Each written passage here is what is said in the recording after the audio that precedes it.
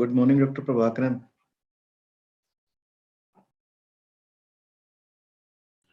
Very good morning doctor साहब। मुझे लग रहा है प्रोग्राम थोड़ा लेट चल रहा है।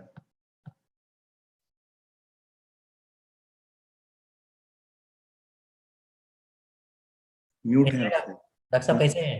ठीक है, बढ़िया बढ़िया बढ़िया डॉक्टर साहब, सब बढ़िया।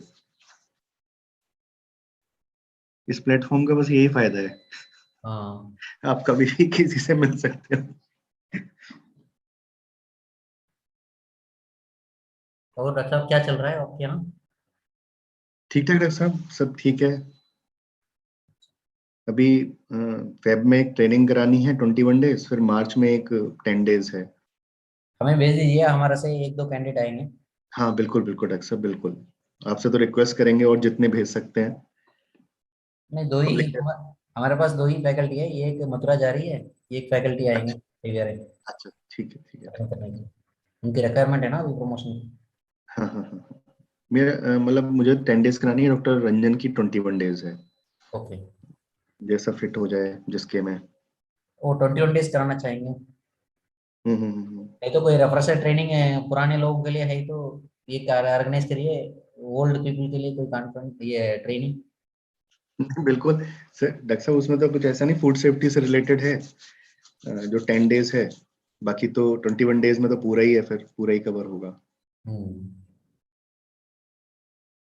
एक्चुअली थोड़ा और आपके यहाँ ठीक चल रहा है आपके यहाँ? एक्चुअली एक रेफ्रेशर कोर्सेस चाहिए ताकि थोड़ा सा रेफ्रेश हो जाए। हम्म।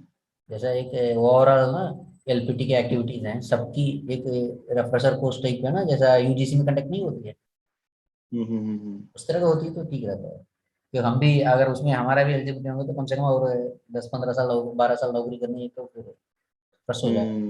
जरूरी जरूरी है वो। एक मिड लेवल ट्रेनिंग, एक लेट एक ईयरली लेट में ट्रेनिंग चाहिए क्योंकि और 5 साल मिड थोड़ा कैरियर, एक मिड कैरियर टाइप का ना, मिड कैरियर साइंटिस्ट के लिए पोस्ट या मिड मिड कैरियर। कैरियर नहीं, एक तो प्रोफेशनल्स के लिए। ईयरली मिड कैरियर, एक पोस्ट मिड कैरियर, हम्म ओल्ड के हम्म पहले जस्ट एंट्री के पहले। हम्म। मतलब need not be training, it can be a refresher type. हम्म। ये कर सकते हैं, आईसीआर में प्रपोज कर सकते हैं। जैसे अभी इन्होंने दो ही फॉर्मेट है उनके, they are providing this 21 days winter school summer school, और they are giving 10 days short course. जी। रिफ्रेशर टाइप का इस तरह जो सीनियर थोड़ा फैकल्टी मेंबर्स हों, और उसमें कुछ प्रोविजंस भी अलग रख सकते हैं वो लोग। हम्म। जैसे उसमें गेस्ट लेक्चर ज्यादा कर सकते हैं, जैसे इस तरह का एक था तो, मतलब आईसीआर सिस्टम में ही जैसे बीच में उन्होंने क्या किया था, कुछ ट्रेनिंग्स ऑर्गेनाइज कराई थी 5-6 साल, नहीं 5 नहीं 10 साल पहले। जिसमें क्या किया था कि आइदर इंडिया से या बाहर से कुछ, जैसे दो तरीके हैं, या तो हम साइंटिस्ट को बाहर भेज दें, हम्म। और एक तरीका इसका उल्टा है कि वहां से साइंटिस्ट बुला लें और यहाँ ज्यादा लोग ट्रेन हो जाएं एक साथ। तो हम्म। इस तरह की ट्रेनिंग कुछ ऑर्गेनाइज कराई थी 10 साल पहले लगभग, थ्रू आईसीआर, पर उसमें भी कुछ इश्यूज रहे होंगे, वो फिर प्रोसीड नहीं किया उन्होंने। 2-3 साल चल गया। That's how I think we are disturbing to others.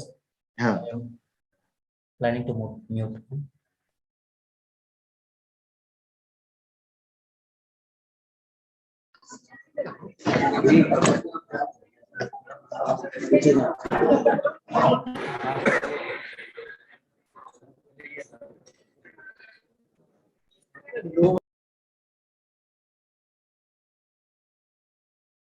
For the program.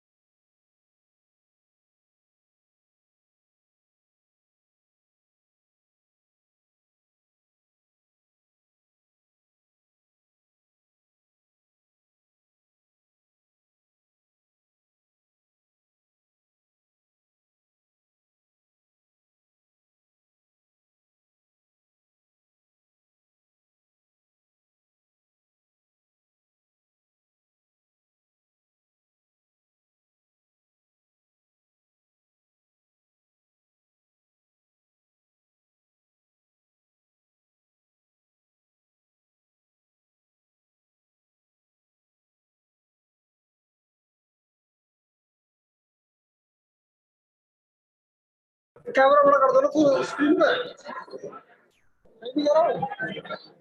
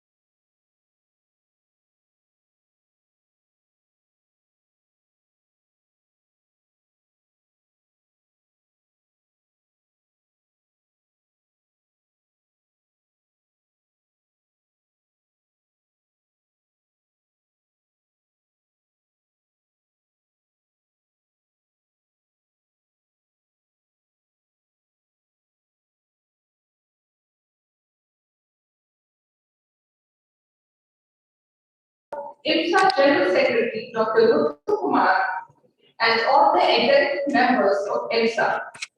I would also like to welcome our Director of Research and DSW Dr. Amit Sirodi and team College of Veterinary and Animal Science, Dr. Vijay Singh.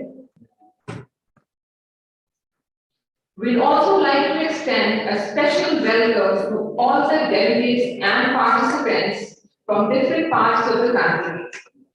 It is my great pleasure to greet you all to the inaugural program of the 10th Indian Meat Science Association Conference, organized jointly by the Association, Indian Meat Science Association, and Department of Livestock Products Technology, College of Veterinary and Animal Science, SVB Merit.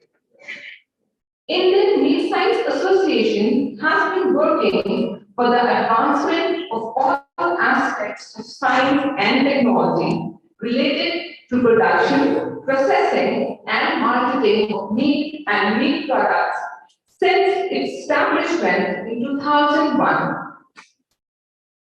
Similarly, SVB University was set up in the year 2000 for imparting education in agriculture and other allied sciences of Western and animal science was established as a constituent unit of the university in 2008 to scale up the rural economy by ensuring proper animal health care and management through competent human resources generation. Merit, with its proximity to the capital New Delhi, has the potential to become a hub of production and processing of meat and meat products in the future. And this conference on the meat food quality and safety in from farm to fork would definitely provide a boost in this direction. Let us begin, for which I request all the dignitaries to come forward for the lighting of lamp in the midst of Saraswati.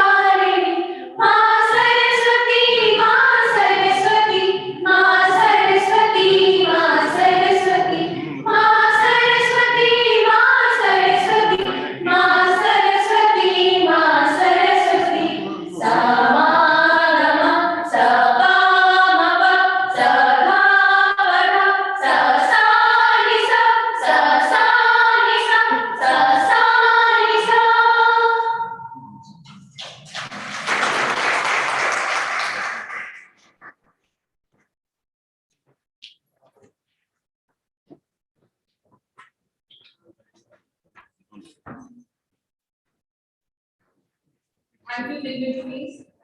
Thank you, students, for such a soothing and heartfelt Vandana.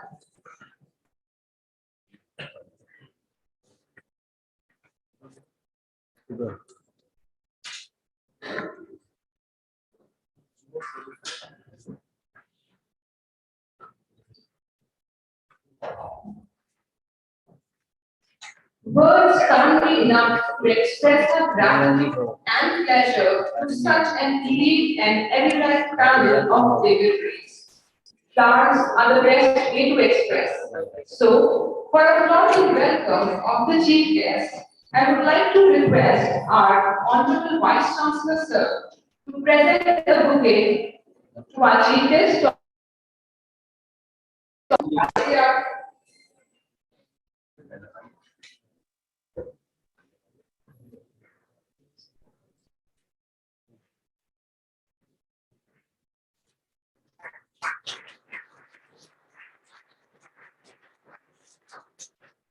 Thank you, sir.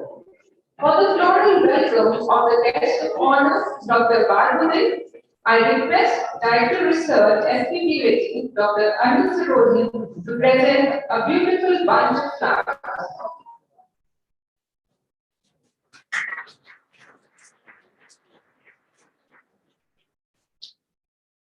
I would now like to request Dr. S.P. Venkatesh sir, President IMSA, to welcome our Honorable Vice Chancellor sir with a pleasing and fragrant bunch of flowers.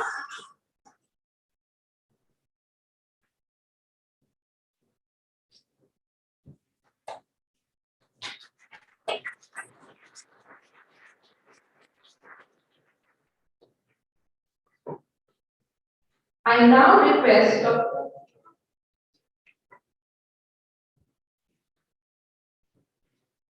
now request Dr. Vijay Singh, Dean, College of Veterinary and Animal Science, for floral welcome of the IMSA President, Dr. S.K. Venkatesh sir.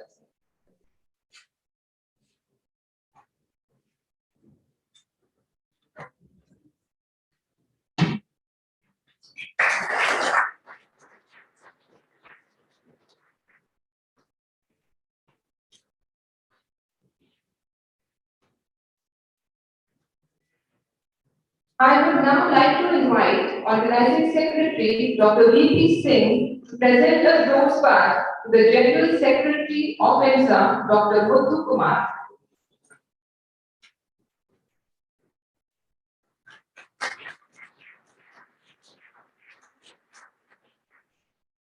I now request Dr. Vijay Singh sir to present a flower to Dr. Anil Sarodi sir.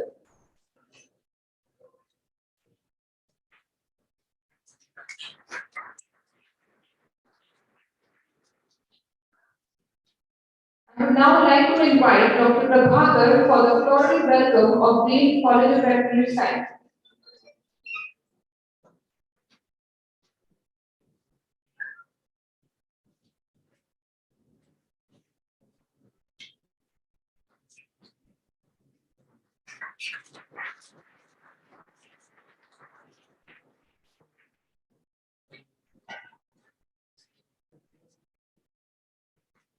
I would now like to request Dr. Pradeep sir to present the floral bud to Dean Technology, College of Technology, floral bud.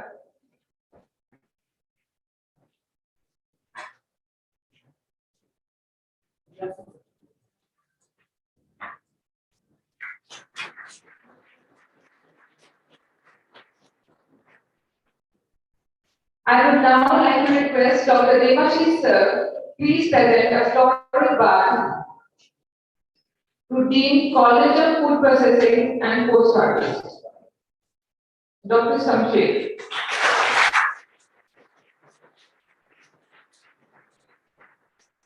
Thank you, sir. I would now like to invite Dr. V.P. Singh sir, Organizing Secretary of this event, for the welcome address and introduction of the conference team. Good morning, one and all present over here. With the grace of God and blessings of you all, we are here gathered here to celebrate this three-day event, International Symposium and IMSACON-X. And it is my great pleasure to welcome you all on this event, on this Kranti Dhara, known as the land of revolution, that is Meerut. Honorable DDG sir, Paramapadmi Vice Chancellor sir, respected Director NRCM, President and Secretary IMSA sir, respected Director Research, Dean sir, Directors of the University, faculty members, delegates and dear friends. First of all, I would like to extend my heartiest welcome to the Chief Guest of the function, Dr. B. N. Tripathi sir, Deputy Director General, Indian Council of Agricultural Research, New Delhi, who in spite of his busy schedule has consented to grace the occasion. Welcome, sir. It is my honor to welcome our most respected and loving Honorable VC sir for wholehearted support and guidance, without which it could not have been possible to organize this event. I would like to welcome Director National Research Center on Me, who spared his valuable time to make this event memorable. It is my pleasure to welcome President and Secretary of Indian Meat Science Association, Director Research, Deans and Directors of Industry for their continuous encouragement. I bid a very warm welcome to all the renowned speakers and delegates who took out their valuable time and joined us today to be a part of this conference. We are honored to have you all with us. I would like to specially mention here that all the artwork looking all around the inaugural function is created by our beloved students. So they deserve huge round of applause.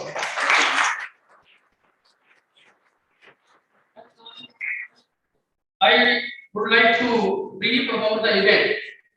That is IMSACON-X and International Symposium. It is, as you all know, a 3-day event in which 4 keynote address will be deliberated on including one lecture from South Korea, that is Professor Dr. Seon Ki Chu of Jongsan National University, and that another will be by Dr. Ranjit Ramanathan of Oklahoma State University, USA. In total, 9 technical sessions will be conducted, and one industry academia session will also be conducted on the last day, in which interaction between the scientists and the industry persons will be conducted or analyzed. Then I would also like to emphasize that in this event, in this conference, most of the delegates belong to each and every state of our country, and some other foreign delegates will also join this event, like USA, South Korea, Bangladesh, Malaysia, but they will join us online. Then welcome you all again in IMSACON-X. Jai Hind.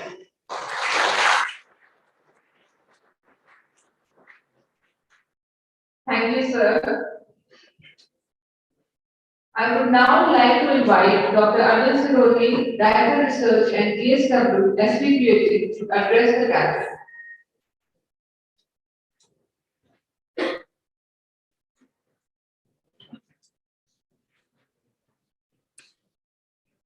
Very good morning. Dignitaries on the dais, Honorable Chief Guest, Dr. B. N. Tripathi, Deputy Director General, Animal Science, Indian Council of Agricultural Research, New Delhi. Chairman of this session, Honorable Vice Chancellor, Dr. R. K. Mittal, sir.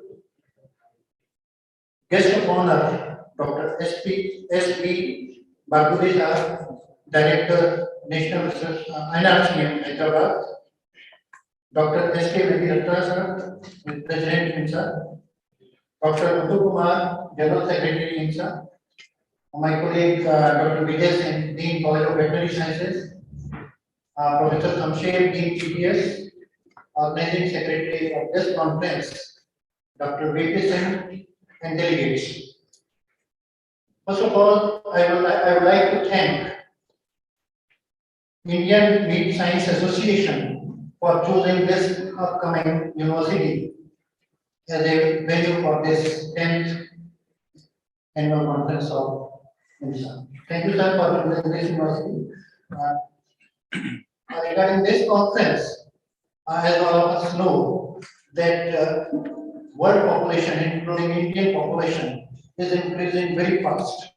As you know, we were 0.40 billion in 1950s, and now we have come up to 1.39 billion as of today, and we are expected to be 1.5 billion by 2050. Similarly, world population, we are set 7.87 million today, and expected to be 9.7 by 2050 and 11.2 million by 2001. So this is the scenario how fast population is increasing, and this increasing population and simultaneously changing food habits, dietary habits, along with decreasing land resources due to urbanization, are posing a threat to food security.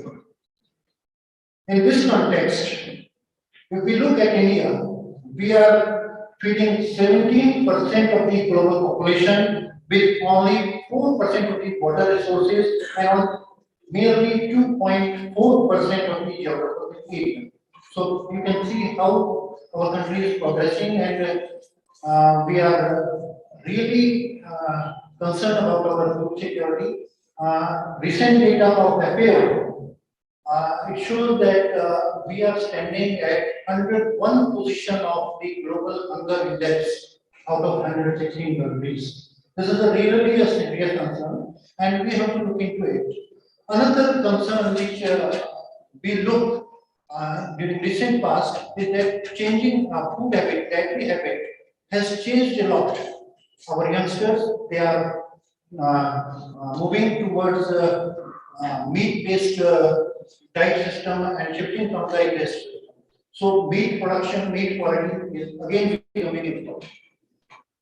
The recent COVID-19 pandemic and previously SARS pandemics also, they have given a challenge to all of us to make our food, particularly meat-based food, to be more secure. And in that context, I think this conference, title of this conference, that is holistic approach to the meat food quality and safety in continent from farm to fork. That means we have to take care of production of meat right from the farm itself to the plate in which we are eating. That means we have to look for a well-established production system, well-established processing system, well-established marketing system, and so on.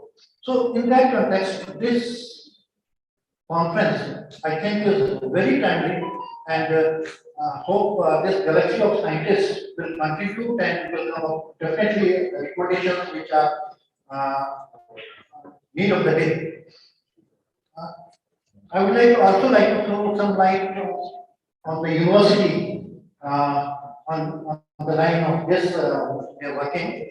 Our university, particularly this College of Veterinary and Animal Sciences, they are working a lot on that. Being a new university, they have got several projects, established different units to work on these aspects. Some of them I would like to, with the permission of the chair, I would like to present before the House. We have established a boat unit for conservation and utilization of Barbary boat at our university. It's a beautiful facility we have developed in the university. Then we have established a advanced diagnostic lab for identification of livestock diseases in veterinary clinical complex itself. We have also initiated a mobile veterinary clinical service for farmers' doorstep to treat animals and bring out the quality products. We have also worked to utilize the rumen digester waste from the slaughterhouses for the safety of this environment pollution. And we have given recommendations for utilizing this ration production. Then we have also developed a lab, important lab at the College of Biotechnology, that is establishment of referral laboratory for microbial toxins and environmental pollution. So these are some of the leading sites on which we are working. With these few words, because we have to listen to our dignitaries on the dais, I conclude here and hope that in this conference will be a success and your stay in the campus will be a comfortable stay, and we are always standing by you for any problem, any difficulty you face here. I hope you will not face any problem, but if any, kindly do not hesitate to contact us. Thank you very much.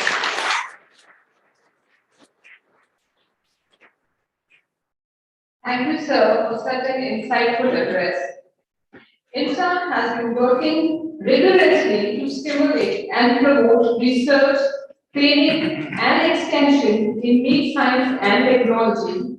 And to elaborate on this, I would like to invite the present president of Indian Meat Science Association, Dr. S.K. Nandirata, sir. Please welcome Dr. S.K. Nandirata.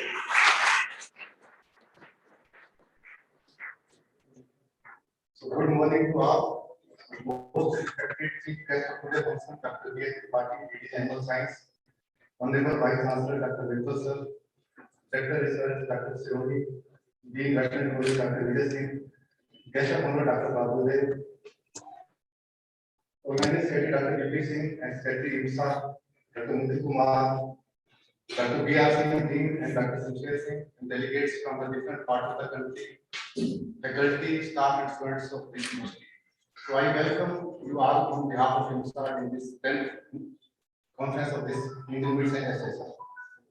So at the onset, I on behalf of Indian Meat Science Association express my sincere gratitude to Honorable Vice Chancellor sir for giving us opportunity to organize this 10th IMSACON in this beautiful campus in this NCR area. I sincerely thank VC sir, DR sir, Dean Veterinary College, and other dean and other staff of this college for giving active and support and guidance to organizing secretary Dr. V.P. Singh and his team in successful organizing this conference. I feel honored to welcome our DDC Dr. B.S. Tripathi sir for accepting our invitation to be the chief guest and spending time to bless us and motivate us. Actually, in many occasions earlier in IMSACON, so we are facing some other problem to have chief guest of a very renowned personality. Because not every person is interested to indulge himself openly in the meat sector, meat sector. But I am thankful to Dr. Tripathi sir. He has accepted our invitation and for the chief guest. It's not only for today, even in that IFCs are understanding, protecting, and promoting meat sector at many important platforms, many big platforms. And sir, IMSA is reaching out to you for raising the issue concerned in meat sector and helping this meat sector. So we are really thankful to you, sir. So this Indian Meat Science Association established in 2005 is serving an important common platform for various stakeholders to share research outcomes, discuss opportunities and challenges, and address other issues related to meat sector. Till now, we have organized 9 conferences in different locations of the country, starting from Pondicherry, Chennai, NRC Meat, IAI, Redvasu, Mathura, then Kanpur, and now in Meerut. And each time we are trying to organize conference in a new where that LPT department has been recently established, just to promote that department in that particular university. And so that all we should cover complete country in one or other way. So we have established close linkage with FSI, ARVIDA, MOFPI, and Mr. Animal Husbandry and Fisheries. And we are also publishing Biannual Journal of Meat Science, and we are actively participating in different exhibitions and programs related to meat sectors. If I particularly talk about during last 2 years, so IMSA has organized 3 brainstorming sessions in association with other organizations, and we have submitted our input to different policy bodies, especially during that pre-budget consultation last year. So with 2 or 3 meetings, we were able to convince that in the Kisan bill that the government has introduced So we were able to introduce that meat to meat, and now that may be helping meat sector in great way in the coming years. And during Corona pandemic, advisories are also regularly issued for meat producer and consumer. And we tried our best to counter the negative publicity and advertisement issued against meat by so-called animal lover or environmentalists. Although it seems to be a very small thing, a routine thing in today, more than 300 active members is proved to be most effective tool not only for sharing important research update but also knowledge of farming professionals. During Corona pandemic, more than 75 lectures and PPTs and videos were uploaded by different members of this group. And this is proven to be a good study material not only for students but also part of faculty members. Whenever any member is facing any issue, we just requesting and within no time he is getting advice from senior and other people, from industry also. And most importantly, 95% of the content is related to meat only. So I want to thank all the active members for actually contributing in this and hope that this tradition will continue without any conflict or controversy. So now that India, we all know that India is progressing on all fronts, especially on livestock sector due to proactive policies of the government. But although the meat sector that is playing a very significant role is not receiving the due recognition. We all know the importance of animal protein in our nutritional diet. Dr. Anish has just highlighted that in a balanced diet, about 25 to 30% of the protein should come from animals, either from milk, meat, or egg.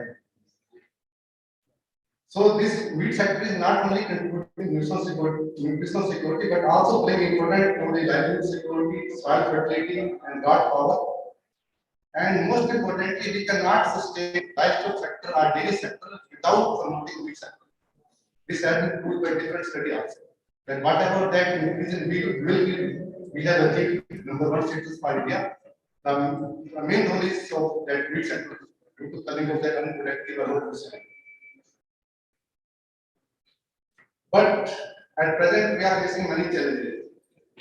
So besides religious and political issues, food and water scarcity, impact on environment, increasing awareness about quality and residues, negative impact on environment by meat animals, and welfare issues being falsely implicated by the different people. Then also that although the population of this meat is livestock is increasing, but if you critically examine the livestock data of 2012 and 2019 census, we can see that although the fellow and sea population increased, but the population of male buffalo, including male buffalo calf, decreased from 16 million to 9 million. Male food decreased from 37 to 32 million. Male sheep population decreased from 15 to 13 million, and pig population decreased from 10 million to 9 million. So all these figures indicate that the population of meat animals is decreasing because we are slaughtering more meat animal to meet out the requirement of the consumer. At present, the slaughter rate of the family is around 11%. For goat, it is 65%, sheep it is 70%, and pig it is around 100%. That is not the issue. There are many countries like even Pakistan, the slaughter rate of the family is around 20%. But even then, the growth rate of the family is much higher than in our country. So we need to address this issue. At 50% of the male calf, they are dying at the age of less than 1 year of age. So if we can just salvage them, then we can significantly improve our meat system. But there are many opportunities also. Although the government of India policies are not actively promoting each sector, but emphasis is given indirectly to meat sector also. Particularly, if we say the FMD disease, the FMD vaccination program of the government. So this is also going to promote the meat export in a big way. FSI regulations, online marketing of branded meat like dishes have completely changed the perception about the meat sector, especially under urban population. The national and many other national and international agencies have predicted that the demand for meat and eggs will continue to rise in the next decade. And this demand is not only due to increasing population, but also due to the increasing number of people who can afford more protein diet. So these are all the good signs for the meat sector. And this is a high time that we should plan a long-term plan for meat sector. And Indian meat assistance can prove to be a good platform where we are having country from ICR, SEOs, and also from private there also. So then I also want to convince that we like any other big program like network program. If we can start a network program for meat sector where we can have ICR, SEOs, and also the private industry, so that we can have we can work on upliftment of meat sector, like meat value chain or any other feature like that. So I'm sure that under your guidance we will be getting more and more promotion in the sector. So in the end, I once again want to thank VC sir, Dean sir, DR sir, and staff participant of this university for successful program of this conference. And I am sure that this IMSACON will be going to be a very productive and good. Thank you very much.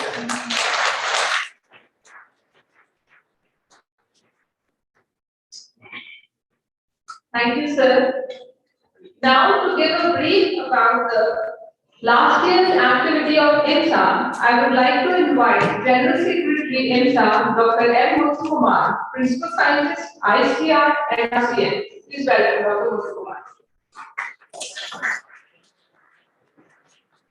Good morning to all. So I am briefly presenting about the results of the IMSA for the year 2020 and 21. So chief guest of today's function, Honorable Deputy Director General Animal Sciences, ICR, Dr. Tripathi sir, Honorable Vice Chancellor of this University, Vittal sir, guest of honor, our beloved Director NRCM, Dr. Vijay sir, Director of Research of this Institute, Dr. Anil Sirogi sir, Dean College of Veterinary Science, Dr. Vijay sir, President of IMSA, Dr. Mandirata sir, and organizing of today's event, Dr. B.B. Singh sir, all the stalwarts of the livestock product technology and other disciplines of veterinary and animal sciences, officers from the line departments, delegates from the industry, faculty, students, ladies and gentlemen, a warm welcome to IMSACON-X at Meerut. At the outset, I also like to thank the Honorable Vice Chancellor and other officers of this university for hosting the 10th conference of Indian Meat Science Association, and also congratulate the organizing secretary of this event for his successful conduct of this event at Meerut. So we fondly remember and profoundly thank all the noble souls who have conceived and continuously nurtured this Meat Science Association throughout its 21 years of vibrant existence. The Indian Meat Science Association, with more than 630 vibrant members, have been playing a pivotal role in developing the organic meat sector in this country. After 9th IMSACON held at College of Veterinary Science, Palanpur, 45 members have been newly enrolled in this association, and I am happy to inform that recently the DCS, Delightful Government from Bangalore, one of the industry leaders in the online meat platform, became the corporate member to the IMSA. IMSA has always been at the forefront for preserving the interest of stakeholders and addressing their challenging and changing needs, and also providing real-time valuable insight to the sector. In the recent past, Indian Meat Science Association played a key role in countering the baseless rumors regarding the production and consumption of meat, poultry, and eggs in India, and enhancing the confidence of consumers from the fear of spread of COVID virus through the meat by means of advisory notes. In an effort to strengthen the fight against the COVID-19, IMSA also contributed an amount of ₹50,000 to the Prime Minister Cash Fund. I am glad to know that IMSA has organized and participated in 4 events in the last 2 years, including a webinar on impact of COVID-19 on meat industry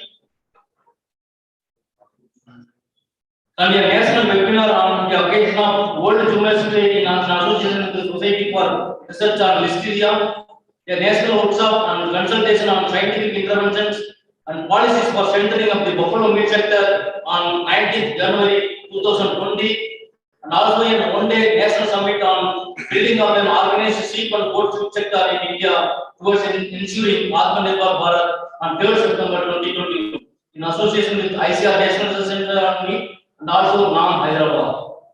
IMSA also published 3 issues of Journal of Meat Science during the year 2019 to 2021, I am very happy to inform that the NOS score of the journals has increased from 4.2 to 4.7.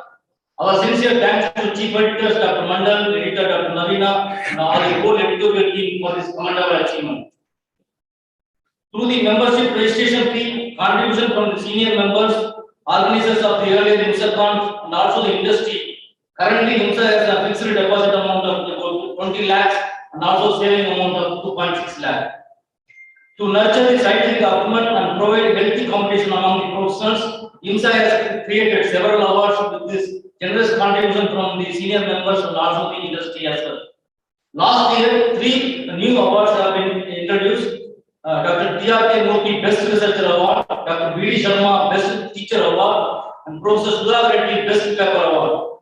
I take this opportunity to thank Dr. Murthy sir, Dr. V.D. Sharma sir, and Professor Sudha Reddy for their generous financial contributions and also continuous. National Conference of IMSA serves as a one-stop platform for exchange of information and ideas among various stakeholders. I am delighted to mention that the association has successfully organized 9 national and international conferences under this banner. The 10th conference is held at Meerut now. This conference definitely, I believe, that providing an opportunity for the stakeholder to interact, deliberate, and understand the perspective of each one of them and various challenges and perspectives in the meat value chain, and will come up with concrete, implementable recommendation for the development of an organized and sustainable research in India. I am sure that the International Symposium will be a grand success, and I wish all the success to the organizer and best learning experience to the participants. Jai Hind.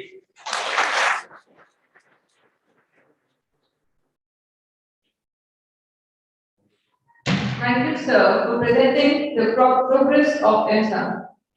Conferences are the best way to exchange knowledge, ideas, and information, which paves way for making guidelines and policies in future. And yet, companions play a vital role in converting these meetings into knowledge events. The contribution by all researchers, scholars, industrialists, and eminent scientists have been compiled into a conference proceeding. This compendium is a compilation of various innovative and novel research work carried out throughout the country in the field of meat science. We are very thankful to all the contributors and to the editorial team for their hard work. I request our chief guest of honor, and Honorable Vice Chancellor Sir, and all eminent members of the dais to come together for the release of compendium and seal.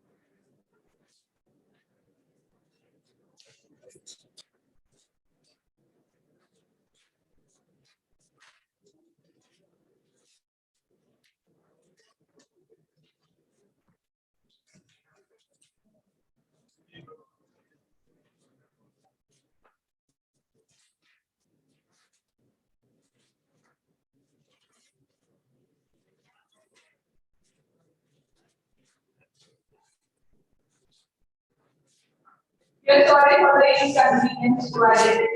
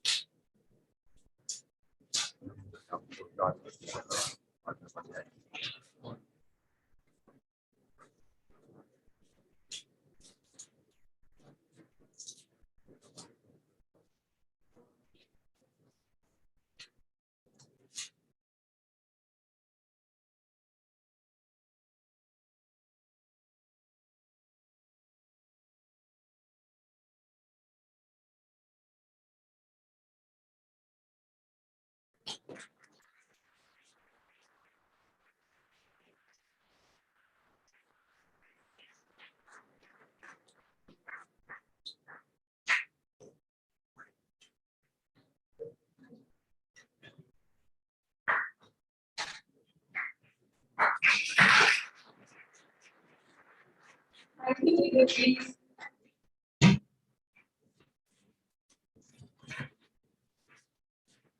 I would now like to hand over this podium to the General Secretary IMSA for the declaration of the IMSA Awards. Please welcome Dr. Muthukumar.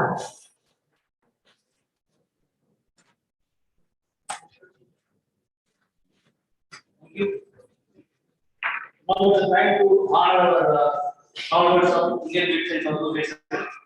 So remembering and rewarding these scholars who have made significant contributions to the profession as well as the media sector, one of the important areas of Indian Defense Association. The association takes pride in honoring them with the Lifetime Achievement Award.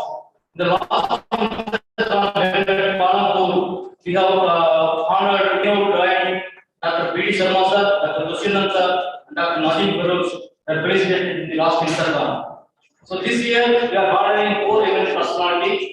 Now I request Professor K. Sudhakar Reddy, former director registrar, Sri P. Narasimha, Telangana State Veterinary University, Hyderabad.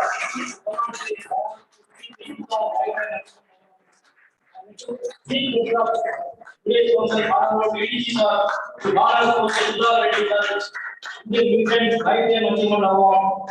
I request President of IMSA to facilitate that. Dr. K. Sudhakar Reddy was born on 30th December 1954 in Warangal, Telangana. So, after completion of MBSc and PhD in Big Science, Dr. Reddy started as a veterinary officer in October 1978. He served as an assistant professor, associate professor, head, associate dean at College of Veterinary Sciences, and director of research at Hyderabad. He has got 35 years of service and retired as a registrar from controller from P. Narasimha Telangana University. He has guided several students and visited the different countries under a different fellowship program. He served as a member of different national committees like ABEDA, Government of India, IRC, RSC, and QRT members of different ICR schools. Expert reviewer of different people are part of biotechnology, Government of India, national and international journal. Now I request all the dignitaries to please honor him. Thank you, sir.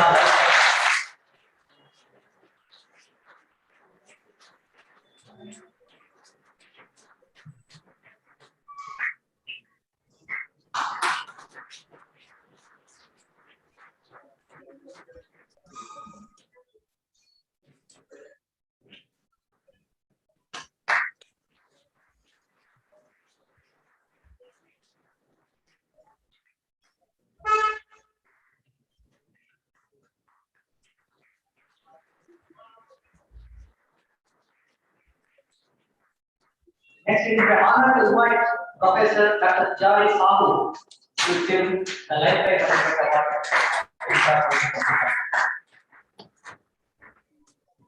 So, Dr. Jari Sahu obtained his BSc in AH in 1977 from Orissa University of Computer Technology, MSc, Animal Products.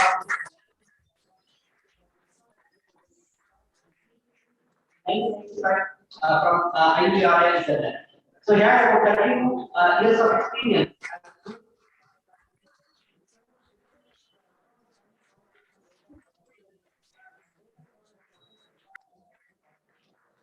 He was 4 charities at Bedwasu, Dukia.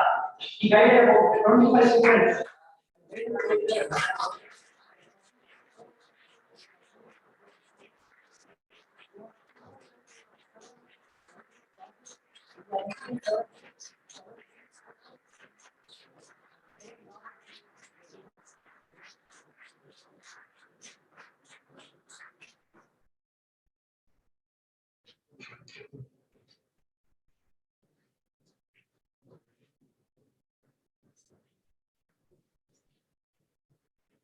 I wish you all the best for all your future endeavors.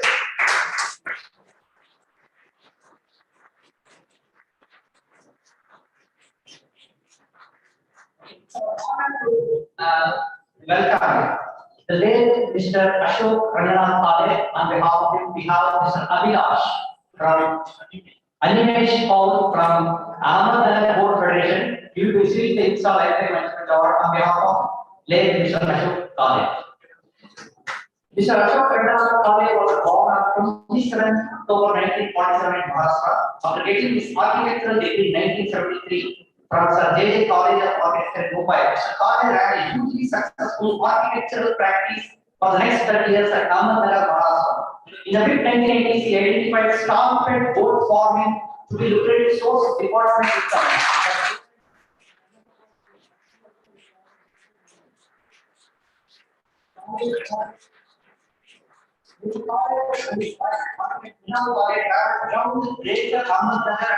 Successfully teaching this method to farmers.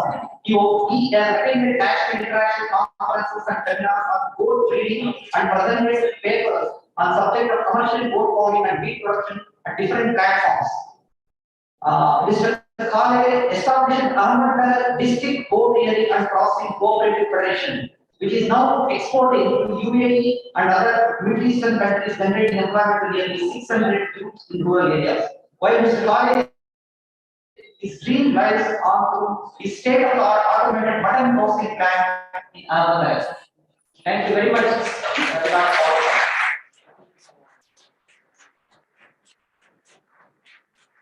Next, we would like to confer the Lifetime Achievement Award in absentia to Dr. Rajan K. Ambarkar. I will just read his score. He was born in 1960 and has completed his MSc at Maharashtra University in Parwani in 1987. He joined as assistant professor in dairy science in 1988, promoted as assistant professor in 2008, and later superintended as a professor for clinical practice 2015.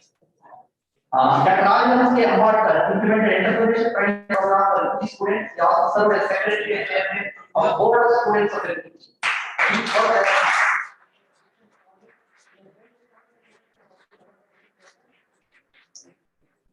So I request the dignitaries to honor Dr. Rajan K. Ambarkar for the absence. So we will be sending all this score everything and the certificate of Dr. Ambarkar by post. Thank you very much. Next, so we would like to honor distinguished faculty members for their contribution to the field of research and technology, and we elect them as a fellow of Indian Research Association. So this year they have identified four faculty members as a fellow in IMSA. First, I would like to request that Ashim Kumar Viswas, Professor.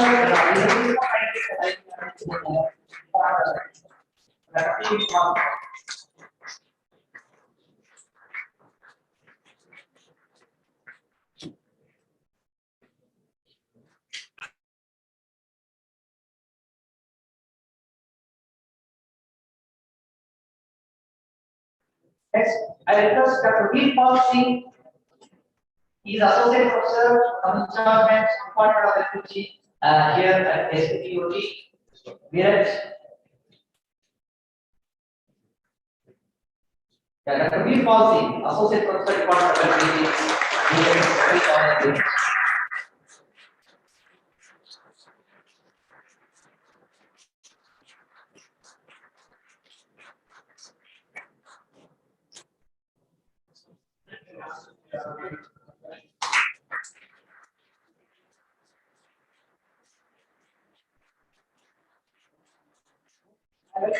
Dr. V. Rajkumar, Principal Scientist of Central Institute for Research on Sports, by contributing to the sports research.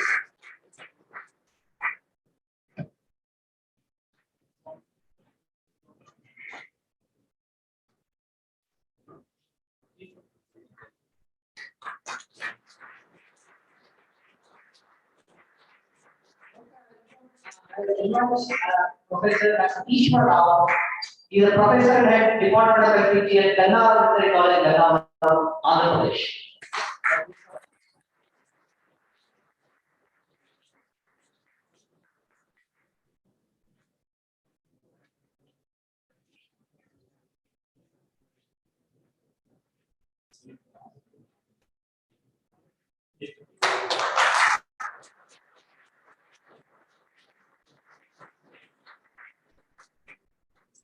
The IMSA is proud in admitting one of online breed platform in our country as a legious elected government Bangalore as corporate member in the association. Also thank them for being the core sponsor of 10th IMSACON. I request Mr. Rajesh, Vice President and Chief Quality and Sustainability Officer, legious to receive the corporate membership certificate from our Chief Guest Honorable Director.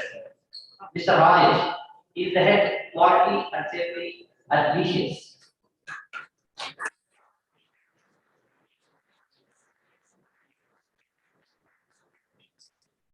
See corporate membership of Indian Research.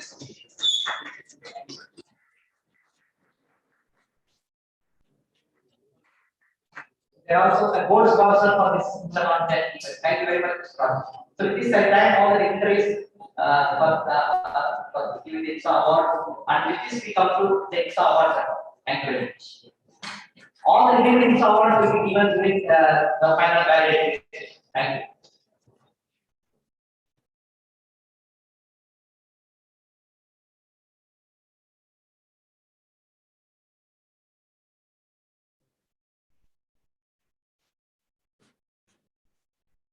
Thank you, Liberty. Today, we have with us eminent scientist and researcher, our today's guest of honor, Dr. L.P. Balavisar, Director ICAR at RCM. He has expertise in zoonosis, foodborne infections, listerionology, molecular biology. He has about 49 national and 69 international research papers. He has registered 129 bacterial germ plants. He is also recipient of Young Scientist Award of National Academy of Agricultural Sciences in Animal Sciences, Fellow of National Academy of Veterinary Sciences, Fellow of Indian Association of Veterinary Public Health Specialists.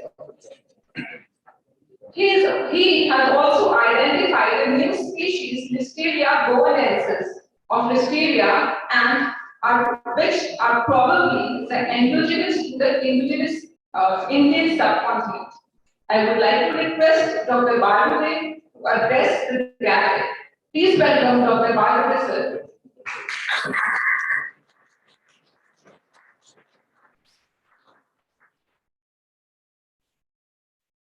Good morning, everybody. Respected Dr. B.S. Sir, Honorable PDG Animal Science, ICAR, Honorable Vice Chancellor, SVPUT, Dr. R.P. Mittal, Sir, President IMSA, Dr. S.K. Madirata, Sir, Secretary IMSA, Dr. Muthukumar, the Organizing Secretary, Dr. V.P. Singh, Dr. Anil Sivani, Dr. Vijay Singh, all the delegates, awarded of this function. Ladies and gentlemen, it's my proud pleasure to be here before you to just deliver the address for the guest of honor. I thank the organizers for inviting me here. To the family of the great scientists, I hope you have faced the unprecedented time in the last 1 year, and all your family members are safe and all are vaccinated. So, Dr. Madirata sir already mentioned about the livestock sector here. We are the first in livestock the population in the world. Also, the livestock sector itself in India, it provides around 9%.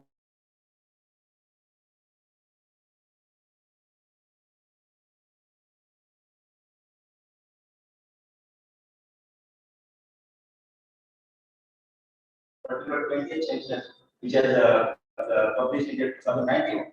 So I just want to mention that actually, if you see this trend actually, particularly this is that animals, found actually increasing in the census. So around 10 to 40% increase in the sheep and goat population, around 26% increase in the backyard poultry itself, around 60% poultry. So I want to emphasize actually the farmers particularly. They are very clever and they keep the animals when they are economic care. But if you add actually this popular population kind of population, that means actually the farmers actually they are more inclined towards actually they are getting some income out of this their activities. Then only they can keep the animal. Secondly, now as far as the meat sector is concerned, now we can actually export around 23 to around 30 crores last that 4 or 5 years. But I still say it is stagnant. It is not increasing or decreasing, it is stagnant. Also now actually some of the laws, particularly some states, I must mention government of Karnataka, they are elected new laws actually. Or also government of India, some of the laws actually there. The transportation of animals actually becomes some actually difficult. Particularly Karnataka, you want to the transport, it may actually permission. So actually, some of the activities are law actually which are preventing some of the issues. Secondly, particular population. Of course, because actually there are some schemes were implemented by the government of India, the salvaging of the buffalo cow particularly, but that is not much materialized. But now is time has come actually how this buffalo meat export and other things actually can be enhanced.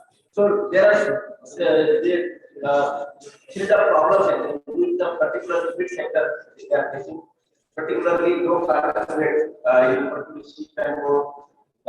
This is also there.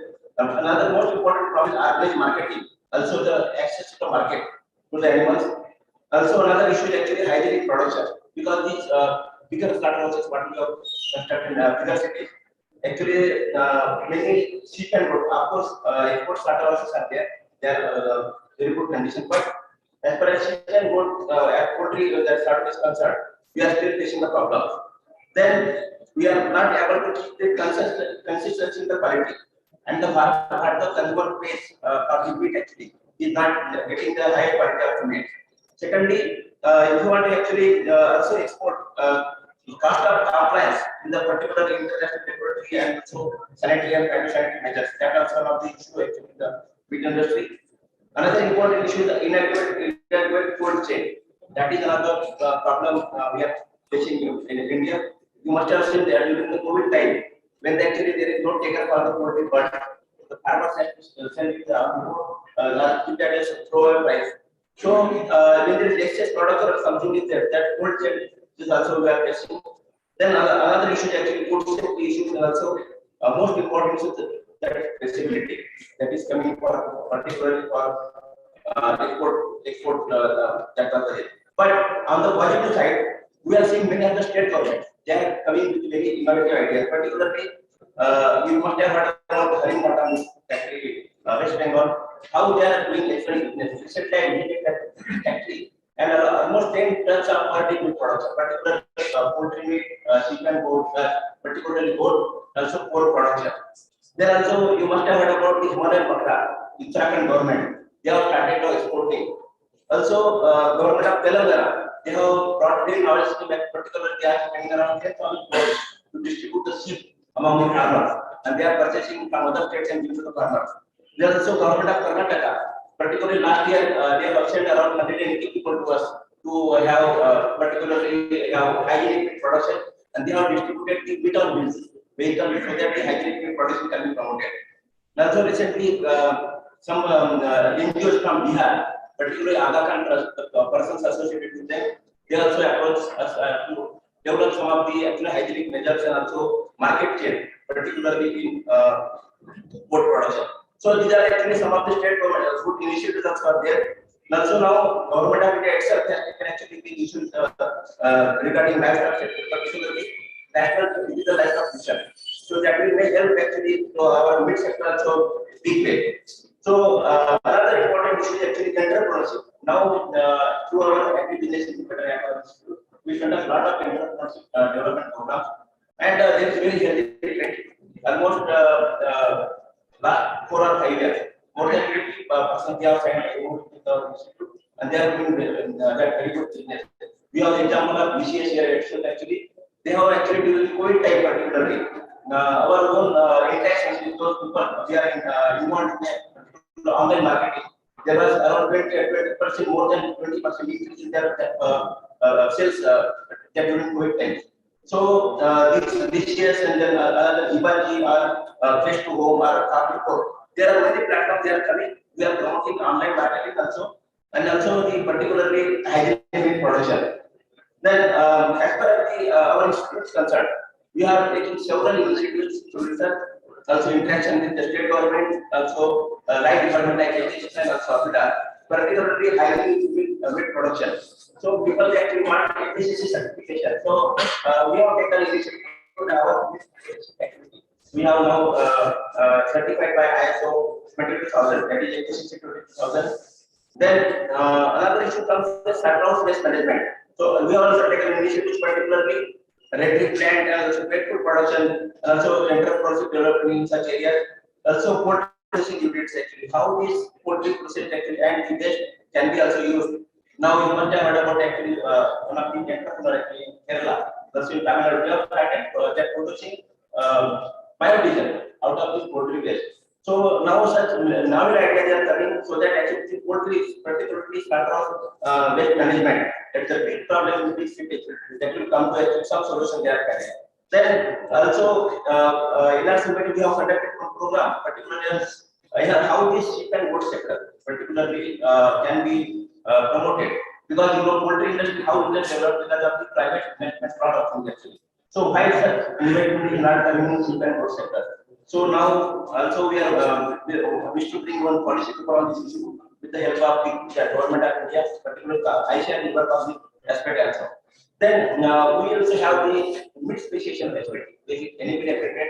And also we are doing the national all the samples, particularly forensic samples all over India. They are being referred to laboratory, and we are doing this work of actually particularly forensic issues. They are being solved. Then recently also we had one workshop, national workshop on traceability. So you are aware actually that government of India started identification of animals for this FMD and their procedures program. So that identification database which is available with the NDTQ, whether it can be used for the developing the traceability model in India. So now already National Livestock Digital Mission, particularly under that, government and Ministry of Animal Husbandry, they have earmarked more than 100 crore rupees and giving the contract to TCS so that they can develop one traceability database in India. Not only this, in that program, and sir, we are working on this issue and hope actually they are want to have interaction with us. Next month they will be visiting our institute also. We will have discussion first and discussion how this traceability can be intended to be full of the mid sector in India. Then also we are also bringing out brought out policy paper on particular on traceability. So I hope this conference actually we are deliberating around 2 days. So good researchable issues will come so that newer and newer programs also can, particularly one issue we want to take. Now what the buffalo meat we are exporting, they are telling about we can store up to just 1 year at that frozen temperature. Whether it can be estimated to 2 years or so. So such issues also the NRC will take up in time to come. So whatever actually this level of security and other things actually. So whatever initiations from NRC, definitely we will try to move towards the sustainable development goals, also national goals which are developed by the government of India. So I think more than 100 delegates they have participated on media, participating online, and the deliberation will go a big way. And also they will suggest some of the new initiatives in the mid sector. So before I close, I have expressed my deepest condolences to our colleague Dr. S. Suresh Kumar actually last month. So with this, I again thank the organizers for inviting me and express our views here. Thank you very much.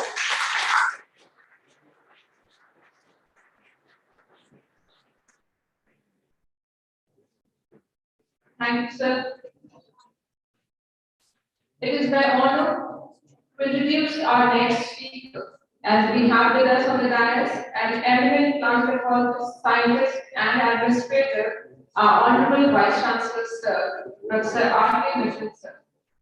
Before joining SPQAD as Vice Chancellor, he was the Vice Chancellor at Dr. Rajendra Prasad Central Agricultural University, Pusa, Bihar. Fine, sure, go ahead. He has been OST and Assistant Director General, Education Quality Assurance and Reforms, and ICR. He has initiated several new programs and made significant policy-level contributions to enhance the quality of agricultural education and international cooperation in agricultural research and education. Sir is the recipient of District Fellowship of NSERC, Canada District Scientist Award, and recipient of various fellow of various societies. Please welcome our Honorable Vice Chancellor, sir.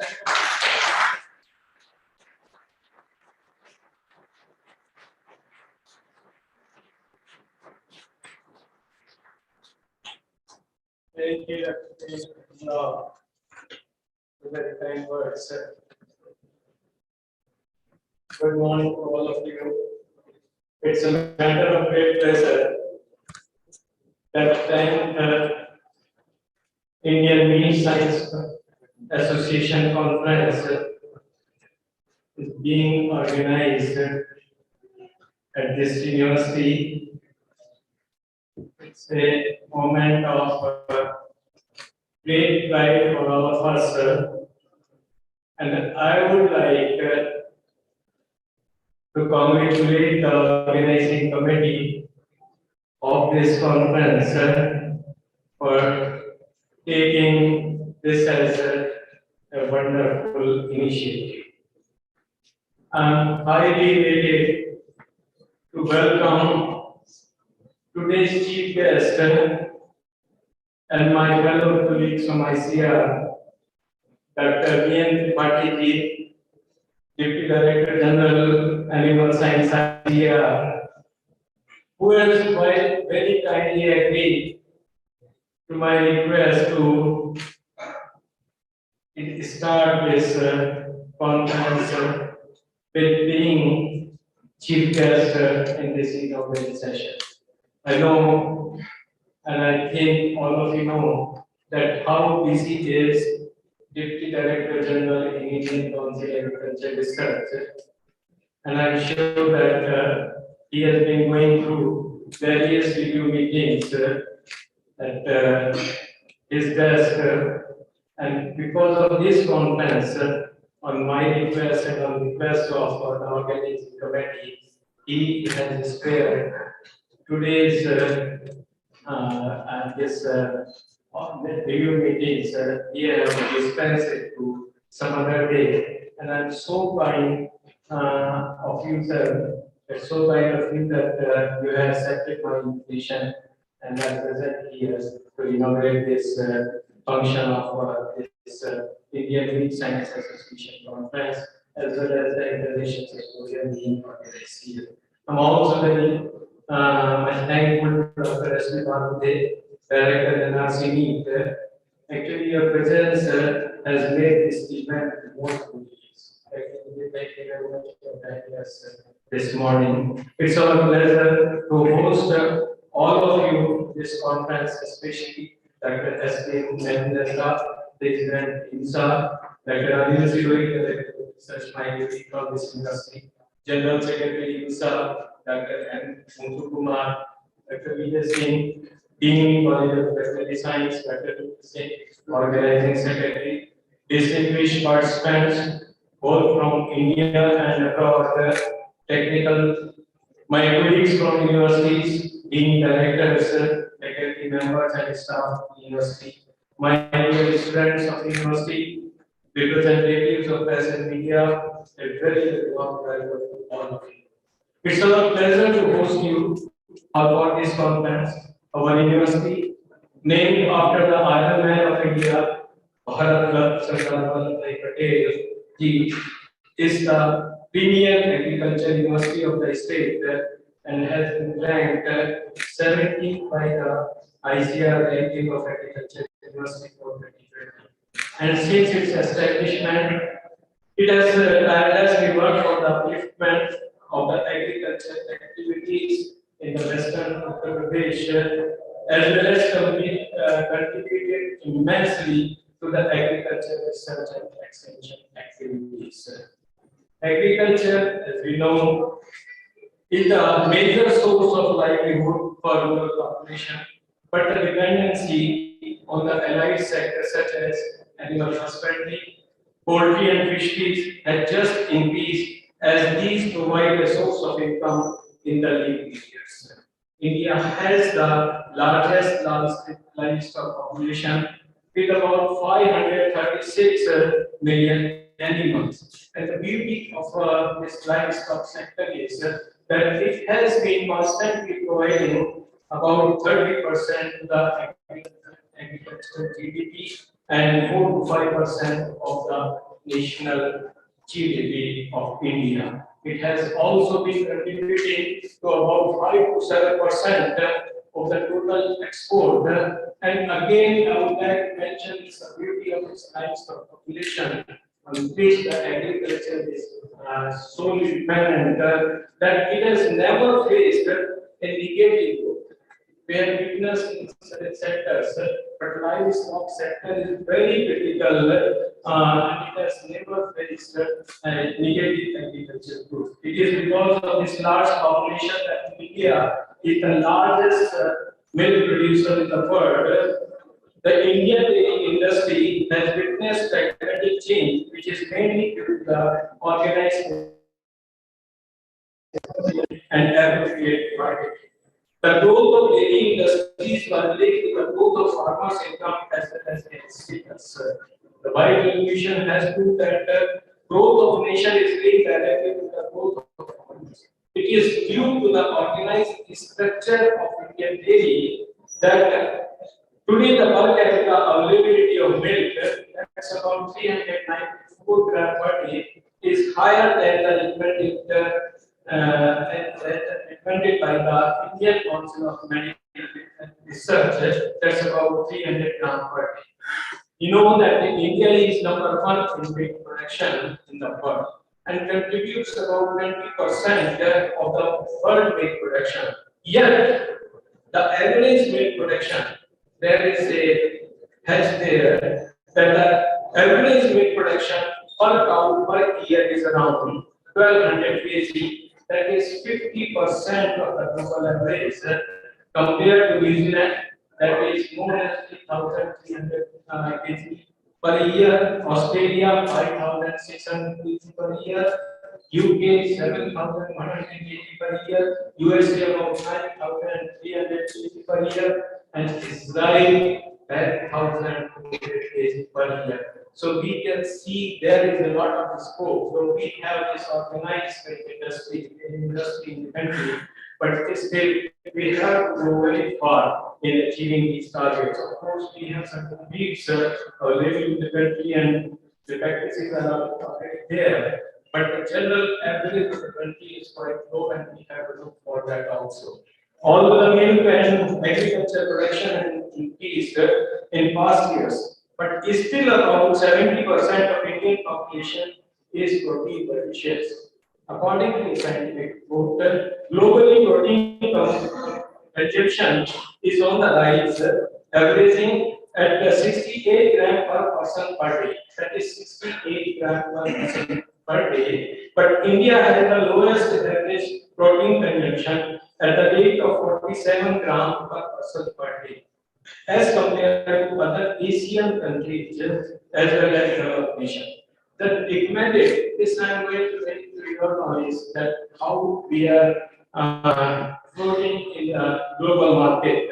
The recommended dietary allowance of protein for average Indian is about 0.8 to 1 gram per kg of body weight.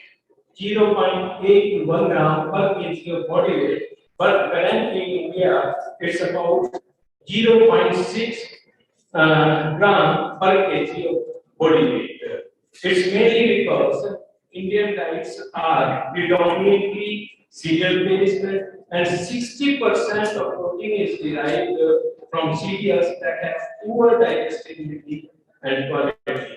As mentioned by earlier speaker, that in India there is a lot of problem of malnutrition for children under 5 years of age, and India ranks 101st out of 116 countries according to Global Economic Index of 2021.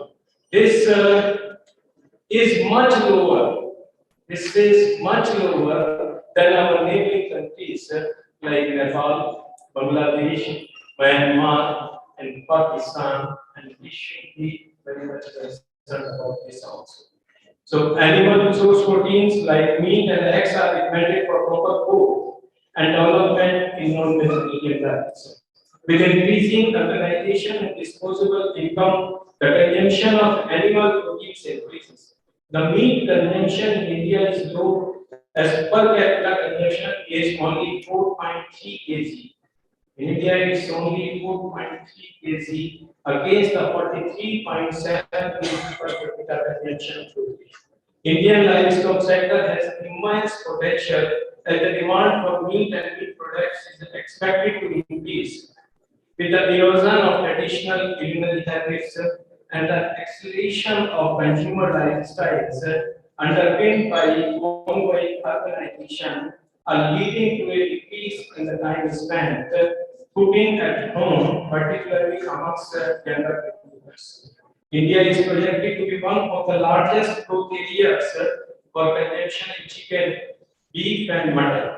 There is a growing demand for convenient packaged processed meat products.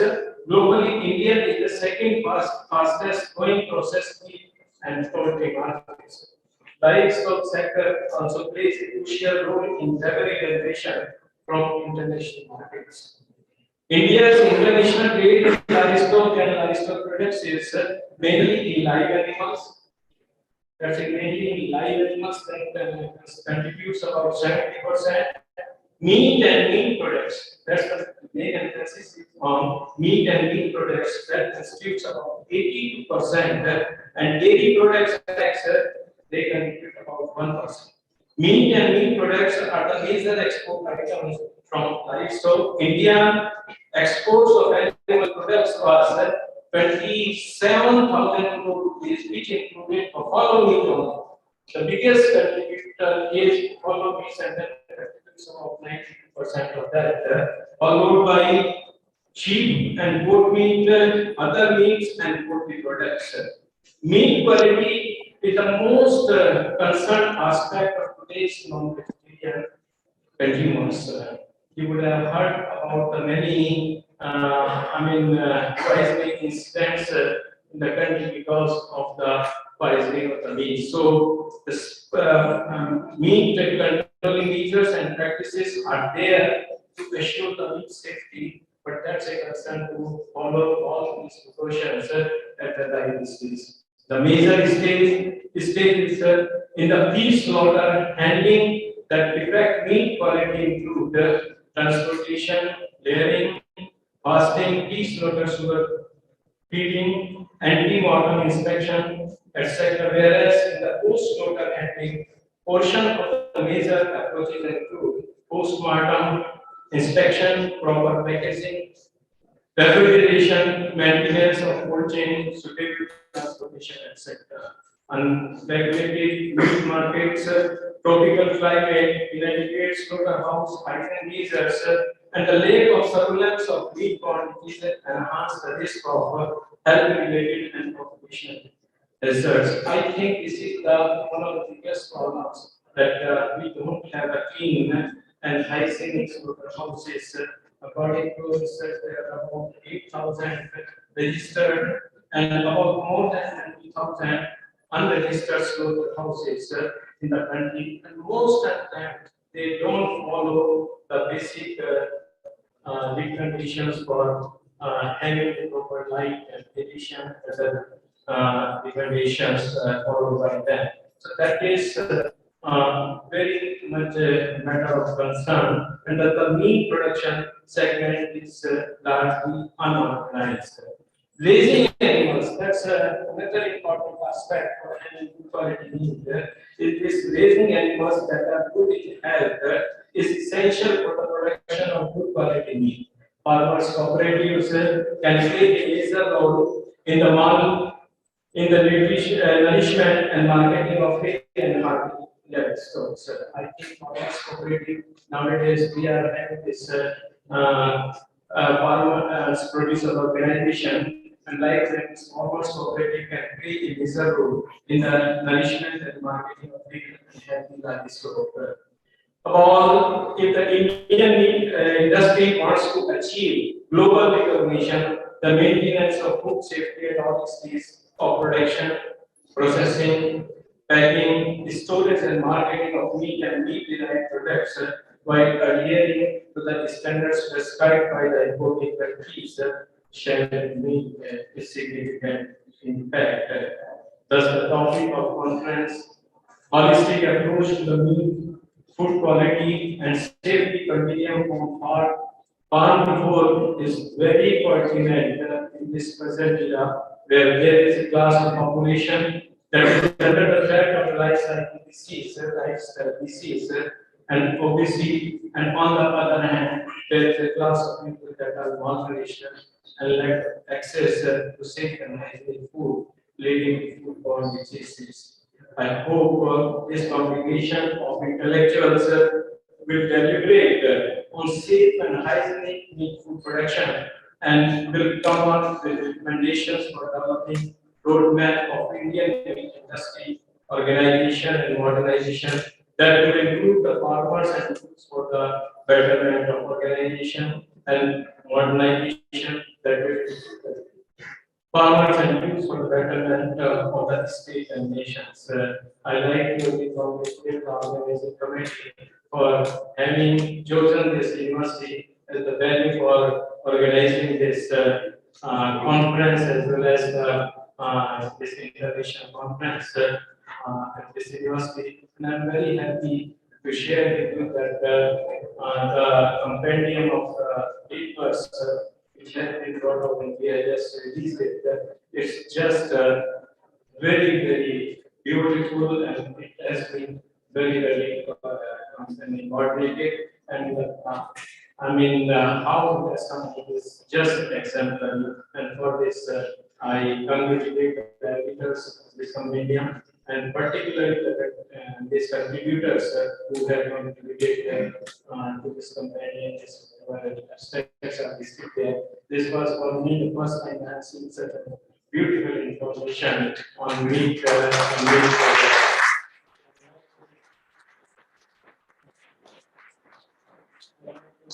Thank all the organization. At the same time, I take this opportunity to congratulate all the award winners. It's a pleasure to meeting you all. I'd like to spend some time with you during your presentation. I will see that how can manage my time and it's a very I get benefit from your presentations. Once again, I thank our chief guest for his time to be with you this morning, as well as the guests from the staff. And thank you once again. I wish the organizers very good success. Thank you.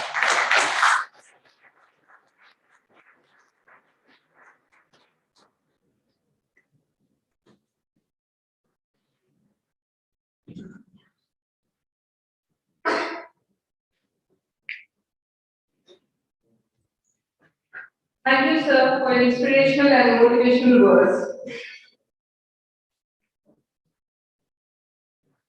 I would now like to request once again our Honorable Vice Chancellor, sir, to present memento and shawls to our chief guest, Dr. B.N. Tripathi, sir.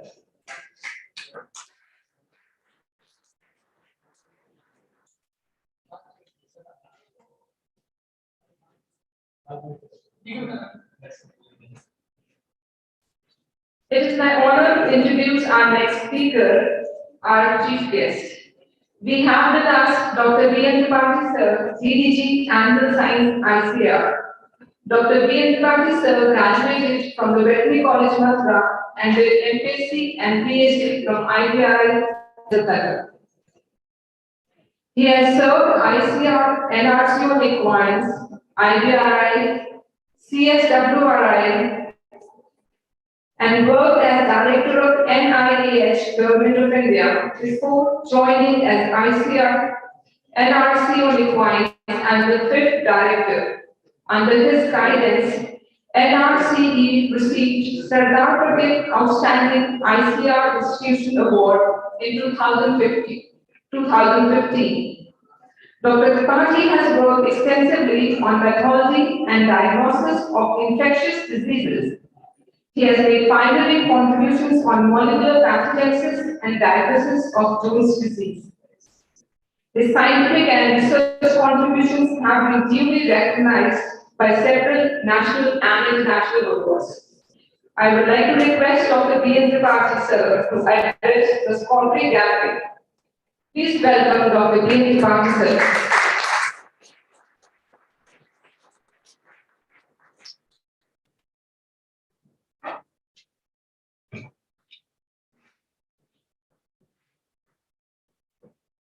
Thank you, Apana.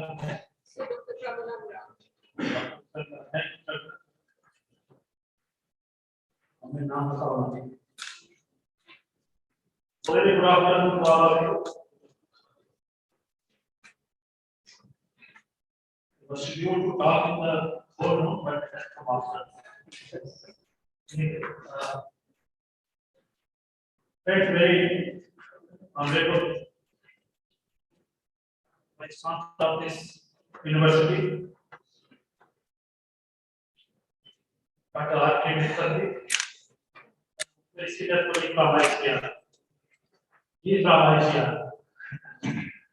So thank you, sir, for inviting me to visit you today. As guest of honor, Director NRCMP, Dr. S.B. Bhargave, Dr. Sunil Sivori, Director Research, Dr. Vijay Singh, Dean, College of Veterinary Science, Dr. Kumar, Dr. Muthu Kumar, Secretary, Indian Veterinary Association, Dr. Mehra, the President of IMSACON, Dr. P.T. Singh, Organizing Secretary, Dr. Vyas, Dr. Samshed, Post Chief Coordinator, Dr. B.D. Sharma,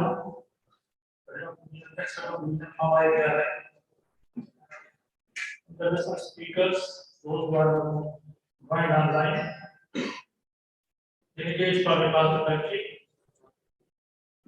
faculty and students of this university, press and media, ladies and gentlemen. Friends, today I am delighted to be with you on the land of merit, a historical land, famous for survival and merit within the 1857, from where the war for independence started. So it took almost 90 years to achieve independence. वही धरती है जहाँ से उन्होंने शुरुआत की थी। And that to name of this university after Sardar Vallabhbhai Patel specifically signifies that how important this university is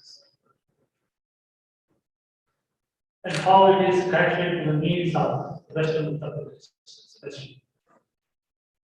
It's a very young university, hardly 20 years. As this association.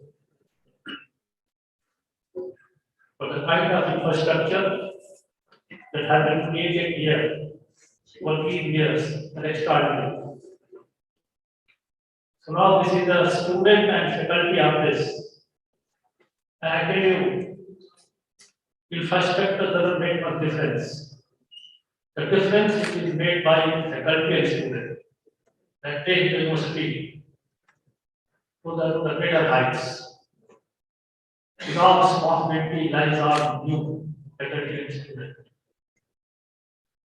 And the achievement of this university is so young and enormous. And what will be the tale of those? But certainly, we have to play a very active role to see that university from getting 17th rank to first one as early as possible. So that is the time.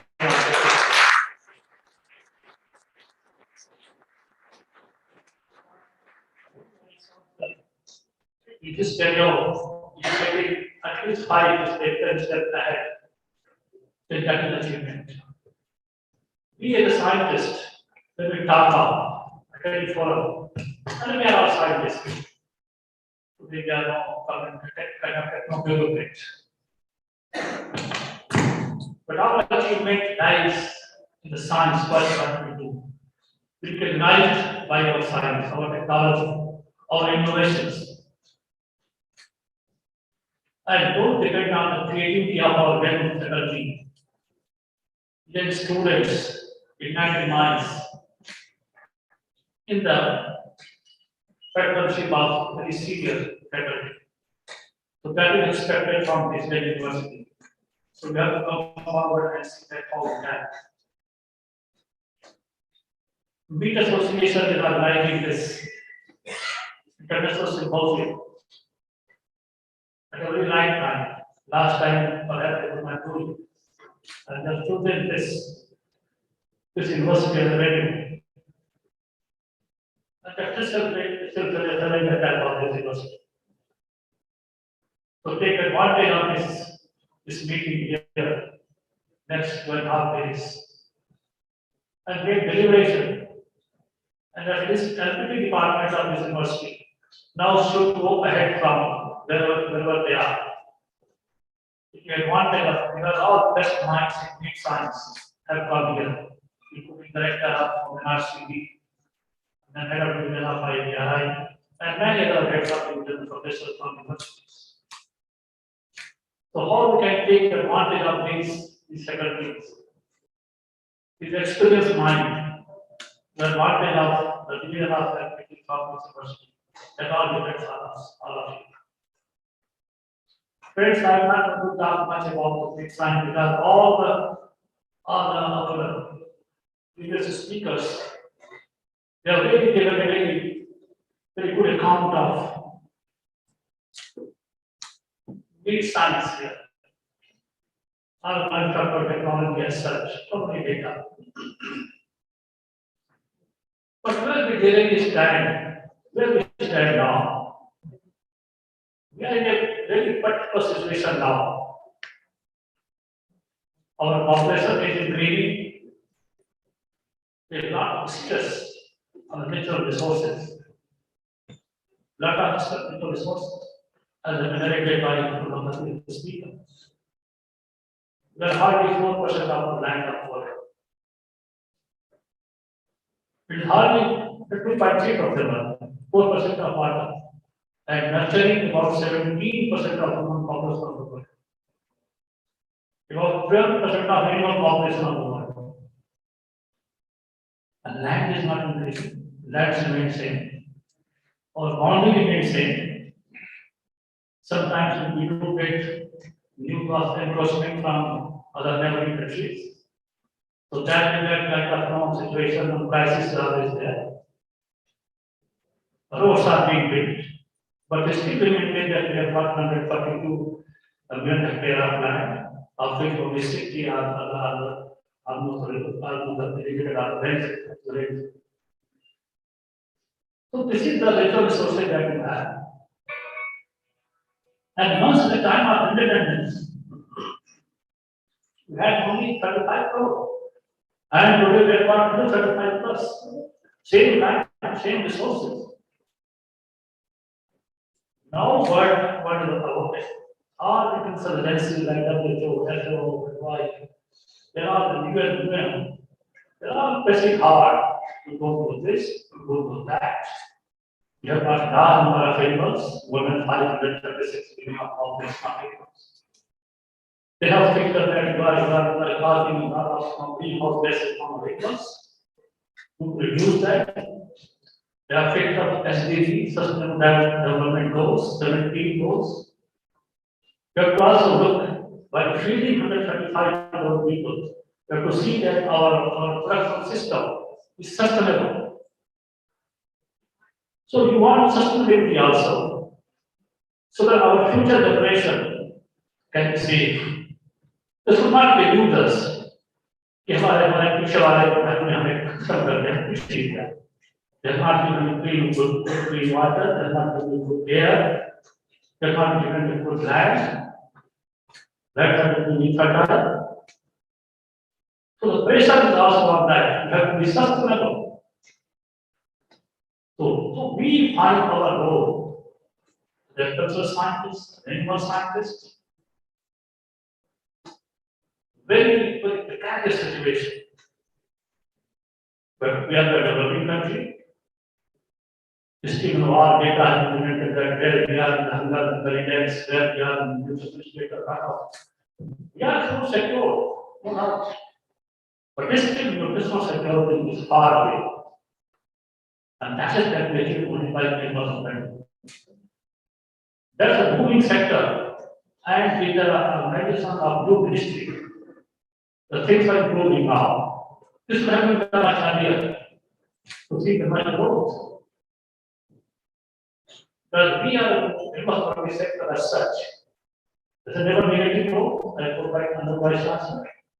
Almost contributed 30%. That's the GDP, about 5% to the national GDP. For 9.6 lakh crore, they are contributing to GDP last evaluated. So that's not small. But this still is small because our population is 35 crore.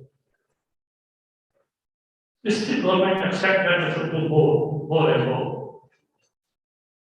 Still, if you see the animal population is not increasing much, but milk is increasing, almost more than 200 million tons today.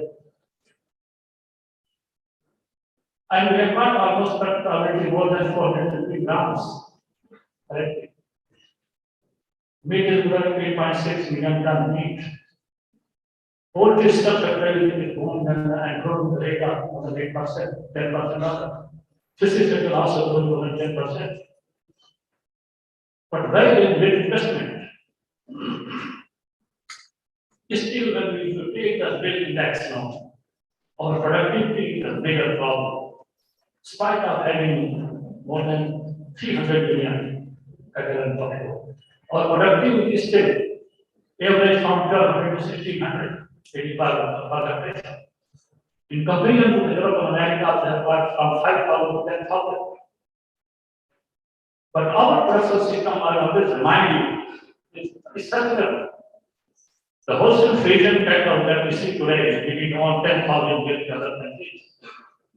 Once upon a time, it was giving almost in 1920, only 2,000 people. So by their selection throughout, intensive selection, the nursery selection, to within 100 years, they have increased up to 10,000. But it's not sustainable. Our production system, we got a huge diversity. 50 breeds of cattle, 17 breeds of buffalo, 43 breeds of sheep, 34 breeds of goats. That too, only 50% of our is international characterized. Still have got huge diversity. And that has to be characterized, inventorized, and so that they got a region specific breeds. That is specific. For every state, they got different breeds.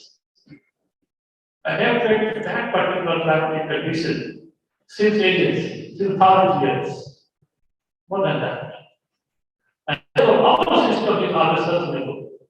But if the sustainability is going to meet our need, our demand, middle income group is increasing in the country. They require good food, they require animal food, safe food, wholesome food. No residues. They don't want that any meat product or milk product should contain bad residue or pesticide or any kind of heavy metals. So they want safe food and from disease-free animal. And that is why this conference is continuing from farm food. It's not that you take immediately. Now you want, people want that they should take the meat from animal, which you should know that from where it has come. That's why traceability has come into the picture. And you know that traceability of 40 countries is now following the world. We are also developing data system has been done, a system for that in ASEAN. So we have not to keep far behind, otherwise we will be left behind our farming. Now coming to the productivity, how to increase the productivity? We have got skill, we have been doing the building technology, consumption technology, present testing. I think all students, some of you might be students of thinking here. We have been doing quality testing. Last was several decades. Then we switch over to fast building technology. Our pitch has increased. Operation first, there are so many things that's why we have got from 17 million tons 1950s. Now we have got 15 million tons, almost 12% increase. No commodity has increased to such a level. That's big. Even technology has played a role. Artificial insemination has played a role. But what is the supply of this in the country? Hardly 35%. Hardly. These things are going on the resources. When we talk of availability of superage and plant, it is just 50% of the demand. You hardly got 5,000 roughly of cattle, bull, and cow, and buffalo. We need 10,000 each for that. If you go with the same pace. Otherwise, we have got options of using other technologies. And not only this, we have got cooling technologies coming up, IoT is coming up, open pickup technology is coming up, ETP is coming up, and government is adopting the technology through different programs. But we have been late to plan. We have also developed genomic selection technology, DNA chip development, so that the cow that is born should know that what is the ability of this cow, how this may come into the father and the bull. And therefore, this genomic selection technology is now the only answer to the far growth, so that number of people can be less, methane emission can be less. Then also we have to see that our climate change also address this also. This is one of the SDG goals. That how we address that. At every time, whatever we're doing, now the people are talking about clean energy. And how you are taking from nature, returning back. And that's why a new phenomenon is circular bioeconomy. Earlier we have been doing it, still we have been doing it. Whatever you take from the soil, you give it back to the manure. So the energy should be circulated. That's why soil has hard, and these all things have got a very long understanding that it has been doubted by the government. That the soil carbon is very less. But when you reach all those carbon footprints there, that is very important. So when coming to nutrition of animal, our animal diet production is not competitive. It does not understand. Your cow is doing money to city gas. Income into hospital is 38 milk. Almost the same kind of food, not much different. So how your life production will be competitive? Where do you stand at the patient production now? Your milk production is not safe. Your meat is not hygienic. So there are so many opportunities to work. We have to work. That's why I am just speaking before the perspective of livestock industry in this country. Where do we stand? And what are the different venues? What are different possibilities of opportunities which we can take advantage of and work on that? Coming to nutrition to talk about. There are deficits. Nutrition almost make about 60 to 70% of all production. Almost 70% of fast food nutrition. And how much land is available for you to grow the product? Grazing pastures are finishing. They are almost finished. Do we have any plan to go further on the product production? Only 4% of land is being available for the product production. This is very small demand that we have. We are deficient even in dry fodder to the extent of 12%. Green fodder, we are deficient to the extent of 35%. And on top of a concentrated of 30%. So with this deficiency, how you can take a better productivity from the animals? Though we are increasing. For last 20 years, when we just take our data and count, from being Tharkar and Saiwa letter. We have almost equal to 35% in the mix. But how many animals are valuable throughout the country? Those villages are. That is the question. Then we have to work. The government has to invest on that. We, our program, we are running our meeting program, all we are in the office for the papers. So they don't generate values. So that not be a very good selection of the animals. And in other countries, they work on acts of animals. Out of that, they select the best animal and product verification. And then from those who qualify, they multiply it by AI, where AI is almost around 90%. So we have a certain constant, and I'm putting this into the perspective that look at your mind and ignited to work towards that direction. Because when we talk of diseases, disease itself, we have to independent. And before that, our animal farming are not very efficient. We have to look at the local resources. This university should see that what are local resources. This will analyze those resources and try to put the farmers that is living. Balancing of ration is a very important thing that we have not been doing. Simple by balancing of ration can increase the bill by 50%. Simple by addition of mineral mixture, you can increase the bill by 50%. So by small interventions, our technologies are there. But you have to see total of farmers, that the farmers convince them that by small intervention, by simply using local resources, rural productivity can be increased further. And even now, people are talking about there are many things that human micro working on that. How can manipulate human micro for better transformation, for better human utilization? We take only some of the problem. And that contributed to almost 9.2 GG as we went of tests for animals of enteric fermentation. Can we decrease some of the some technology? Some feed population that have been able to reduce methane emission by 20%.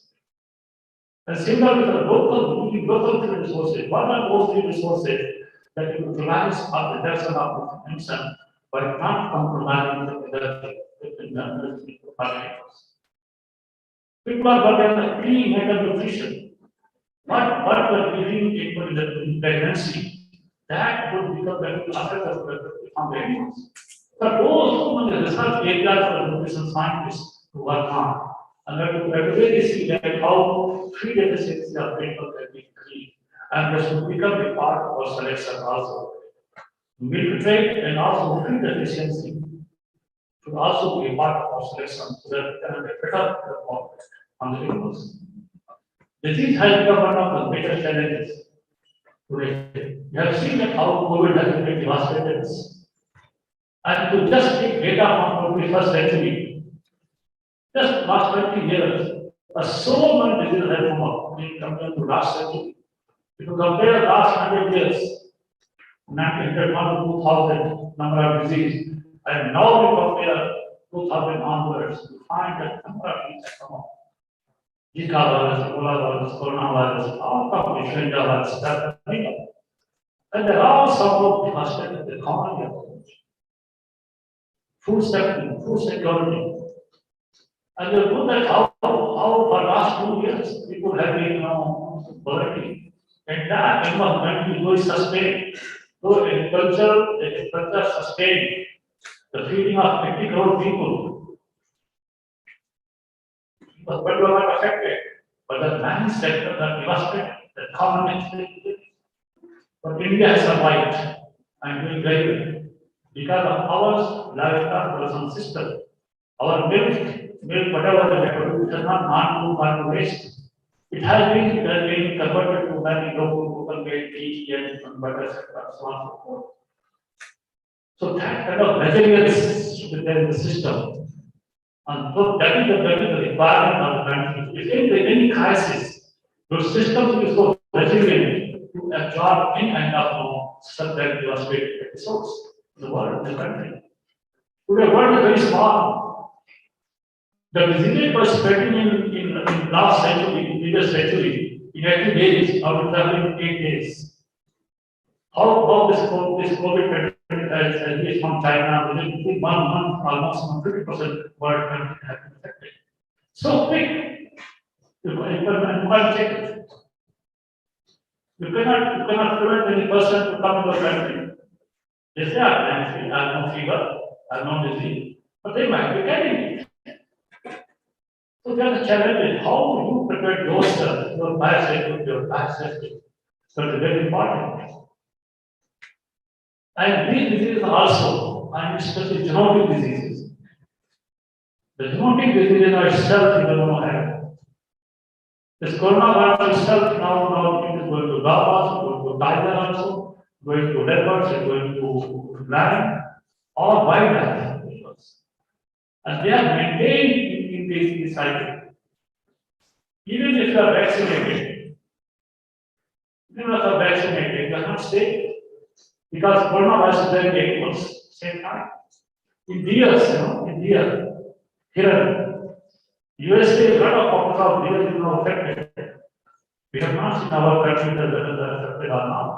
But there are symptoms, there is no disease with them, but they are having productive infection. Those infections must be overcome again. So we have challenges, disease challenges, pandemic challenges of preparedness to handle these high infections. With various precedents. Do we have this university, this facility, yes, facility? Should we have those facilities? Everywhere. We had only one laboratory in the country when this pandemic came. Now we have more than 3,000. Part of that they may not be of the typical type that we require. But the country has been able to test acts of samples. And provide services. We also provide our services from universities also and institutes also in the country. So friends, we are beyond where this now. So we have a situation in the country. We have to go forward, we have to progress. The economy, we want to have a $5 trillion economy. Our target is $5 billion economy by 2024. And out of that, 1 trillion has to be made from agriculture sector. And 30% has to go from animal health sector, animal science sector, livestock sector. Food security and food nutrition security. See, backyard poultry has been increasing by anything. 45% in the backyard poultry population since last census. Not a chance. People are they like to take from the colored birds. Backyard poultry rather than going for the white articles. So there is not a opportunity for that. Meat and meat sector, the top of meat sector. About 90% of this is a fresh that we will use. Only 10% when we sell are frozen meat or processed meat. A lot of opportunities are there. Government has to go in this direction. We take it as a meat sector as a subsidiary sector. 24,000 crore is the single component on the buffalo export. Around 1.08 million tons exported. But they are going only to Middle East countries. They are not going to some other advanced country. Because we have got heavily. Because poultry sector is suffered with the high percentage payments like that. So it is not being exported. But there are a large number of diseases. Not many diseases have. No country would like to have. How that has come from Asia? They all come from Europe and this, but they want to country. So the country, importing countries are always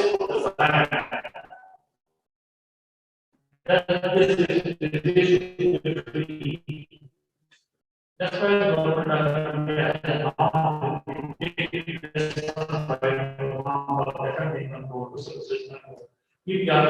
if you are not disease free, nobody will take a milk, your meat, or anything. Leave aside your information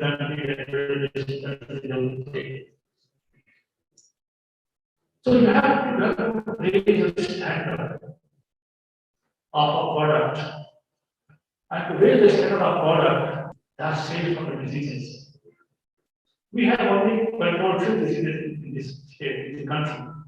Winter pest, then countries provide for pneumonia, CDP, people who are members of the noise, or African swine, African hospitals. But how many diseases are reported? We have got it. Don't have a mechanism that any imported material, like the product, diabetes, they are tested before they are going to start making soil. That quarantine are tested. But even when we have imported it, here will be there, our water are porous. How we have got African swine fever? This is such a devastating disease happening in industry. And China is devastating for the population. This poor industry has gone down badly. And we have received this disease. Lumpy skin disease, another disease. You might be known when you were a student in 1980s. We are just leaving that lumpy skin disease in hygiene. This was quite casual. Except that it is a dirty box. Virus become asymptomatic. And what is the differential diagnosis? Now, in my lifetime, the disease has come. The diseases of African swine fever and lumpy skin disease have been thriving in Africa for this 500 years. So, some challenges. We could not diagnose disease for 1.5 years. So the question is that if anything comes, new disease, our neighbors will be competent and enough to immediately diagnose it and finish it then and there. Otherwise, country like ours, where they have got 50 million population of cannot know every government cannot control one of every disease. Our mindset told me, our system, our response mechanism should be very strong, so that we can immediately finish it. Now, first, we have unaccepted these 2 diseases, and unfortunately, in spite of having all necessary programs, everything, we are not able to control it. So we have to prepare our students, skilled students, who are able to diagnose the disease quickly. Not only the bookish knowledge, but they have to be trained. And for that, we should have some infrastructure also, good faculty also, so that we can expose our students towards mark software, productivity, skills, and problem solving attitude. Because they are the people that are innovative, they are creative. So we have to create a student and faculty in such a way that are able to accept the challenge of tomorrow, prepare themselves to accept it and do it and solve it, so that country can flourish.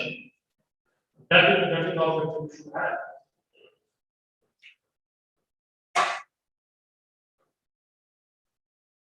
I think I should know. And also I should concentrate how I will start again now. And there are many things to talk, but I hope that still a lot of challenges like AMR, climate change. Without the buzzword, not only buzzword, but problems. How can we address as a scientist and other people? AMR could be a silent pandemic that we do not realize it. I was speaking today about AMR also a few minutes because it is the awareness week. This is one of I think 3 important global problems that are identified by clinicians. AMR. Antimicrobial resistance. We use a lot of antibiotics in animals also. In poultry, those promoters, in the pig. And almost we are using a lot of poultry and pigs. And also over the counter use of medicine. Underuse of medicine. Using antibiotics and prophylactics in many diseases. So they all get into the body. And this, if you see the data, you find that even the most recent generation antibiotics are completely effective, like carbon. So all the veterinarians who are in the field, like the farmers, dairy farmers, best practice is the one where the maximum advantage is being used. And without forbidden the charge period, the bill will be used by humans. The cycle is how these antibiotics are coming in the food. So if we were is not aware of this, student is not aware, farmers are not aware, then perhaps this is the silent pandemic that we will bring us.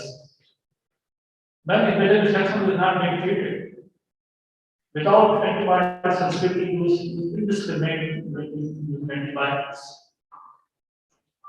And if you need the full dose, then you need only half dose to achieve this.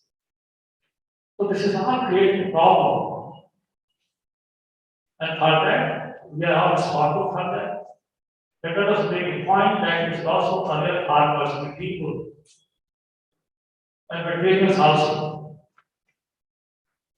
That without testing or without having any better application, this is not used. Judicious use is necessary for the antibiotics. In poultry also, they are trying to develop alternatives of antibiotics. In poultry feed, they use it, as they both promoters. I asked many people that why should you use how antibiotics can be both promoters? This is my student and then faculty to think of. What does antibiotic does in a both promoter? That is the question. Because there is some clinical infection in poultry in the country. So both infection now leads to the lesser production. So if that infection is subsided, then you get a better production from the poultry or other areas. So you can think of how this coming to food chain. Almost all bacteria, 30 to 50% are also depend antibiotics. So that is one thing that we have to take care of. And that doesn't be campaign also. So then how we can address mitigate AMR in humans and animals and the also plant also, there is a lot of antibiotics. So friends, there were some of the issues that they wanted to highlight. And there was the meat sector, transport sector is the knowledge. It is also a challenge actually. Meat sector is still. It is not a a lot of opportunities. 90% of it is fresh. Think of that what we do. A lot of improvement in starter houses, modern starter houses, mobile starter houses.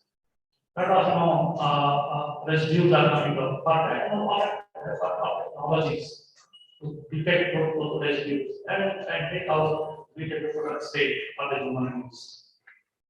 Once our meet 70 will come out this project, then perhaps people will believe. You can also have a better understand trade also. I hope that this conference, with intellectuals coming here from the conference, we discuss and deliberate, come up with some of the recommendations. But we'll also come to the council for implementation and for any policy implementation. I again congratulate Vice Chancellor and President of Indian Science Association for organizing this conference, and also inviting me for the interaction with scientists, students, and their parents. So for that, I'm grateful to you. And I'd love to talk to students and veterinarians and all faculty and give you a kind of perspective that how it is, where the challenges, how we can address. There are a lot of opportunities. Meat industry, entrepreneurship is one that issue I think we can get out. Government can't do it alone. We can have farmers organizations. We cannot copy from other country. We can take our village as one farm. And all farmers can be part of one business and one village. We cannot have our holding small holders. Almost 80% of animals are owned by small holders. Every 1 to 4 animals. So for those such like situations, that develop technology, that develop farm knowledge, not copy the Western world where they have got thousands of people farming. so on and so forth. So our thinking, looking at our perspective, what are resources we have, what are production system we have in the country. We have to devise our programs, not by simply copying the rest of the world, something like that. Holland is our Netherlands is one country, but exporting it. See, small country, less than our United States. Entire country is easy to find the smell of the dung everywhere. They have all exhausted their economy. Now they have got to central bioeconomy. That they are trying to, to just throw their manure over the country, they put it in the sea. There are a lot of problems, challenges are there. But our challenges are more than anybody else. And that's to be scientists, be students, and also all the practice. With this, thank you very much.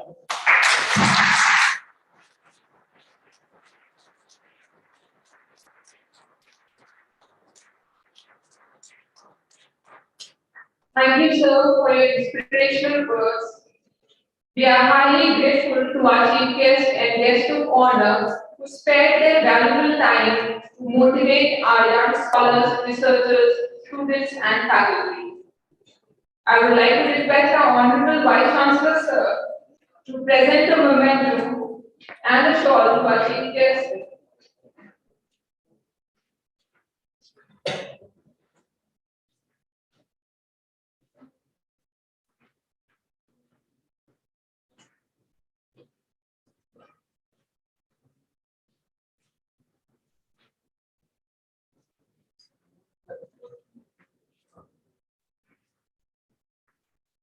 I request the Honorable Vice Chancellor, sir, to present a memento and a shawl to our chief guest.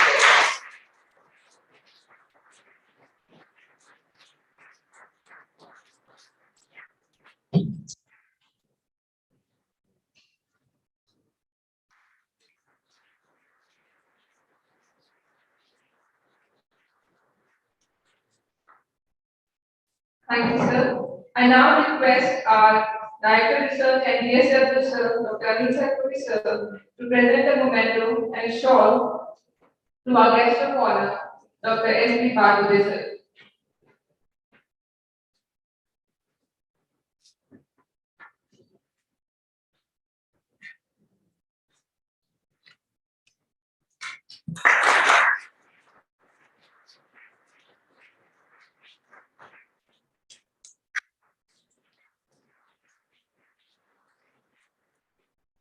Thank you, sir. I request Dr. S.P. Mandarika, sir, President IMSA, to present a memento and shawl to our Honorable Vice Chancellor, sir.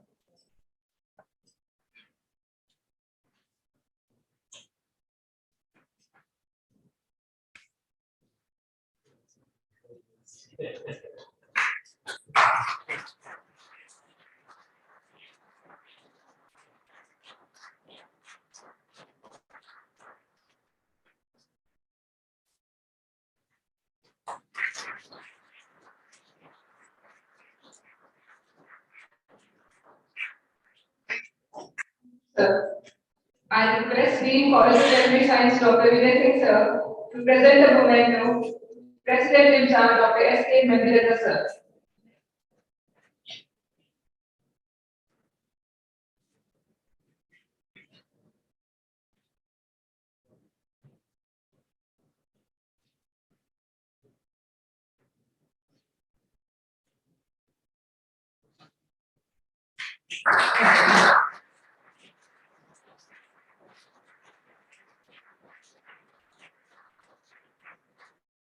Thank you, sir. I request the organizing secretary, Dr. V.P. Singh, sir, to present the memento to General Secretary IMSA, Dr. Bhattu Kumar.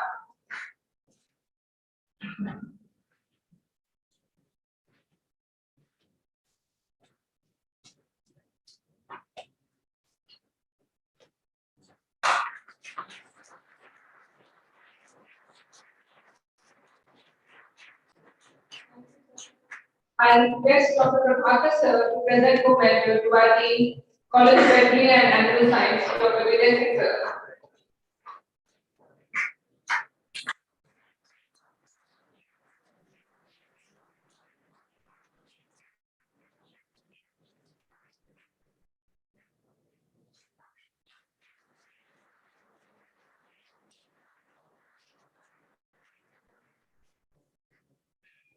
Sir, I would now like to invite Dr. Vijay Singh, sir, for the vote of thanks.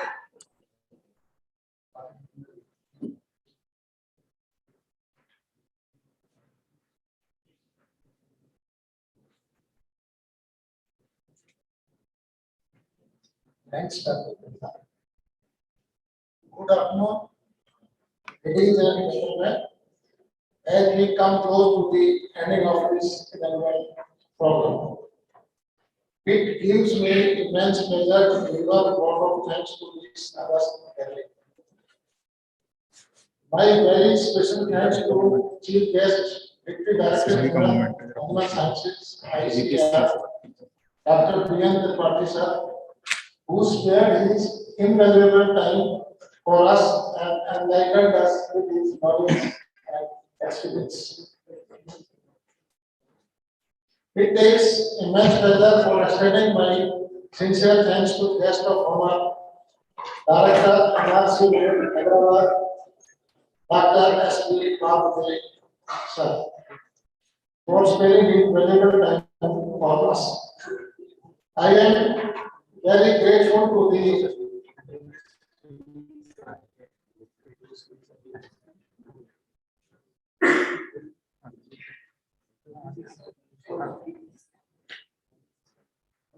I'm very sorry, on behalf of the organizing committee, I would like to request Dean College of Veterinary Science to present the memento to Director Research Dr. Anis Rohit sir.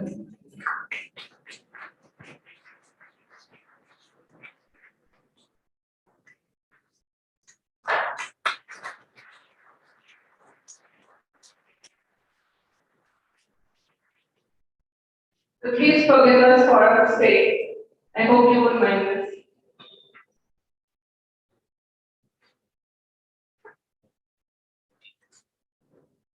I am very grateful to our honored Vice Chancellor, Sardar Vallabhbhai Patel, University of Agriculture, Professor R.K. Mittal sir, for his blessings, continuous guidance and support. I would like to thank Director of Research, Sardar Vallabhbhai Patel, University of Agriculture and Technology, Meerut, Dr. Aman Soluchar, for his support and encouragement. I sincerely thank Dr. Sanjog Kumar Mandirata, sir, President Indian Medical Science Association, and Dr. Muthu Kumar Ji, General Secretary of Indian Meat Science Association, for their constant guidance and support to shape this conference. I thank all the delegates and participants who are given of this event, and this is unique opportunity to learn from the best expert in meat science of this country. I am very thankful to all the committee members for their dedication. And it is my great pleasure to express deep appreciation of our faculty members and students of College of Veterinary and Animal Sciences. All this would have been difficult without financial support of Abad, Apenda, Elana, Discus, Scientifics, NRC, Supertech Analytica, Pelican Equipments, Lupeswar, Gitbet, Oza Cemetery, Well Scientific, and we recognize with gratitude their significant contribution. Also thank our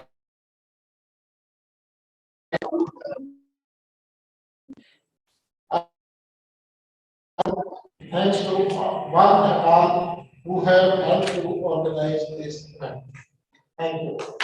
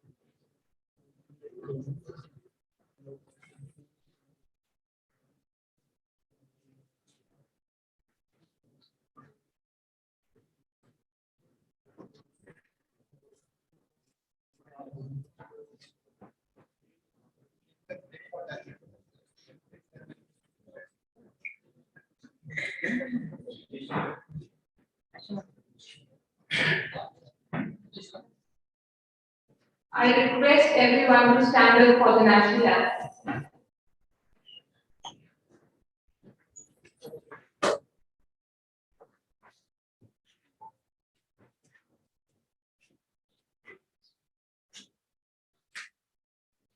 जय गण अधिनायक जय हे भारत भाग्य विधाता पंजाब सिंध गुजरात मराठा द्राविड़ उत्कल गंगा विंध्य हिमाचल यमुना गंगा उज्जवल जगति तरंगा तब शुभ नामे जागे तब शुभ आशीष मांगे गाए तब जय गाथा जन गण मंगलदायक जय हे भारत भाग्य विधाता जय हे जय हे जय हे जय जय जय जय हे।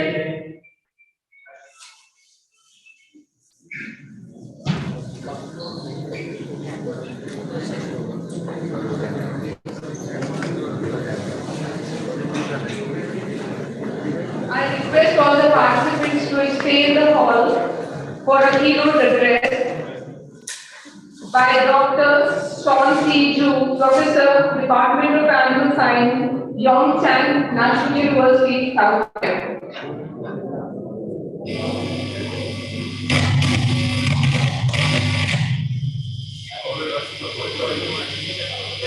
All the participants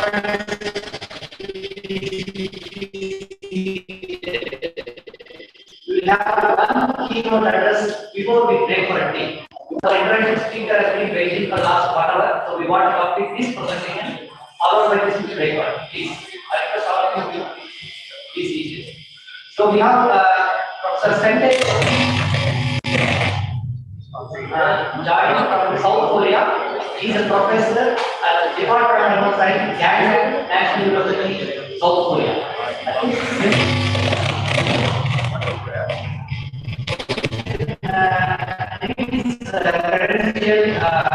The slide itself. So he has done Bachelor of Science, Master of PhD in India. He is the chairman of the International Congress of Nutrition and Technology. He is going to be held in 2026. He is also the operating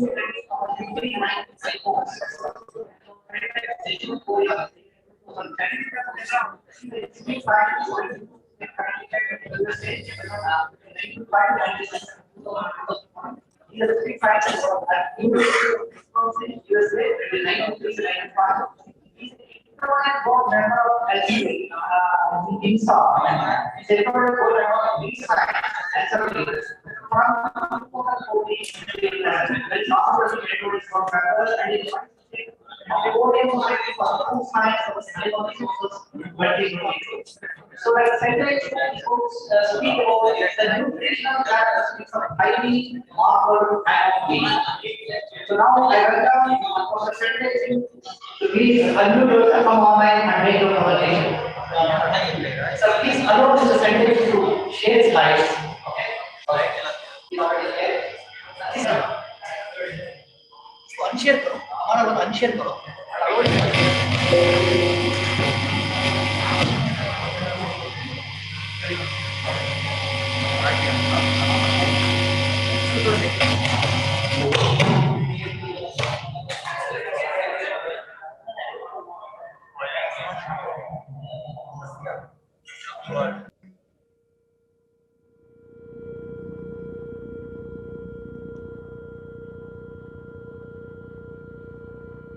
Hello.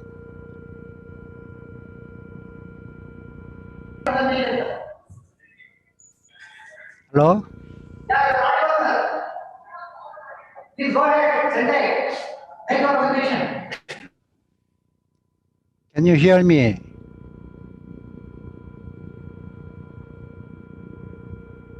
Navina?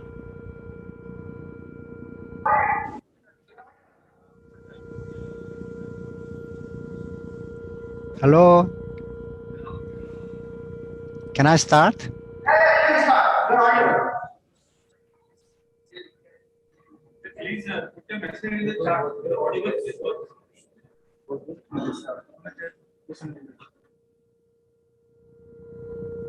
Navina, can I start? Please start. Please start. I- Please start. Okay. Okay. So can you hear me? Yes, sir. Yes. All right. Okay, I will start. Thank you for the long introduction for me, Navina.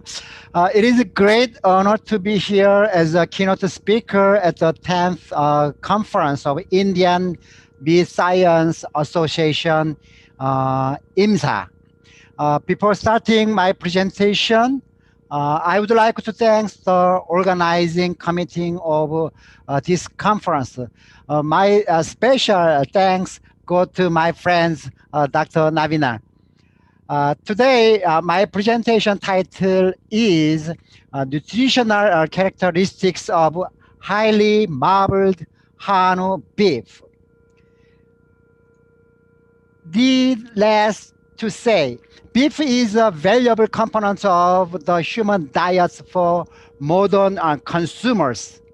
It contains a lot of nutrients, including essential amino acids, vitamins, minerals, and even valuable fatty acids such as omega-3 and CLA.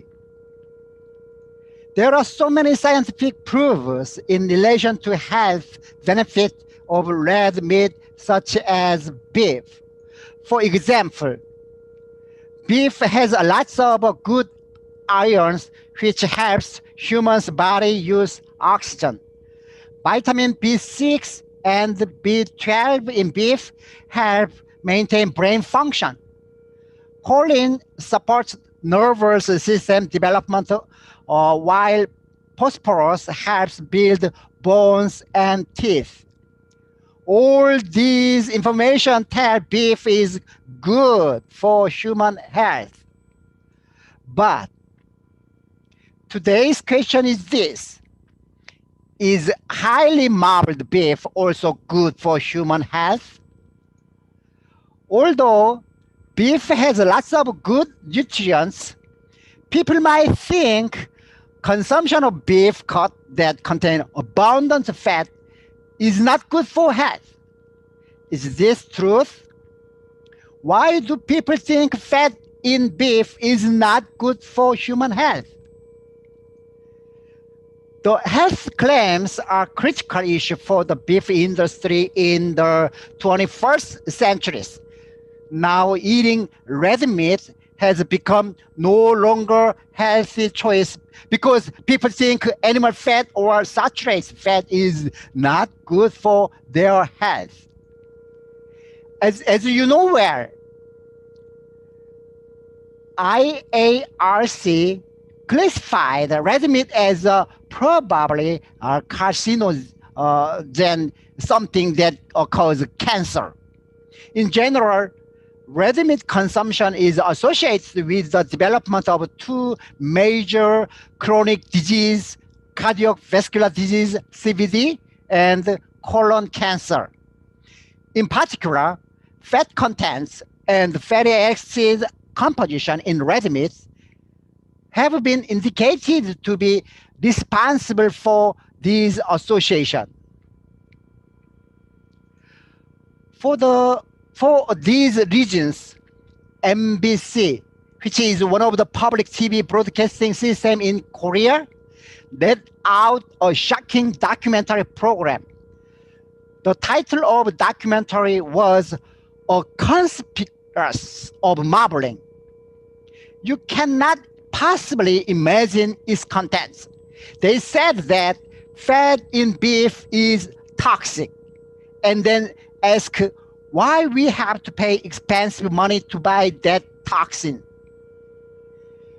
We all know this is ridiculous, but most of Koreans believed in what the program told. In result, the consumption of beef no longer increased. So I started going out on debate to change people's perspectives on fat in beef, especially high marbling in Hanwoo beef. During last few years, I have been working as a promotional ambassador for Hanwoo beef in Korea. As a promotional ambassador, I have consistently insisted, don't worry about consuming marbling in Hanwoo. Do you know why I insist on that?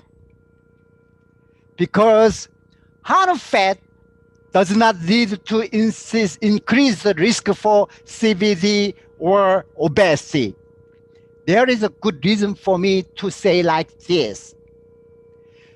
The idea that Hanwoo fat is harmful is based on decades-old recommendation from many health authorities and nutritionists who maintains that the saturated fat in meat has negative health impact. I believe that this is just an animal fat phobia from Western countries where consumption of animal fat is too high. In fact, Koreans don't eat lots of animal fat, but they think they do eat as much as Western people. So I recommend them not to think like Western people. This slide shows the truth. As you see this slide, America, Australia, Argentina, Brazil, and Europe countries show high consumption of meat. Compared to these countries, look at my country, South Korea. We don't eat meat too much. How about India? You eat less meat than Korea, as this slide see. Especially the consumption of beef is heavily, and this proportionately concentrates in industrialized country in relation to beef. South Korean really do not eat much. We consume about 11 kilograms of beef per annum, while beef consumption per capita for Brazil, USA, Australia was 25, 23, almost 22 kilograms respectively. Surprisingly, Koreans consume only 3.8 kilograms of Hanwoo beef per annum. Remember, we eat only 3.8 kilograms of Hanwoo beef per head per year. Do you think consumption of fat in 3.8 kilograms of Hanwoo beef is harmful? I don't think so. So that why I tell people to eat more Hanwoo beef. Whenever I tell them this, they look at me with questioned eyes. However, the truth is that consumption of Hanwoo beef, even highly marbled beef, contributes very little to total animal fat intake. I even tell them Hanwoo marbling fat is good for health because, as you know well, marbling fat is intramuscular fat, and the fatty acid composition of intramuscular fat is superior compared to other foods such as processed or instant junk foods. For us to be able to tell people this fact, we need to know exactly what HANO marbling fat is and the characteristics of intramuscular fat in highly marbled beef in relation to human health. HANO is a major beef breed in Korea, and the HANO cattle have high genetic potential for accumulating intramuscular fat and producing highly marbled beef similar to the Wagyu beef from Japan. Quality grade 1, 2 plus HANO, which is the highest quality grade, has approximately 28% of intramuscular fat in longissimus thoracic muscles. There are 4 types of HANO cattle in Korea, and they identify different coat color. Brown is major HANO, and black face we called Hugu, black Jeju Hugu, and tiger color we call Chikso.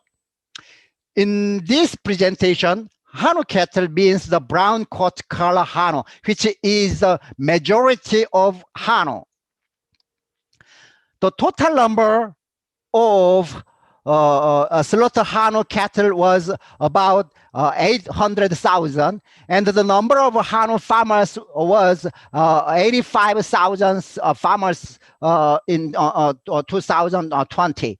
The average life and carcass weight of HANO cattle at slaughter, maybe 26 to 30 months of age, were 719 kilogram and 430 kilogram respectively.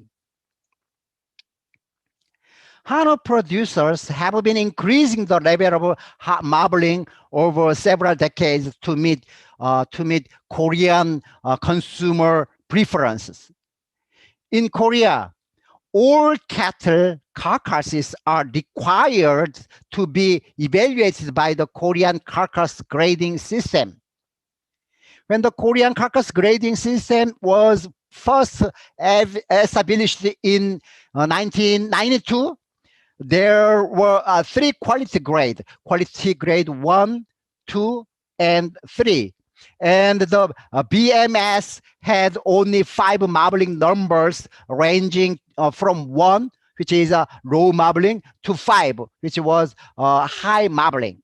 However, in 1997, a new quality grade 1 plus was introduced, and additional marbling numbers 6 and 7 were added to the range to represent the improved marbling achieved in HANO beef.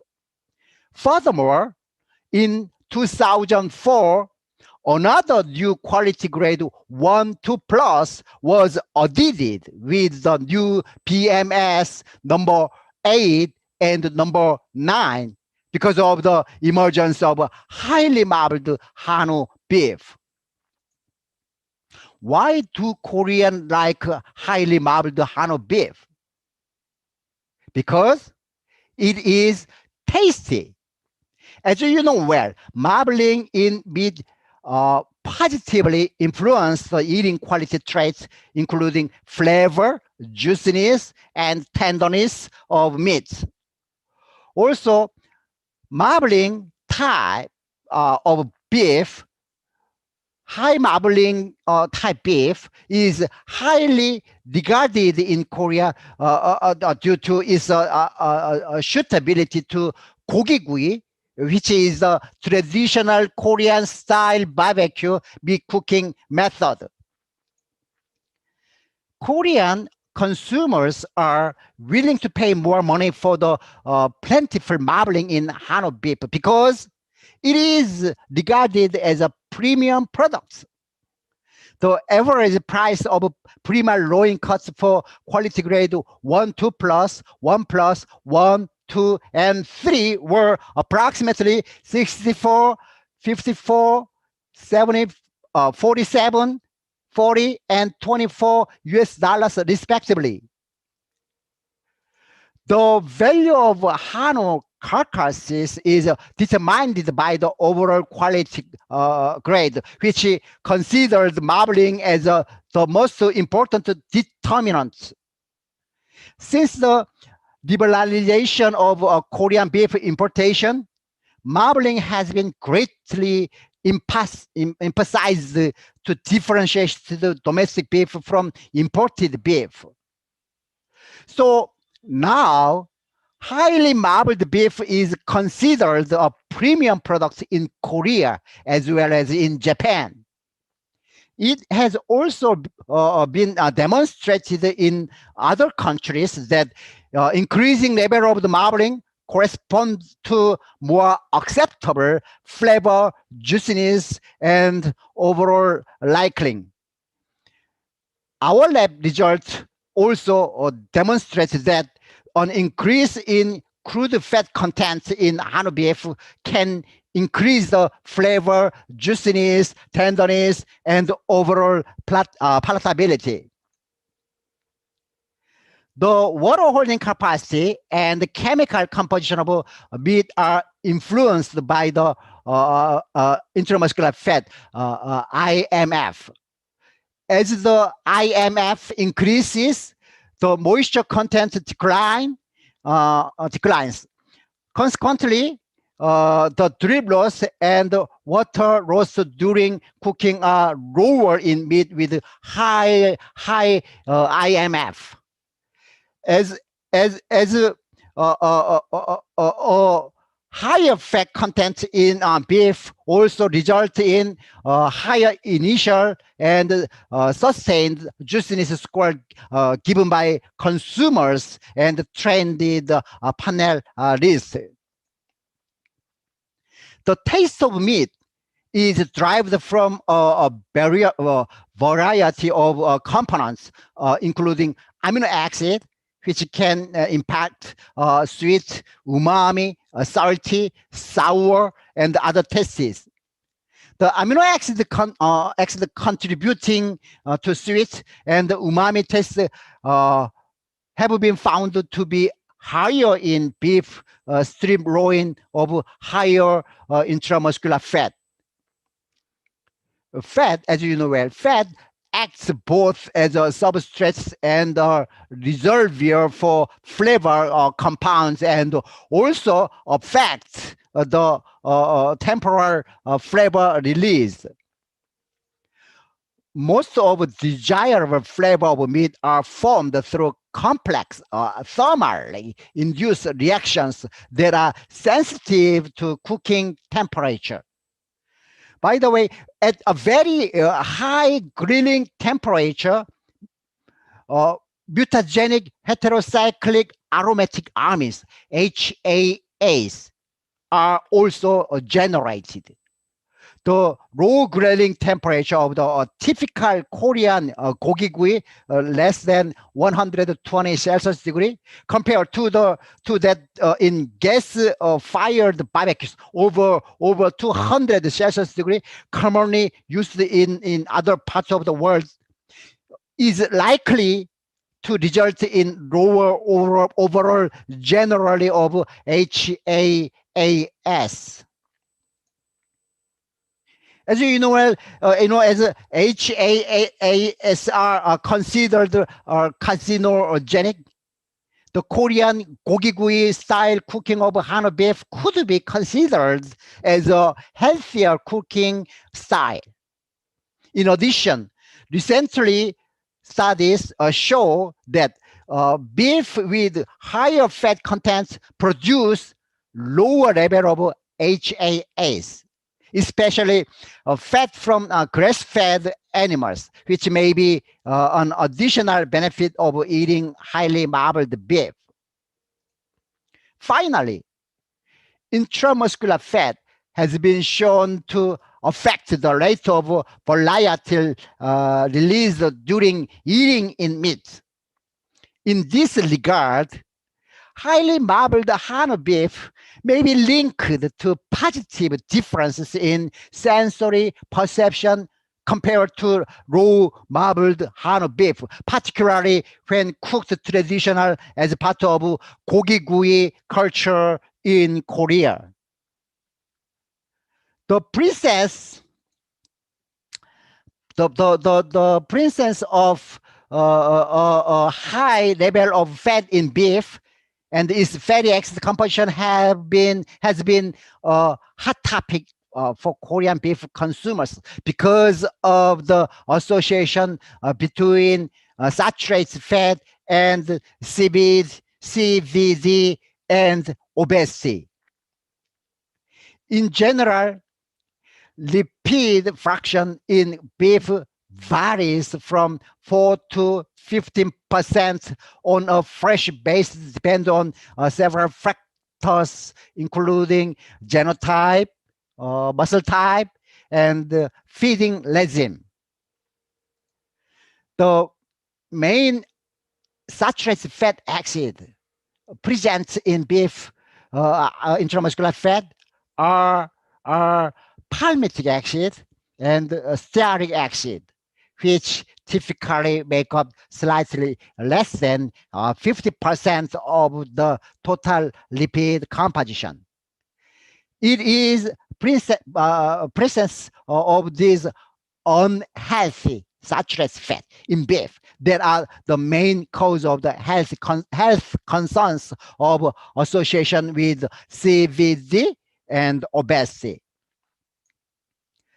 The intramuscular fat in beef also typically has a higher overall concentration of BUFA, monounsaturated fat acid, predominantly oleic acid.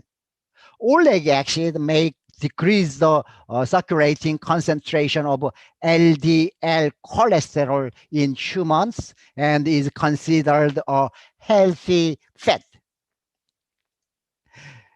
In the context of the healthy versus unhealthy fat debate, the overall amount of the intramuscular fat and the fatty acid composition are now an important focus for Hano and for beef producers around the world generally.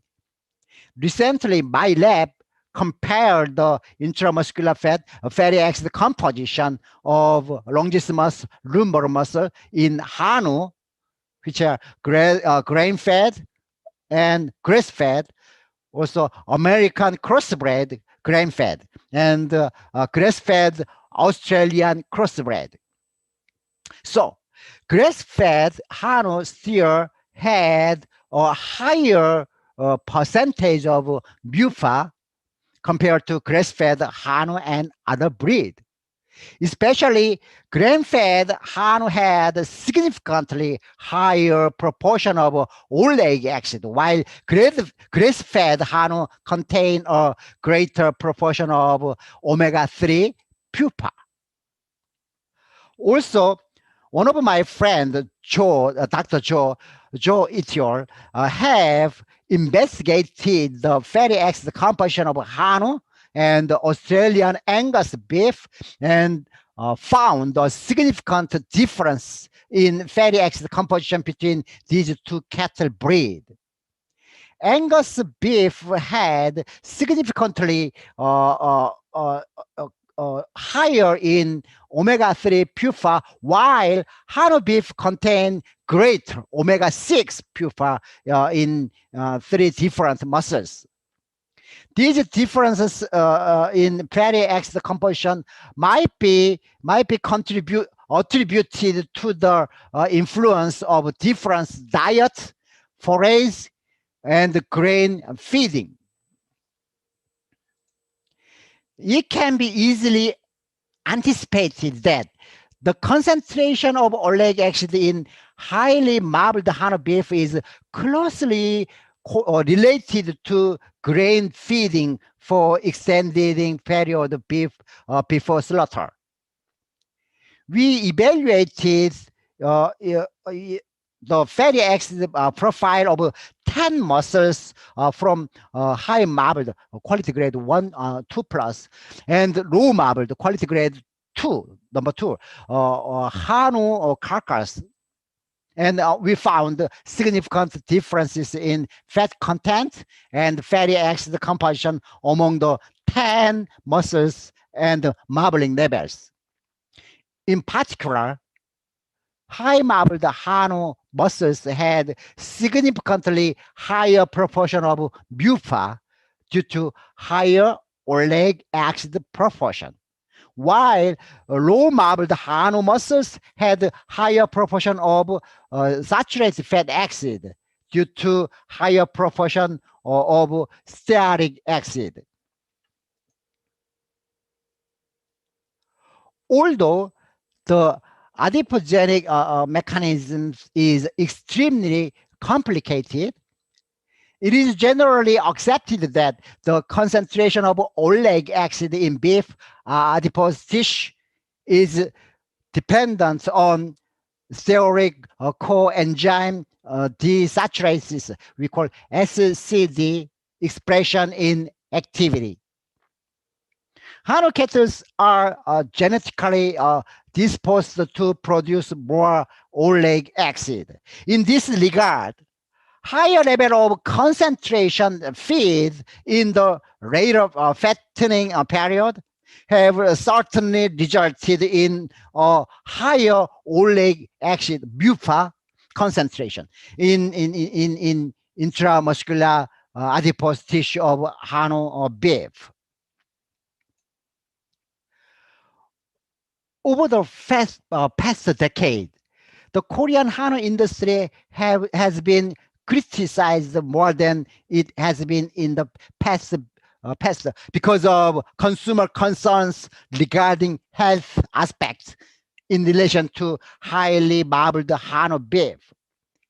It is clearly that Korean consumer attitudes toward animal fat and saturated fat has been extremely negative for decades, based largely on conclusion drawn many from studies conducted in Western countries. Those studies have reported that red meat consumption is associated with the development of two major chronic diseases, which are CVD and colon cancer. In particular, the overall fat contents and saturated fat acid composition in red meat have been indicated to be responsible for these associations.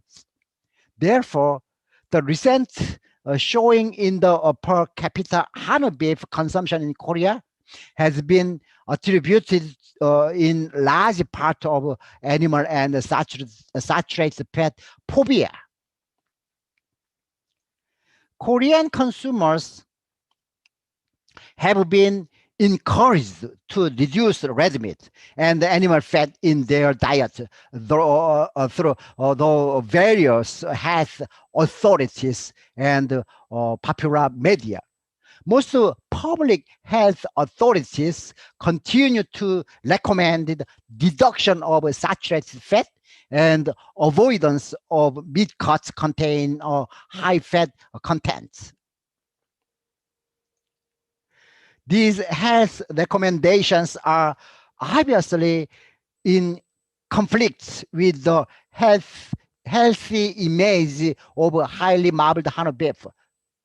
Some past studies have reported a relationship between red meat consumption and CVD, obesity, and colon cancer, mainly due to the saturated fat contents. But other studies have shown the benefits of lean beef as a part of healthy diet. More recent studies indicate that processed meat, but not red meat, increase the risk of the CVD and obesity. Despite the long-standing warning about the health risks of consuming saturated animal fats, recent large meta-analysis of epidemiological data have failed to show strong association with the CVD or other diseases. Stearic acid has been shown to have no effect on plasma cholesterol level, and oleic acid can lower serum cholesterol similar to PUFA. Also, a higher proportion of oleic acid in beef is desirable because the consumption of higher oleic acid ground beef can increase HDL cholesterol concentration in the blood. Several clinical trials have demonstrated that ground beef containing elevated oleic acid can increase the concentration of HDL cholesterol, or at least has no negative effect on the concentration of HDL cholesterol. And high oleic acid beef may reduce risk factor for CVD. A number of studies conducted in Korea have shown that the highly marbled Hano beef contain lots of MUFA, especially oleic acid. In earlier research, oleic acid was found to lower LDL cholesterol without affecting beneficial HDL cholesterol. It was reported that MUFA can normalize or improve lipid metabolism and maintain the balance in cardiac muscles. Dr. Smith, who is a professor at Texas A&M, United States, also demonstrates that the lower MUFA ground beef reduce the HDL cholesterol concentration and LDL particle size with consumption 5 patties, maybe one patty is 115 ground beef per week, 5 patties per week for 5 weeks. This implies that MUFA have little effect on total cholesterol, and that they are heart healthy dietary fat that can lower LDL cholesterol and increase HDL cholesterol. In this viewpoint, it can be concluded that Hano cattle should be raised under production conditions to increase the concentration of oleic acid in their edible tissues by grain feeding over extended period of time. In conclusion, it is essential to consume fat containing good quality fat acid while reducing the consumption of food, junk food high in simple carbohydrates. Excessive intake of simple carbohydrates is detrimental to health because they have negative effects on the body. To put this in perspective, high-fat food with excellent portability in a balanced diet, such as highly marbled Hano beef, is likely to be accepted extensively as a food conducive to high health and well-being sooner or later.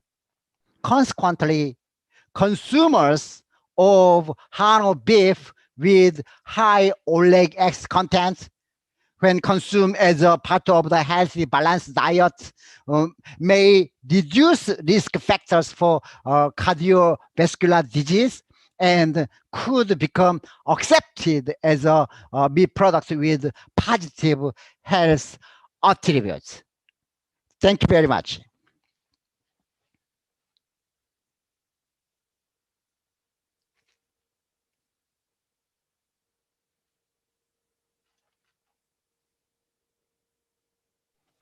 Now, 1 minute. It's Naveen. Can you hear me? Hello. Can you hear me, my side?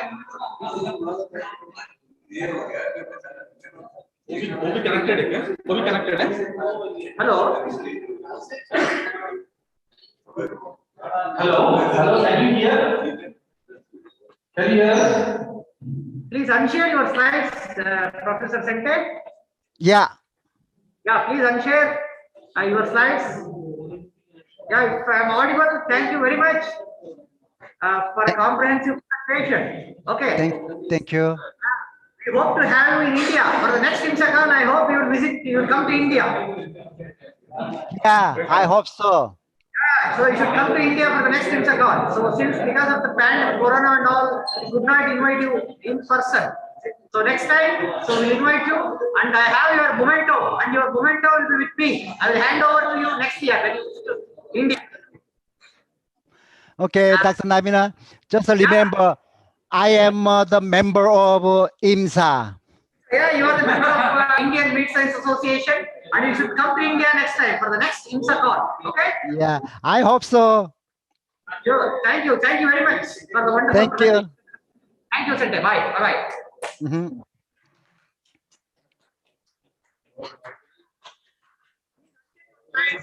Share your slides.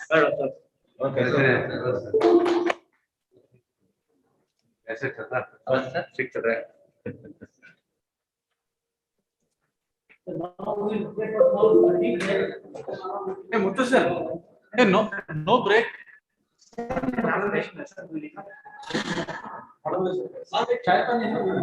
Then 8 minutes.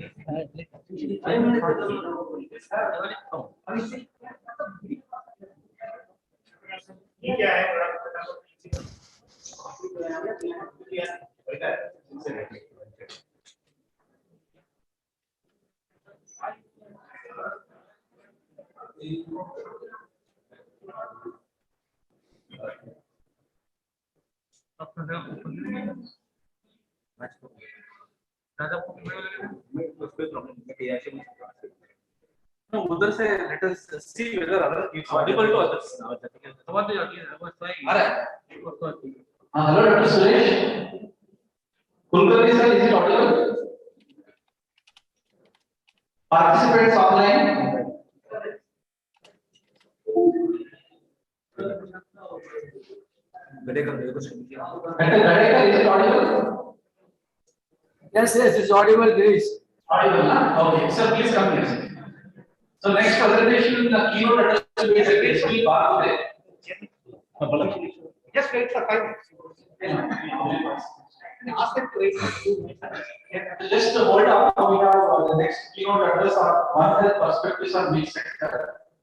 By Dr. S.P. Bharat, Director, National Research Center on Meat Sector.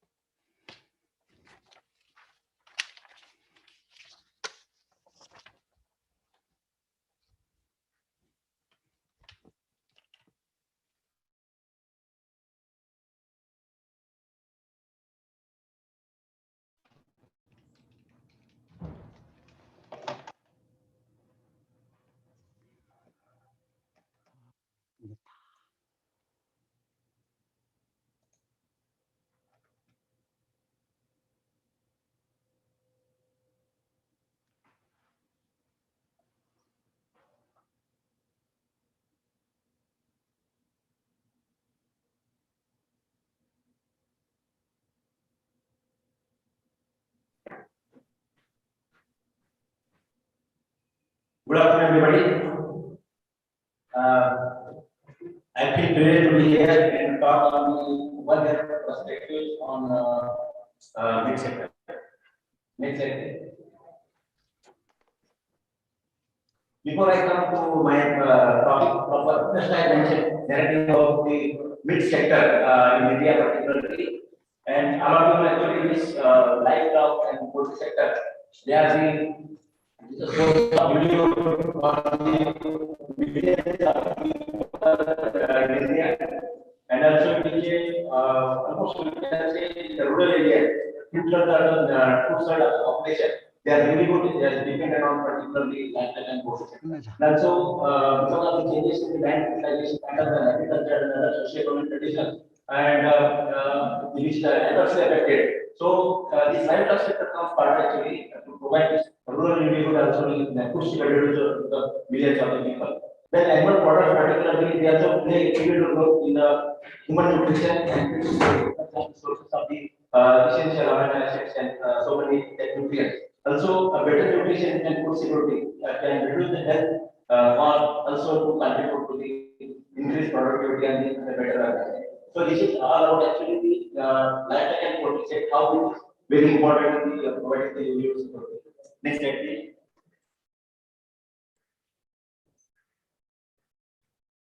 So coming to the earlier in the 2019.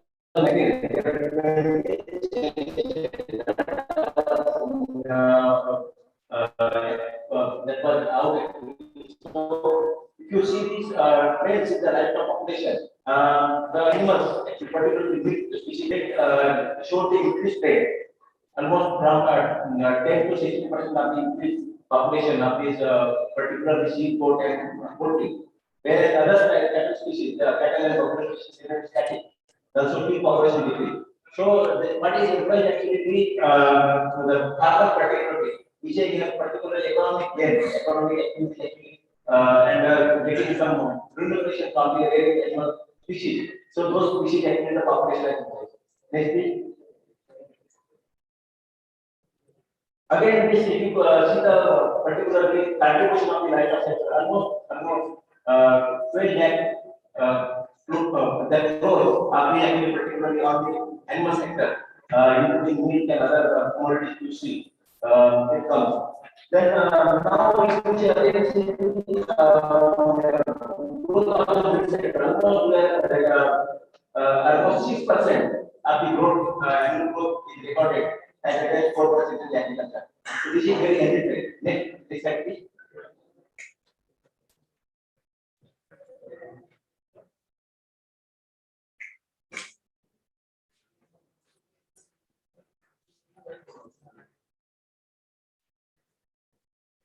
Next, please. Yeah. Now if you see the total meat production in India, you see the poultry contributes to maximum, more than 60% of the meat is contributed by single sector, that is poultry sector. Next slide, please.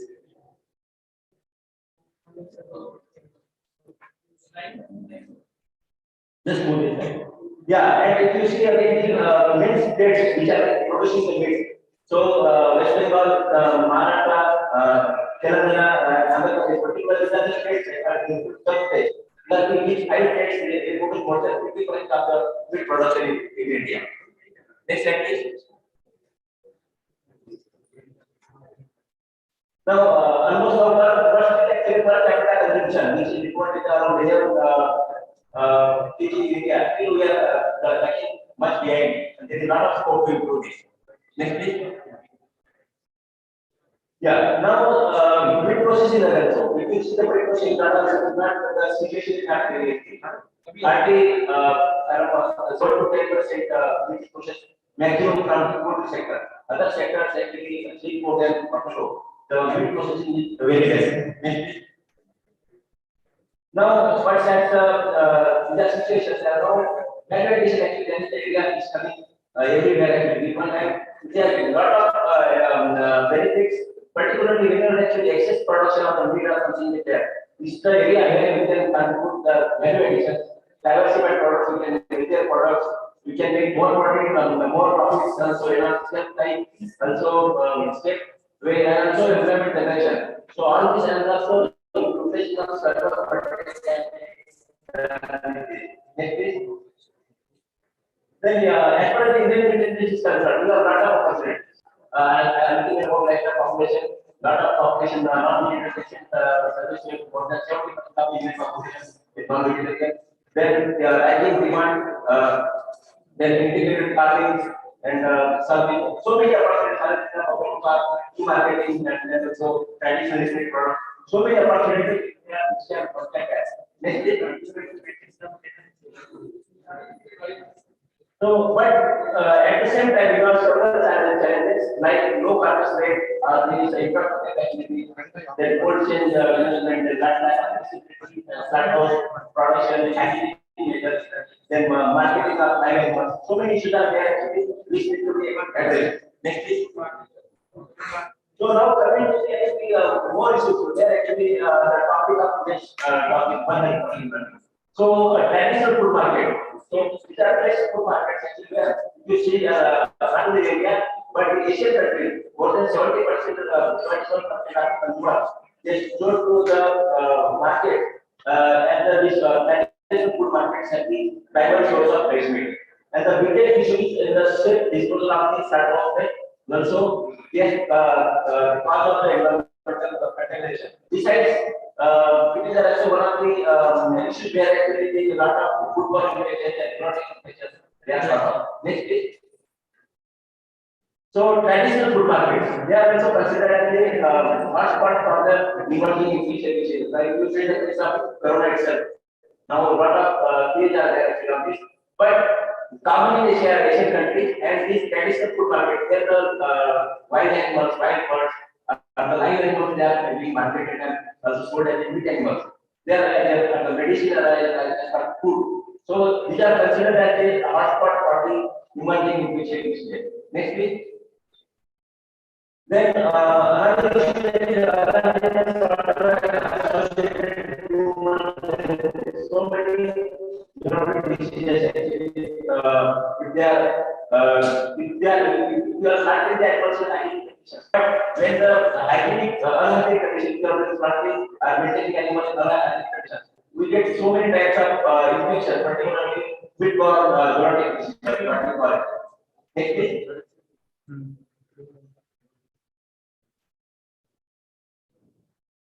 So now there should be changing approach in the food sector. Now earlier actually people something are big, but now with the increasing market infrastructure also increasing income from the people, they seek for the quality meat. So that's why so many these online platforms also they are making good actually the hygienic meat or the production. So that approach itself in the food sector is changing now. So people are concerned about the environmental concern,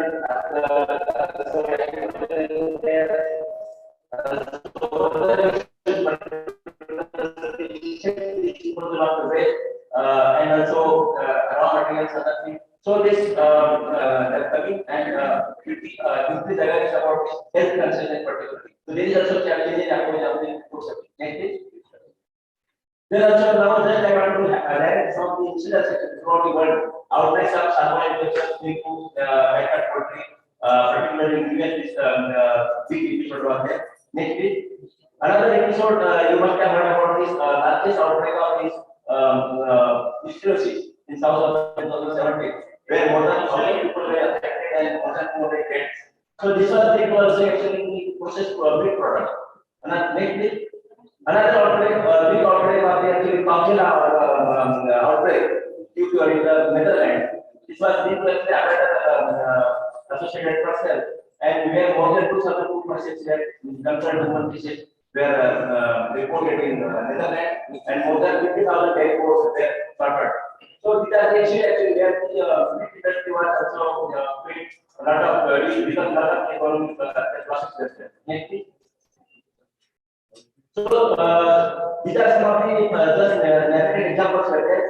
But like Corona pandemic, preventing the next pandemic, priority actions are required. That's why strengthening the policy and institutional framework. Then the strengthening the pandemic prevented through the multi-sector. That is one example has come now. Everybody is talking about this, not only India but throughout the world. Also reduce consumer debit through the which is better approaches. Next, So coming to the One Health actually, now the coordinating, coordinating and coordinating among the different sectors. This is actually need of the hour, and many of these actually food safety issues, but other issues also that people are working with provided by the government. But now time has come to see for this One Health effort.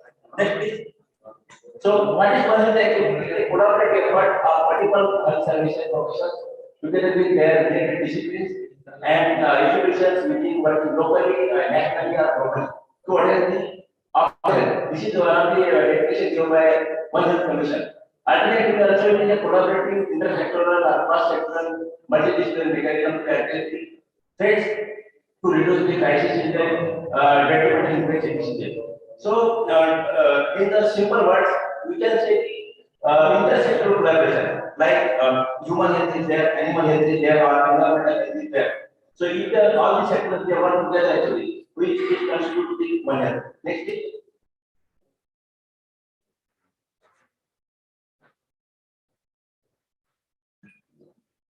Another say one organization that is OIE also divided differently in this one, but now if you see India also recently one in the budget speech of Honorable Finance Minister, one institute, National Institute of One Health was also announced. Actually, this has to become in the next few years in the city of Nagpur. So everybody is talking about One Health, so that issues not only in which sector but other sectors also, which are related to health of the humans or animals or environment can be solved. Next, please.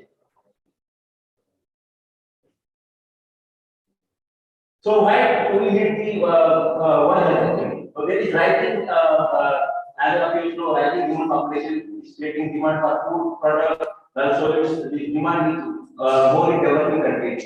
So there are several issues actually which let me take up. I talked about the football infection and diagnosis, but other issues actually supply chain management and other things. So many issues are there also involved in the health sector can be solved through this approach, and this is multi-sector activities can be brought under single umbrella. Next, please. So if you just simple examples and bring just good nutritional practice, maybe maybe meat or milk actually. So it requires a chain of operation, what we call from farm to fork. So if you see from here actually, good housekeeping practices are good, catering practices are good, retailing practices are good, storage practices are good, transportation practices are good, manufacturing practices, and overall of the good agricultural practices, including good environmental practices.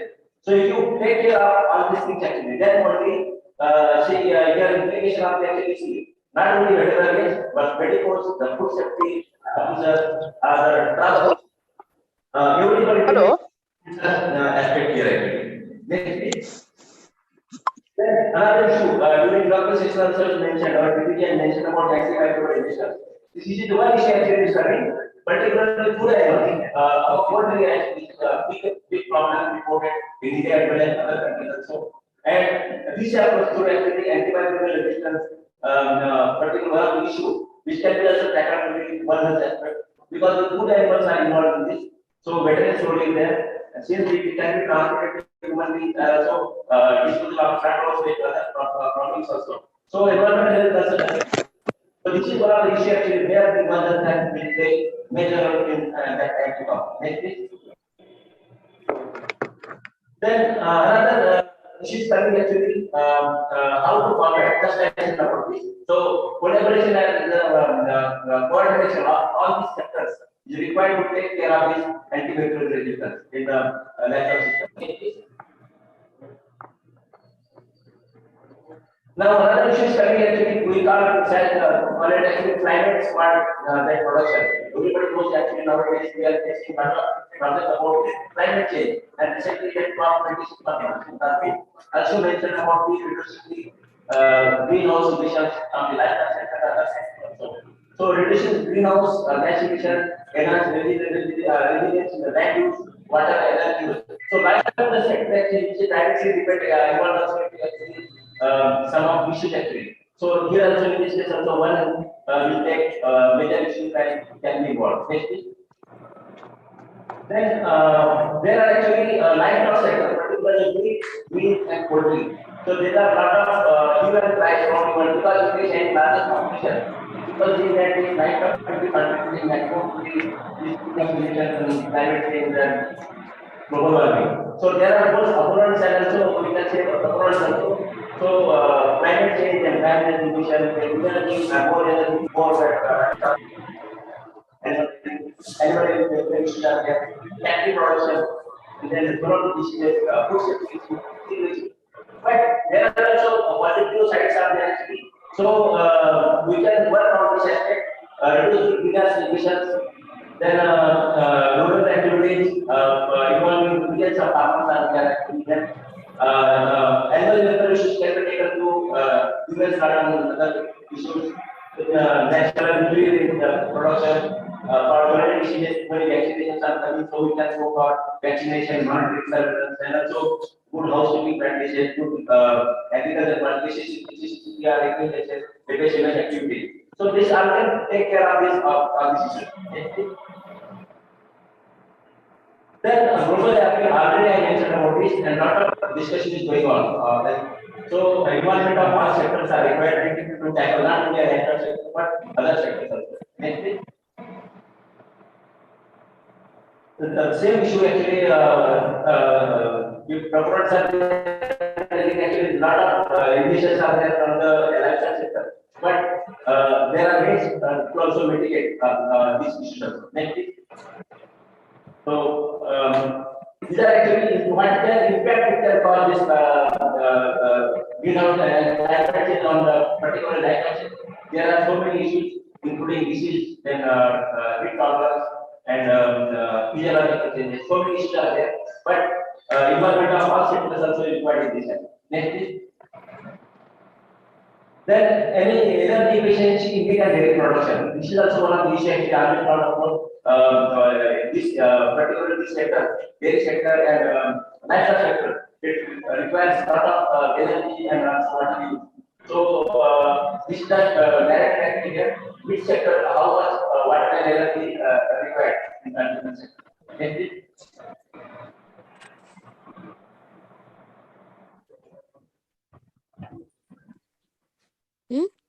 So these are some of issues actually that I directed here. Actually, one is going to be there.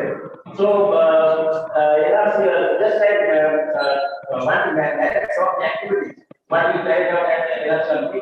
So through our agribusiness incubator, we promote a lot of activities, services, and enterprise development, capacity building, incubation services, services, and technology portfolio management. Also, we are also helping new how to get regulatory clearance from different leadership. Then also promoting highly liquid production. Institute so restart mobile unit for optimization of liquid production also value added meat processing. So then also we have developed only that disseminating information to community, particularly the stakeholder. Next, please. Also, we have developed the infrastructure for the utilization of smart space. Rendering and so power utilize for making the bed and other products. Next, please. Then also we have actually policy papers and stakeholders requirements for the Indian sector. So I think these things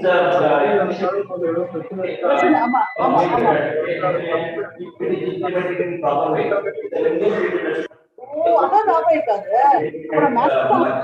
Next, please. Then also we had particularly sustainability of the big sector. We are organizing program with the help of we also brought about the policy for this. We also conducted recently on virtual agriculture and disability. voltage pick up பண்ண மாட்டேங்குது அப்படிங்கறாங்க. AVR problem ரா. ஏவிஆரோ AVR problem ரா. The data generated from the identification.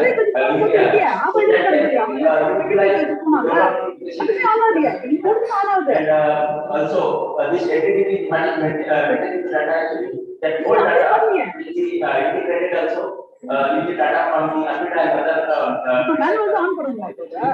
other scanning used for the flexibility. So with this actually particularly this export sector will be benefited by. Thank you.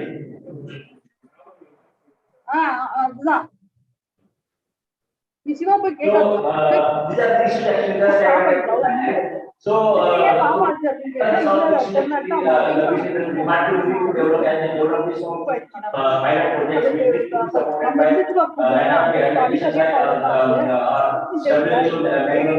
pilot projects supported by then also undertaking the participatory involvement, particularly situation assessment of the adjacent food markets and these venture to fill the gap.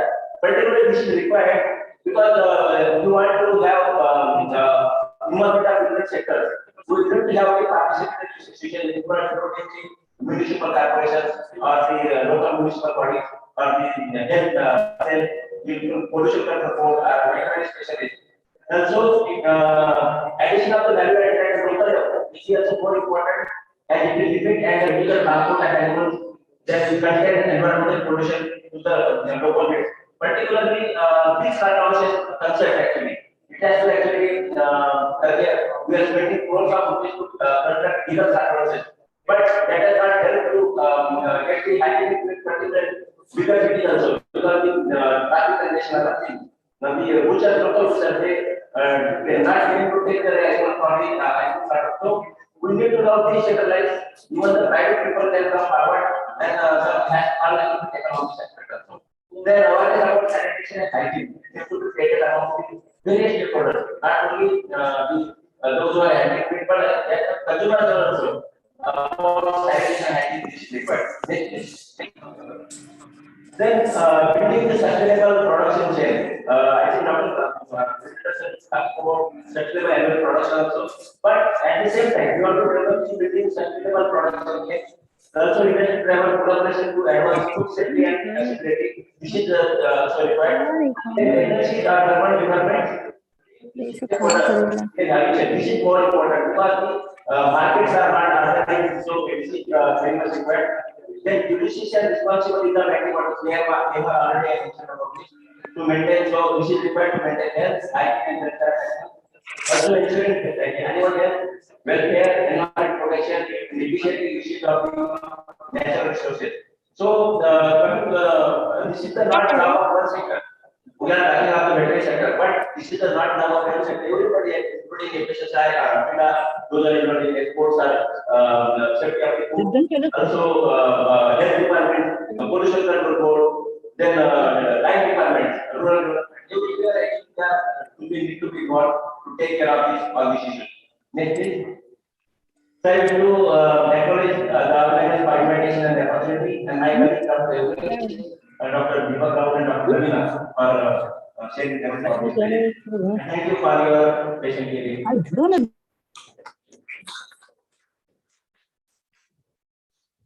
Very good presentation by Dr. Bhargave. Very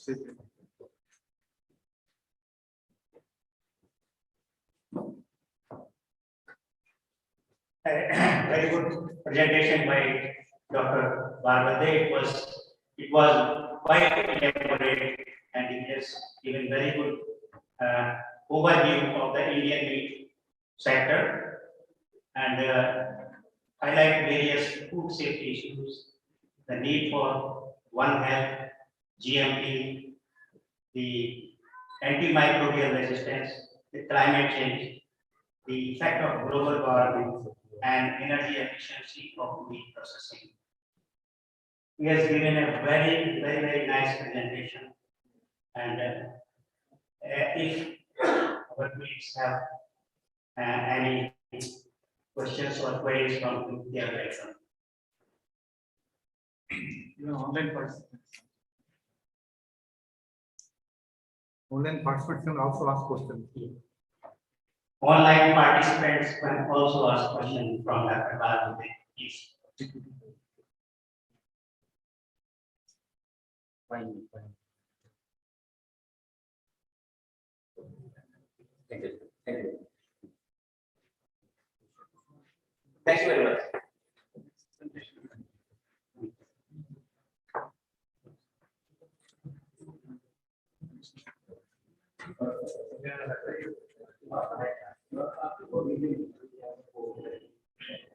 Now, I invite Dr. S.N. for the next presentation. Please.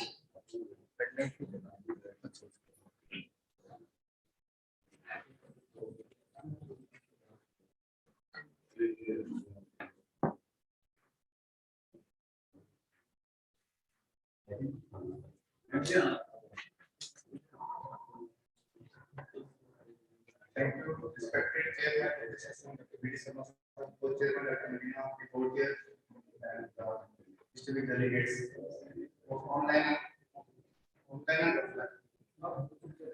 Also, there are only few number are there offline, but I have seen that many are there online.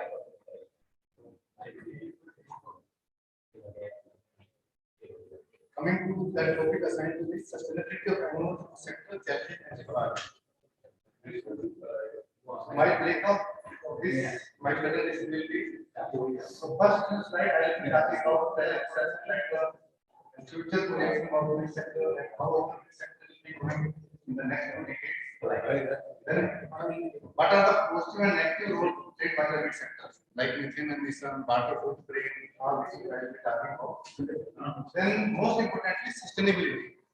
Actually, most of us, we are not identifying what is sustainability. We are just thinking that it is only that environmental protection that is sustainability. But besides environmental, there are also social and economic factors also there that we are discussing. Then another thing that has been told as that has been not adequate of scientists and policymakers is the pastoralism. About 75% of our meat is being produced by the nomadic people raising animals in the pasture. Then overall, including my presentation, and what are the requirements and expectations related to the sustainable sector. Next.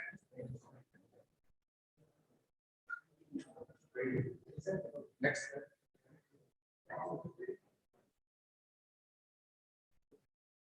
So as I told in my the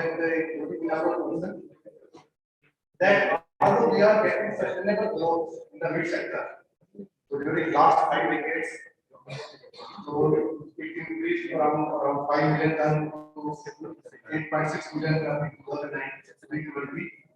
And if you see growth also, except 2 years, 2013, 14 and 2014, 2017, 18, all the time the growth was more than 5%. So that means it seems to be satisfactory. And during this year, we have shifted from the conventional hygienic system to more organized, structured and customer-friendly hygienic system. But if we compare our meat production with other countries, with EU, China, and Brazil, we will see that about 5 decades back, our production in Brazil meat production was almost similar. But during these 5 decades, the Brazil production meat production has increased about 3 times than that of India.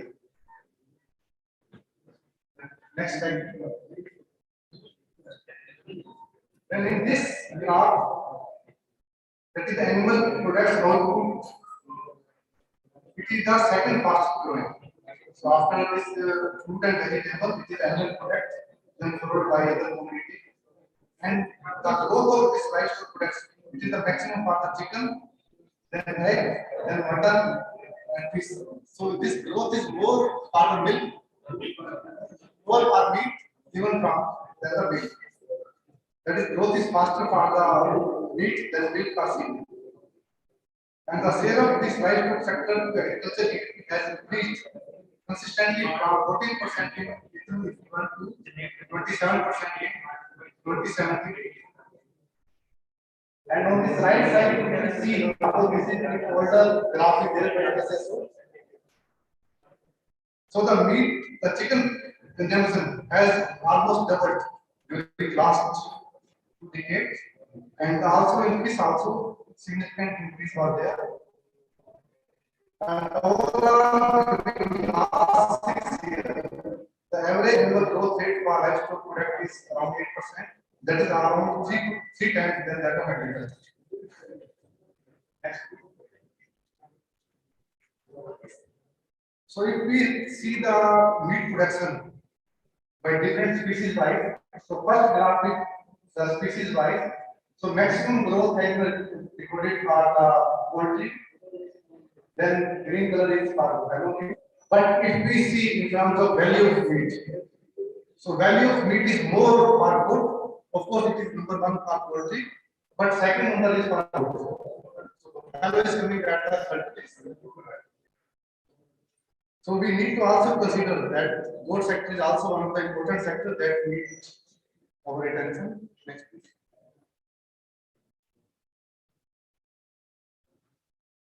So now coming to the species wise, as I was talking in the morning, that there was significant decrease in the total male population of buffalo from 16 million to 9 million. And in lower graph show that how during last 5 decades. So earlier the difference between male buffalo calf and female buffalo calf was very less. But during this last 5 decades, the difference between male calf and female calf has increased. That is, more and more male calf are being used at the early age or they are dying. So we need to see that how we can protect early dying this uninfluencer of male buffalo calf. And if we see that other graph that in the pork beef exporter, so in 2014, India was almost in number one position, but during these years, other than Brazil, United States and Australia have taken over that status from India. So India export of buffalo has decreased. It has increased, but in comparison to US and Brazil, it has decreased.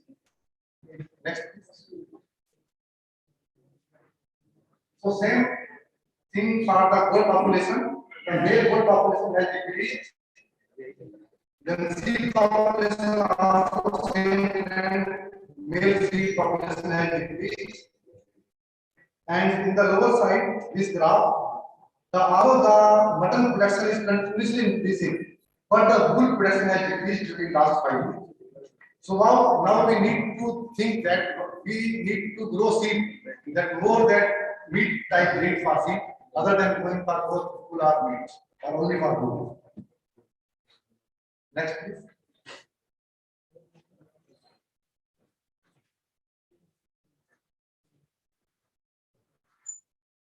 Now, per capita consumption of meat by type by 2017. So, although from previous graph we could see that we have achieved a significant marvelous growth for the poultry sector, but still the per capita poultry meat consumption is in India is at the extreme lower size as compared to other countries. And if you see total meat consumption, it is around 11 kg, and maximum portion is being contributed by the fish. By food. Next, please.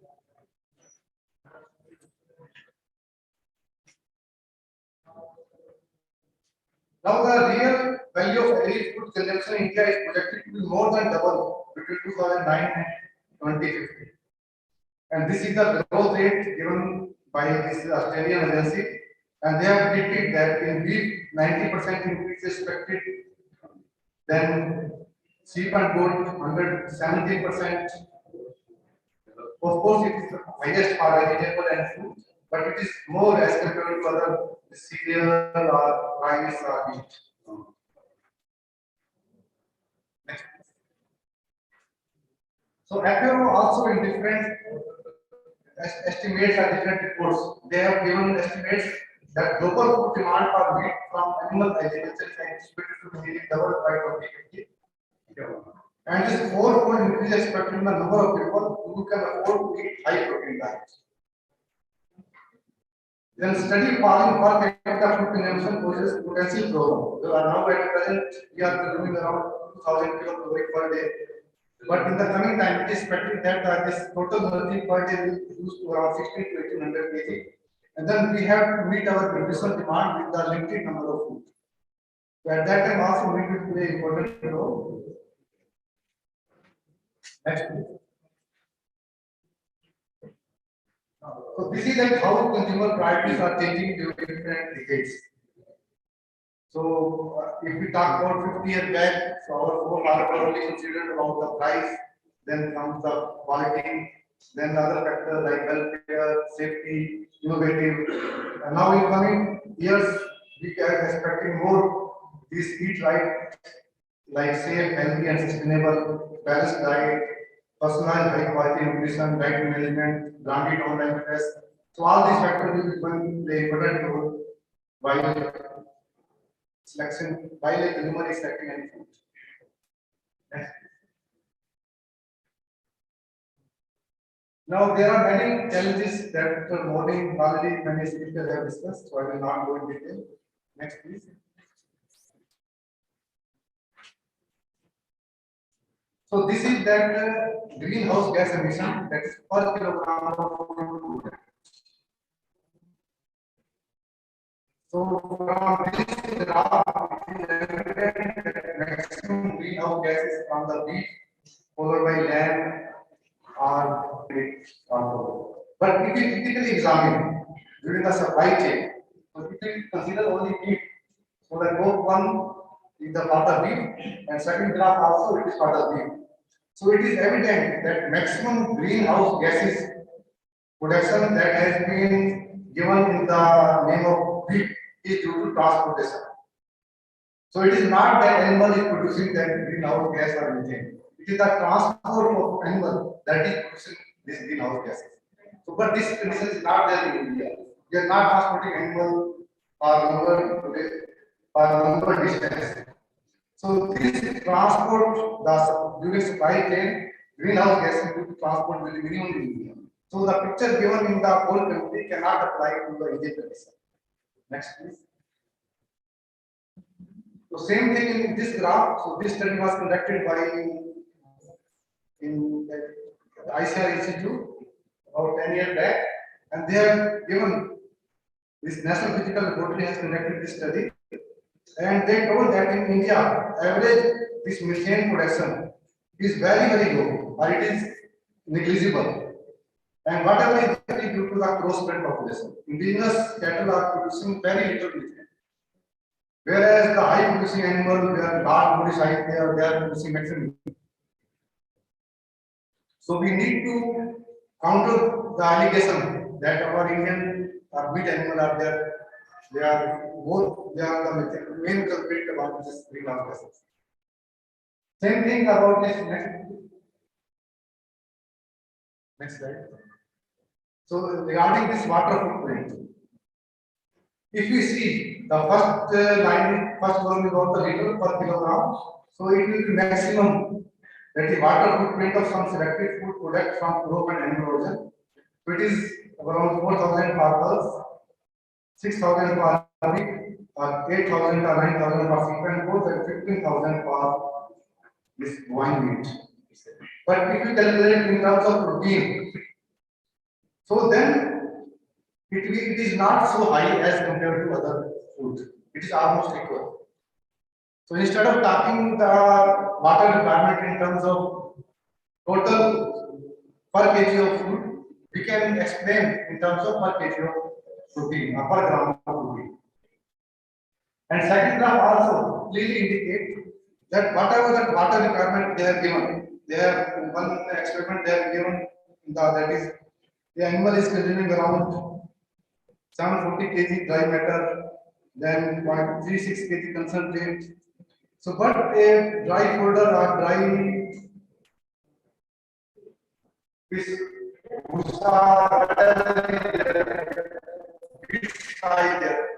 we are not producing that wheat straw for cattle feeding or cattle feeding. We are producing that for our own consumption. And whatever that left over is there, that is we are feeding to them. So whatever the consumption has been shown for animal, that is wrongly predicted. So actually the water consumption for this animal is very less.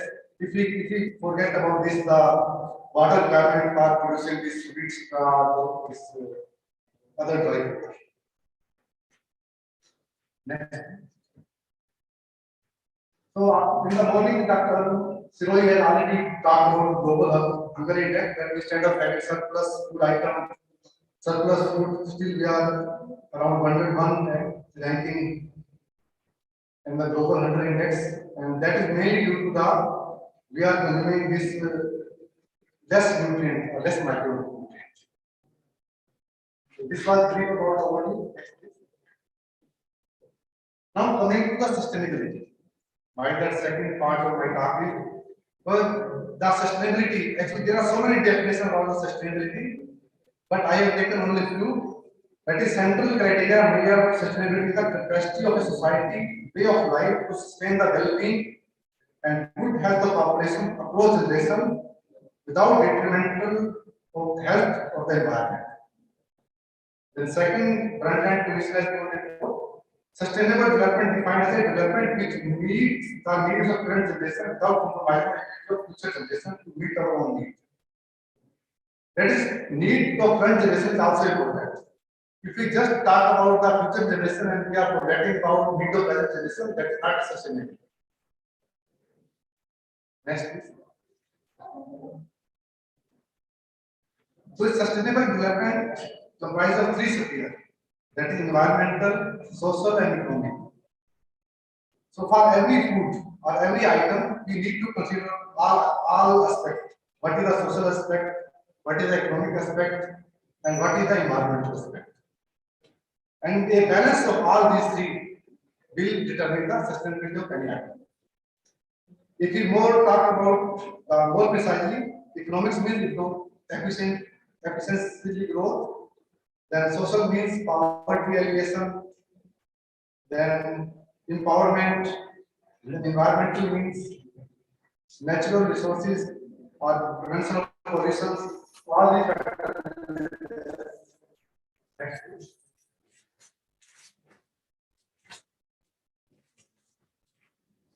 So these are sustainable goals. Our DG sir was also talking that there are 7 sustainable goals. As far as wheat production is concerned, so we can say that the role of our food sector is the food health and well-being, poverty alleviation, sustainable production consumption, efficient utilization of resources, minimum negative environment, minimum impact on the environment. Next. So in brief, we can summarize that a sustainable food chain is the food chain that is profitable from all stages. That is economical sustainability. Second, has broad-based benefit for the society. That is social sustainability. And third, has a positive or neutral impact on the natural environment. That is environmental sustainability. So we need a food value chain that is economically sustainable, socially sustainable, and environmentally sustainable. So that means sustainable meat. If we say, then social aspect will include meat quality, safety, nutrition, livelihood. Economic aspect include cost of production, feed cost, yield, demand and supply. The environmental aspects include methane emission, water use, chemical. So that is the with minimum negative environmental impact throughout production and entire supply chain, and minimum impact on farming practices like grass fed or extra, minimum use of chemical pesticide recycling water and energy. Next.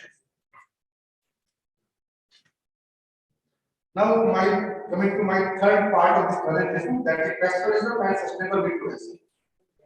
This pastoralism is a form of animal husbandry where domesticated animals are livestock are released into large vegetative outdoor land that is pasture for grazing, historically by nomadic people who moved around with their herds.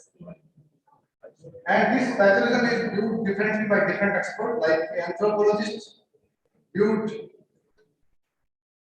as a sustainable mode of pastoralism, whereas a forestry expert can say as a cause of forest depletion. Animal science, for animal science, it is a indigenous and sustainable animal food production system.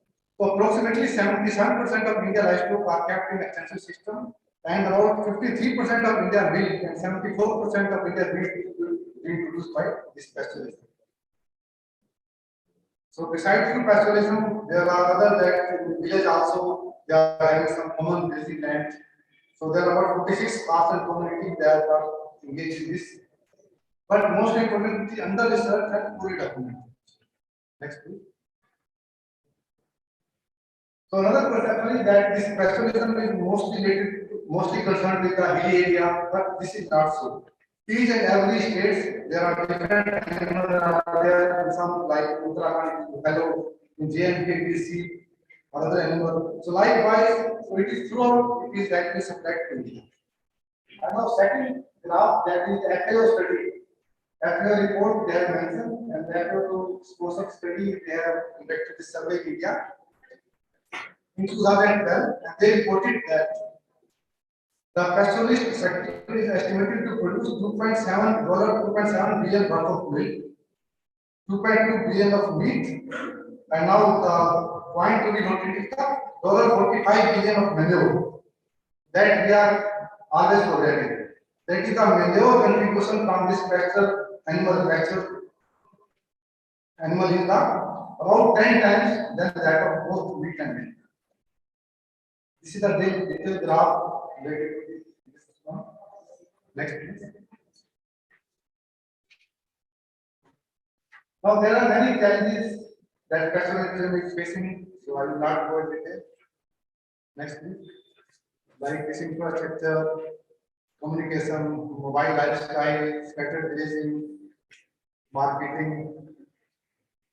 But this pastoralism strength is that it can easily fulfill the requirement of sustainable growth and can play important role in sustainable meat production.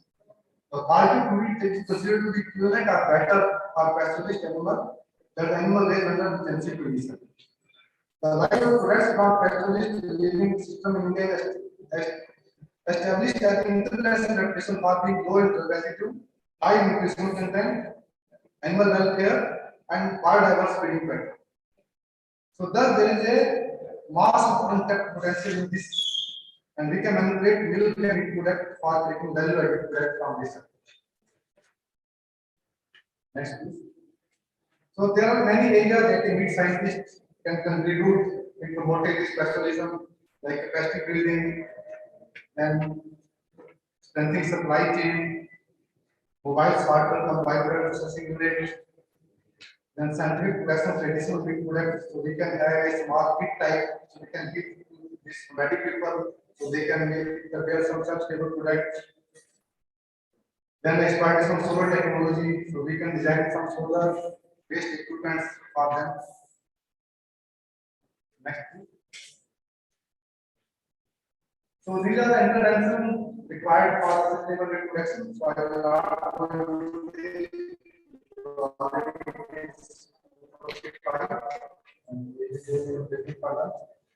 I will straightway come to the last slide, and I will sum up my presentation.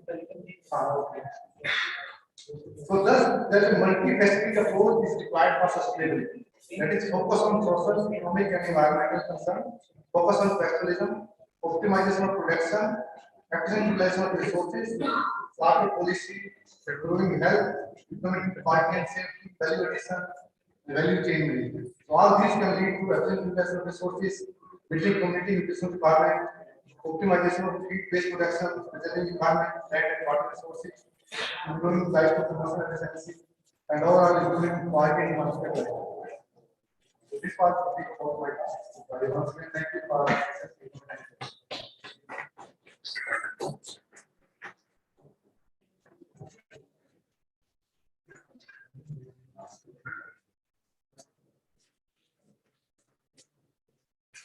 Dr. Sandhya a very good presentation on sustainability of animal food sector. And he has dealt with the various aspects of the present production pattern, comparative for species wise, and the meat diet, projection of the future diets in India, changing consumer priorities, the greenhouse gas emission due to meat production, water footprints of the selected meat items, global hunger index, sustainable food value chain with special reference to meat, and he has also in depth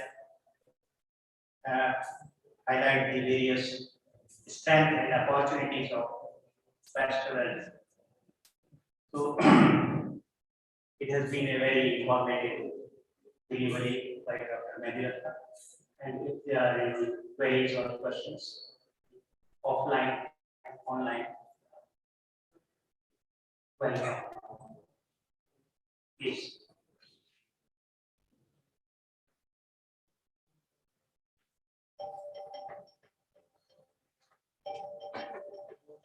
Okay, then both the lectures in this session have been very informative, and we are thankful to Dr. Balaji and Dr. Medhurata for giving the very nice lectures. Thank you. Thank you.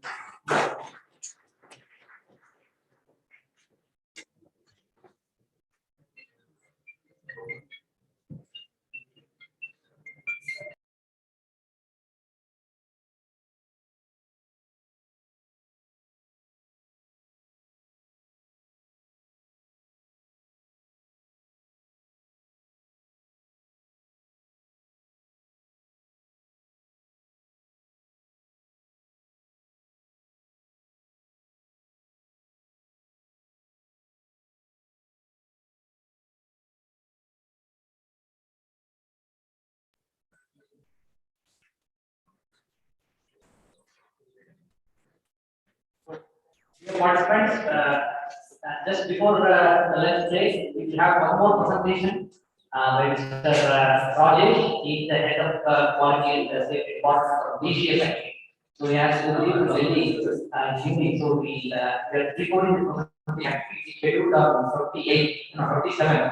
So but we have this presentation right now, maybe for the next 10-15 minutes, and thereafter we can break for lunch. So I request all the participants who are online, please be available. So we have a presentation by Mr. Rajesh from DGS. A couple of minutes to start.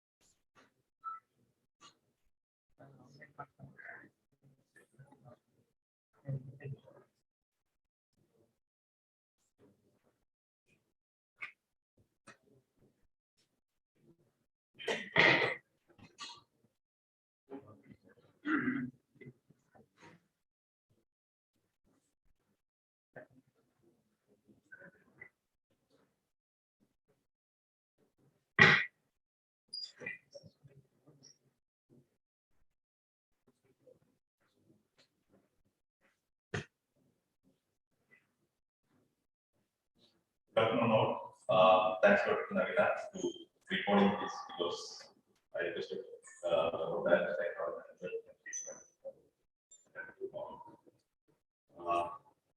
firstly, thanks for the organizing for giving this opportunity for wishes to talk about sustainability. As rightly mentioned in the morning, it's no more a buzzword, it's a reality, it's a problem. We need to address it. Can you go to the next slide? So I would like to cover my data for this presentations like the need sector and issues and the sustainability and ESG, global scenario and opportunities and constraints in meeting the sustainability needs and strategies for the prosperity of the business.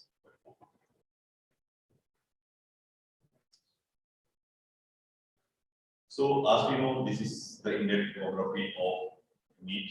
The dark red color obviously represents the meat, which is 90% of consumption in those days. And average consumption, meat consumption in days lies around 75% now. And as we know, the meat sector today, DG was talking about 90% is fresh meat, but I would say it is not an issue. 90% is represented by the fresh and only 5% is the process, but that is not real. The real issue is the 90% or 95% is still remains unorganized. There is no harm in getting delivered fresh or chilled meat, but that is the meat of the other. But it remains unorganized is the real issue. And issues represent the rest of 5% which is unorganized, and we are trying to organize the entire ecosystem to more and more organized. So this is about dishes, the wide array of product that we do have, fresh and cheap, and then ready to eat, ready to cook. And we introduced the spread, which is the first of the kind in India. You can compare that with the Nutella, the more healthier product. We use the peanut butter or similar kind. So, wherein 30 to 40% of meat constitutes 70% of rice kind. Each spread is also introduced in India by dishes.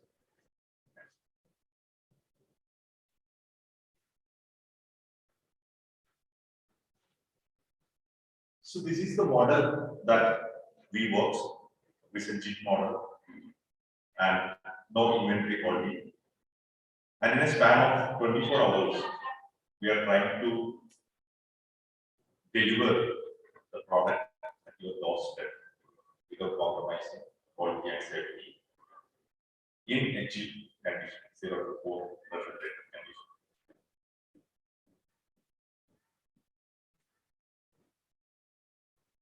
So this is after 6 years, we are now more staff.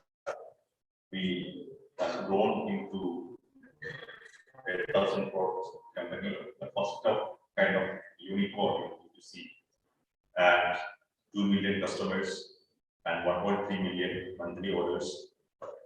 And all this we have achieved with an NPS of more than 50, which is we can compare that even the biggest brand in the world, Apple, is having an NPS less than that. So that is how that's the journey of delicious into consumer mindset. It became synonym for quality and safe meat as of now. We are there in not 50 now. We extended into tier 2 and tier 3 cities as well. It is now more than 20 cities we are entering. And we do have processing plants in Delhi, Mumbai, Hyderabad, Bangalore.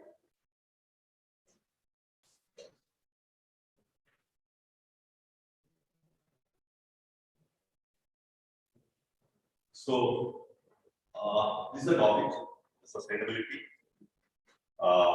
The definition, I'm not going to the detail of what is meant by sustainability or experience, etc.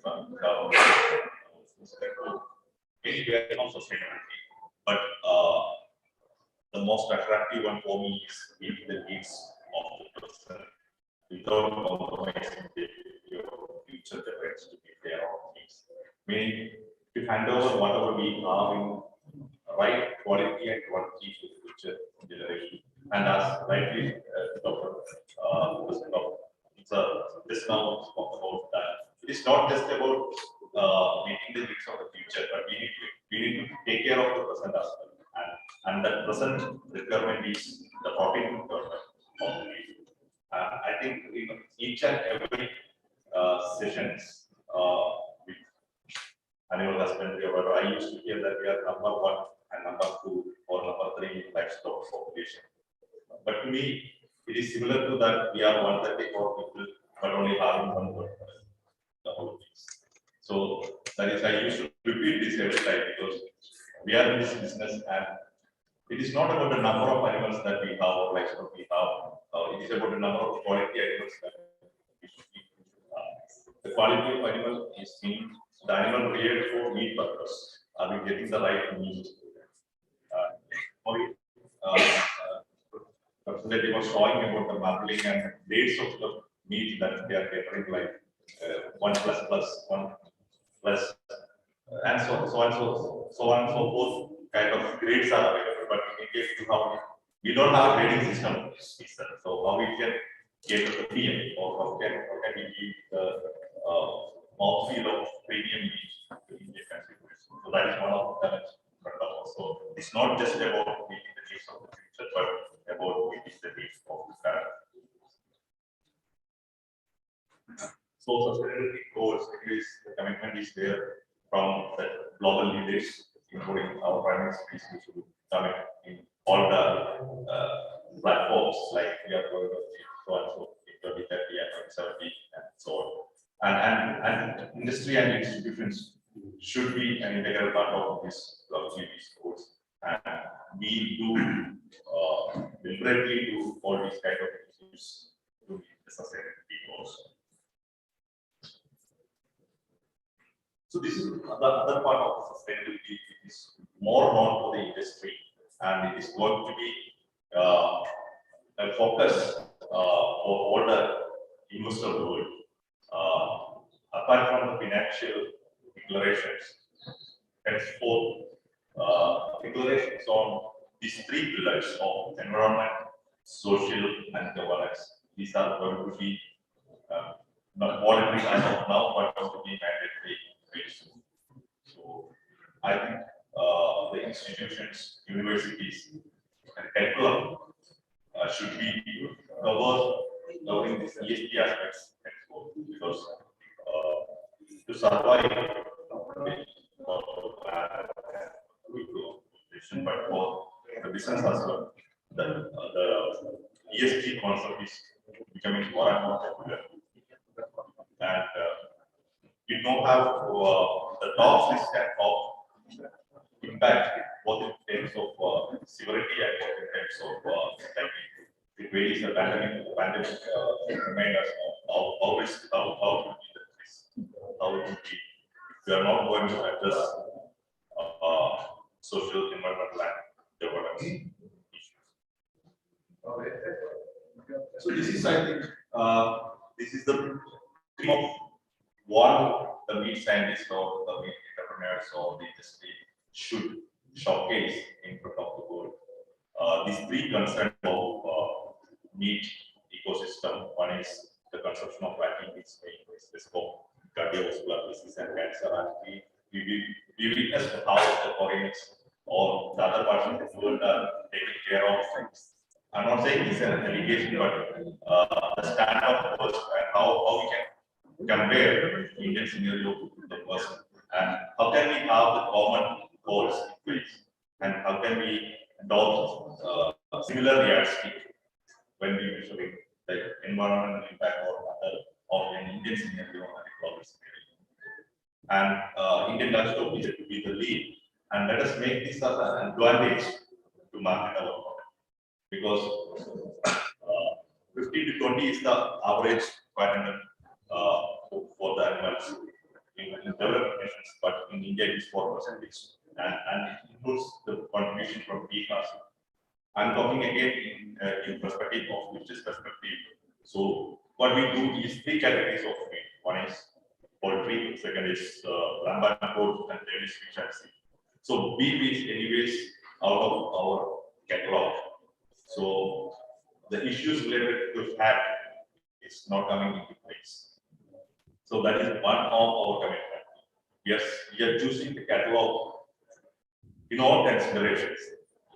And one of the considerations is ESG considerations.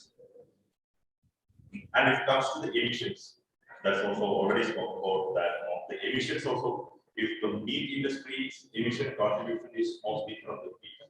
But when it comes to poultry and lamb and pork, these emissions are comparatively less and more far with some of them. And one point I would like to make it over here is there is another buzz happening around us is about plant-based meat. So plant-based meat, across the global developed nations are looking at as a sustainable alternative. But in India, it is not a sustainability alternative.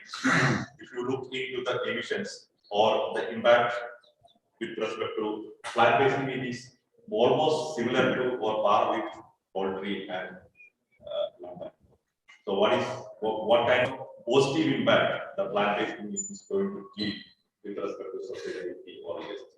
So that I think the scientific world need to project this to safeguard the interest of meat ecosystem.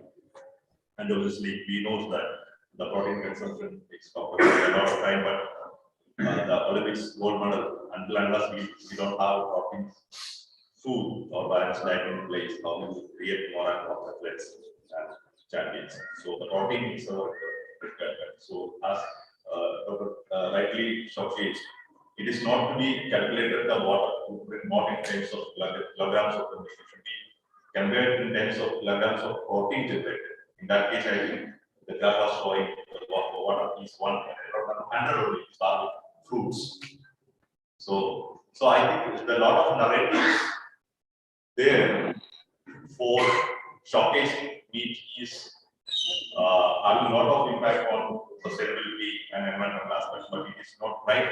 And the data is in front of us to showcase meat industry. If you do the meat ecosystem in a judicial, rational manner, then we can have a positive impact in environmental or other aspects of the ecosystem.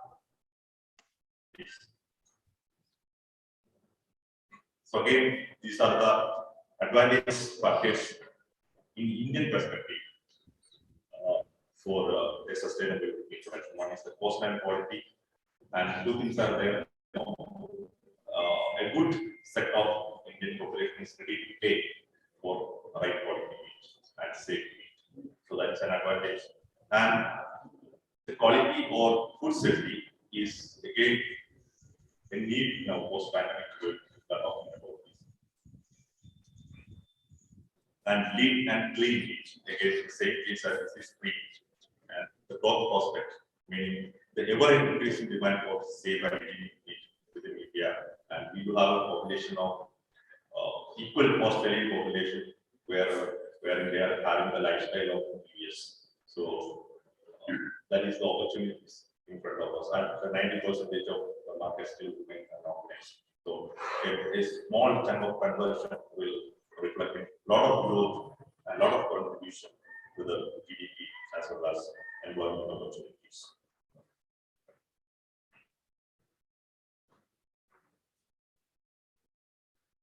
So again, we can't go without touching the constraints that we have, and on that I think all of you know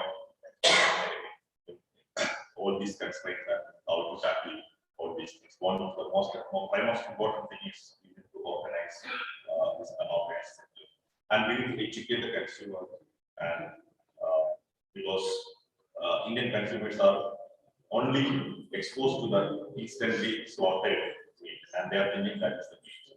But the proper aging, proper preservation, environmental control, post-harvesting handling techniques, all these things and importance of that educate the consumer, and we need to educate the consumer about the fat and its contribution, and the necessity of having fat in food. Also, the protein requirements. All these consumer awareness programs is lacking in India. That is one of the main constraints. And obviously, we don't have the right quality of meat in place. So whatever we achieve in poultry, I think we need to replicate in other sectors, especially lamb and pork sector. Next.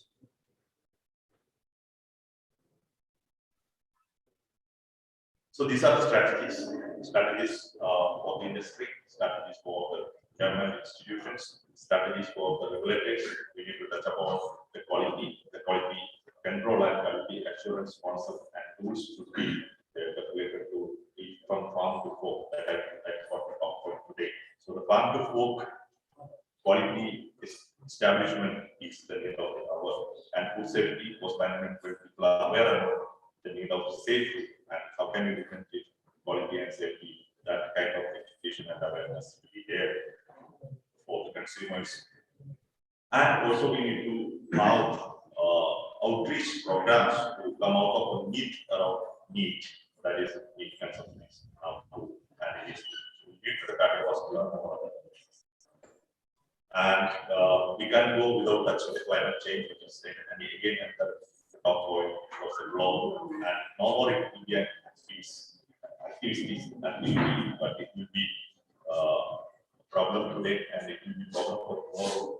And it's our responsibility to address climate change and related aspects proactively. And coming up with packaging for transportation unorganized to organized, we cannot do that transformation without innovating packaging, and the packaging should be also sustainable, because the product and package both are equally important, and the effort and the input that is required for the packaging is almost equal to that of developing a product. So the packaging should be of the nature of sustainable packaging, more eco-friendly plastic or whatever things we need to adopt. And second is this is not about having a number of breeds, but let us have one or two breeds of Indian breeds that we can showcase to the entire world like that, or even for the developed countries. You have this much level of fat, and that is the problem. But we have an Indian breed which is good in flavor, good in taste. I don't know. We need to have that kind of genetics or sort of scientific research into animal which is having highest meat quality. So the way forward is changing primary customer perspective on the quality, hygiene, animal welfare. Obviously, we need to talk about animal welfare because that is another aspect of it, which is recently committed to better chicken and which is already committed to friend of the sea or marine stewardship council. There are many third-party assurance or accreditations are also placed so that we need to have. And as environmental, social, and governance combines almost sustainability, accountability, and transparency, higher animal welfare is one of the key elements for a stage to consider ESG countries. And then breed diversity and chain classing diversity in the livestock, what we need. And obviously, the scope for their integration into support that definitely we are looking for that or our voice over FPOs and like they are within the community and or farmers or fishermen folks. So the recommendation is simplify the process of process and production standards, intensify and create new opportunities. That is again and again I would like to make this recommendation in front of all the institutions and bodies and platforms who can raise their voice. We can put a representation to FSSAI or similar regulatory bodies as well. We need to simplify the process, but at the same time we need to uplift the hygiene standards. And then commitment to responsible stewardship of the natural resources that are required to produce the sheep and what we products, focusing on sustainable production and utilization of resources. Improved efficiency and is one of the principal motto that we follow. I think all the industry, but next we need to follow that more with less resource.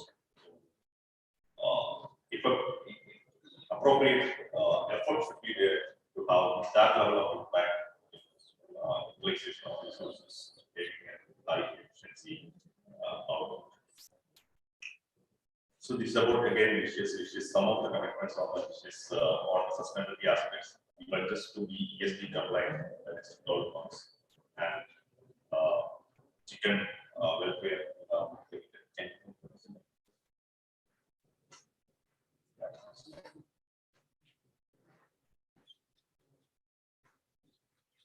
Chicken welfare to friend of the sea, main commissioners we that all are of long-term strategies and long-term commitments.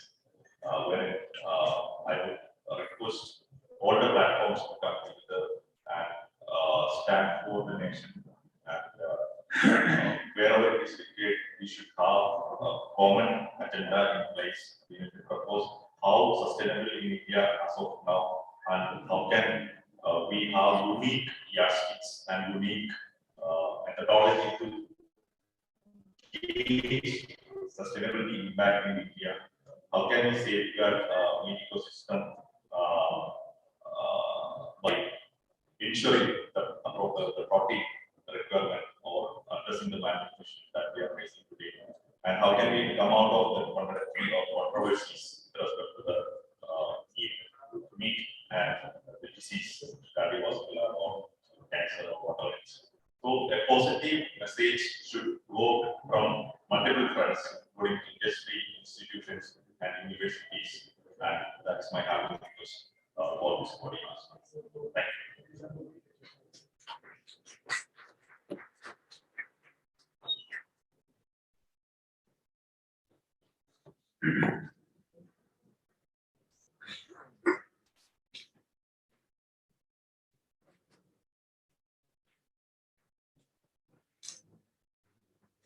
We had one more presentation, which was very informative on the sustainability of the production in India, the emission of greenhouse gases, protein generation concept, the factors affecting the sustainability, constant of Indian meat industry, the importance of the consumer awareness program, the importance of the innovative sustainable packaging, and very important aspect, the animal welfare. Very good presentation. Thank you.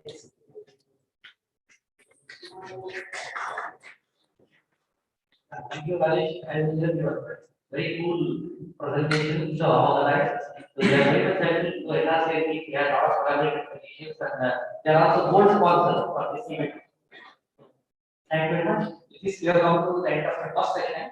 Now, I request President IMSA to kindly present the moment to the chairman and each member.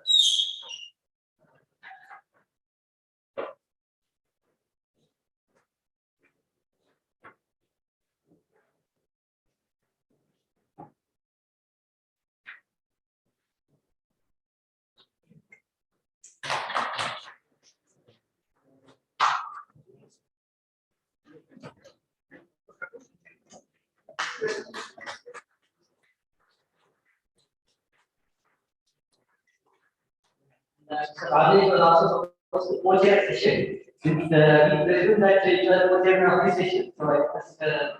Sarkar Pali sir to present the moment to Mr. Rajesh.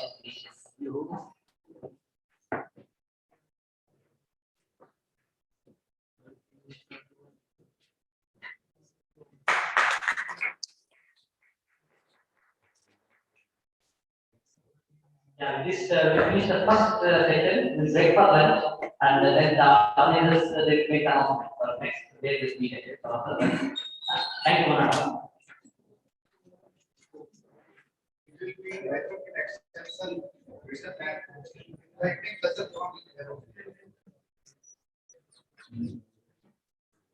I request all the online participants have a lunch or even if you already completed the please be available. Maybe after 20 30 minutes start the next session.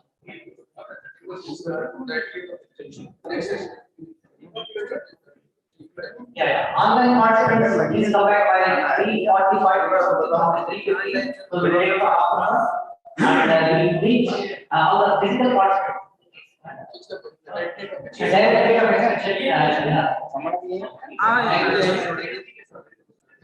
रोमी वो रोमी हाँ sir अब 3 बजे वहाँ करेंगे पौने 4 बजे ठीक है ना सैटरडे एक्सटेंशन लंच मत करो वही मैंने कहा भूख लगी हो तो चलो लंच करो इसको कैसे ले आना पड़ेगा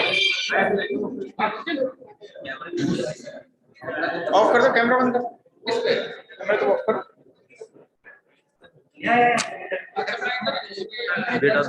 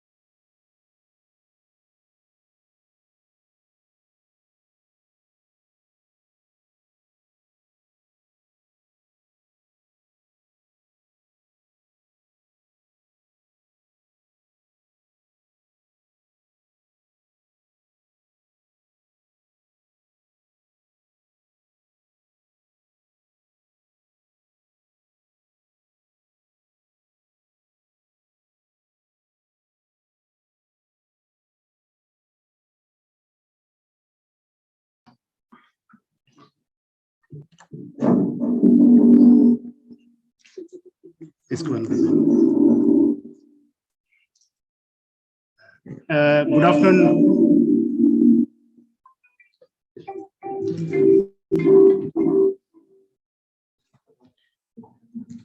A very good afternoon.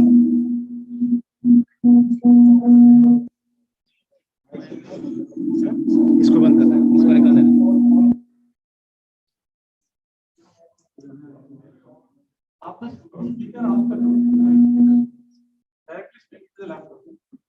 Laptop से बात कीजिए, ये तो बंद है। Good afternoon, everybody. Is it audible, sir? Online participants, am I audible? Yes, sir, audible, sir. Okay, thank you. Very good afternoon to all the dignitaries gathered here in offline mode and all the participants attending this conference online. Because the time given is very short, I'll try to finish up within the stipulated time.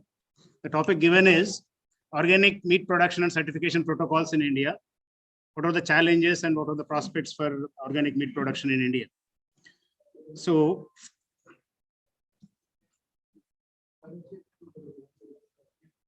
okay.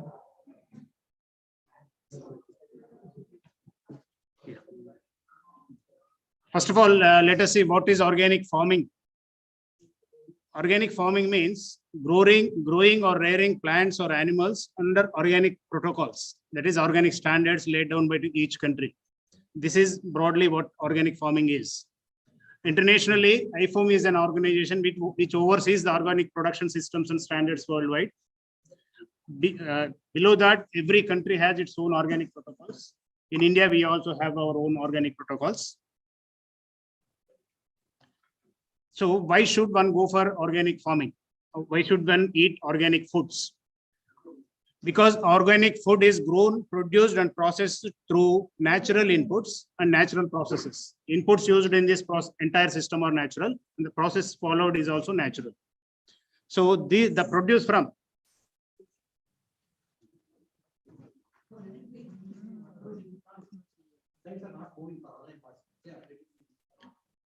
So the produce that comes from the organic production systems, they are supposed to be free from chemical residues and all the hormones and antibiotics. So this is why we are supposed to take organic foods in our day-to-day life. So if we see the world scenario, who is producing most organic foods? If we see area-wise, Australia has almost 50% of world's organic certified area under organic farming, and rest of entire world contributes to 50%. Only Australia contributes as area-wise. Australia has maximum area under organic certification. If we see number of farmers, and surprisingly, India has highest number of organic farmers in the world. Area-wise, Australia stands first, and India stands in terms of number of farmers. Almost more than 50% of total organic farmers of the world are in India. This is because our unit holdings are very less. That's how we are not very good in terms of organic area, but numbers, we are top in the world. If we see the trends, how organic systems are increasing, organic markets are increasing over a period. Almost 5 to 7 fold increase in organic share of organic land in the world over the last 20 years. Even share of market also has increased manifold, almost 6 times it has increased.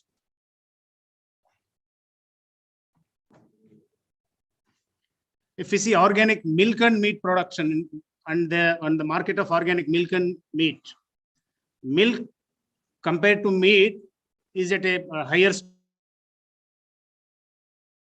stage. In 2020, it was worth US dollars at 20 billion, and it is projected that but by 2026 it will be $32 billion. Whereas organic meat market in 2020 was 50 billion US dollars, and it is expected to reach 20 billion by 2025. These are the global projections. Coming to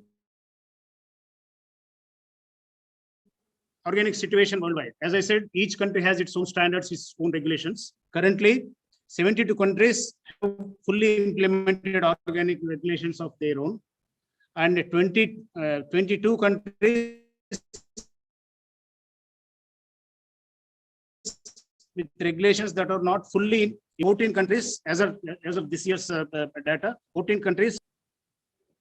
So coming to domestic market, as I said, we have highest number of farmers, but mostly it is confined to crop production. A domestic market in India for organic produce is growing at whopping 20% CAGR. And if we see COVID pandemic, though it has many ill effects, it has given some good future for this organic industry, because people have become more conscious about the food they eat. So during COVID period, the demand for organic products has increased. And in India now, informal market channels are getting established, and direct farmers are producing and directly selling it to the consumers. Producer to consumer market is also growing. And the local markets which used to sell regular products, now they have started selling organically certified produce, mainly vegetables and fruits. And governments are also encouraging this organic production in India, both crops and livestock. In exports, organic produce products are also exported from India, mostly crop products. The growth is around 20% CAGR. And in the domestic market also, it is around 20% growth. If we see total production in India, we have two different systems of organic certification, which I'll deal in the next slides. Area wise, under NPOP system of certification, almost 44 lakh hectares are covered. Out of that, cultivated area is around 27 lakh hectares, and wild harvest is around 17 lakh hectares. These under NPOP system, almost 35 lakh tons of organic produce was produced in 2021. Total farmers involved in under NPOP certification system were almost 16 lakhs. Out of this, 8.8 lakh tons of organic products were exported from India, amounting to around more than 7,000 crores. Under PGS system, which is an alternative system of certification in India, total groups formed were almost 42,000 groups involving around 12 lakhs farmers. Total area under PGS certification was around 7.5 lakh hectares. This was the figures for last year. If you see the state-wise distribution, top 5 states in organic production in India are Madhya Pradesh obviously tops the list. Madhya Pradesh, Maharashtra, Karnataka, Rajasthan, and UP. Top 5 commodities, if we see, oil seeds, cotton, sugar, cereals and millets, spices. Top 5 commodities exported, organic commodities exported from India are processed foods mainly, and this includes our soya as well. Oil seeds, cereals and millets, spices, condiments, and tea are the major commodities exported from India. Export destinations for our organic products are USA, EU, Canada, Great Britain, and Australia. These are the major export destinations for our products. If we see this list, livestock products are nowhere in the picture. The reason being, the standards were not fully developed for our country earlier. Standards were recently standardized 3-4 years back. They were revised, and now it is being implemented. So coming to our livestock production, organic livestock production in Indian scenario, if we see the strength, as I said, we have a huge number of farmers under organic production system. Mostly they are confined to crop production. Probably we have to bring fraction of them into livestock production. That will give a big boost to them. And the acumen available with the farmers under natural systems is also one of our strengths. The weakness is awareness among farmers and consumers about organic products. The awareness levels have to be increased.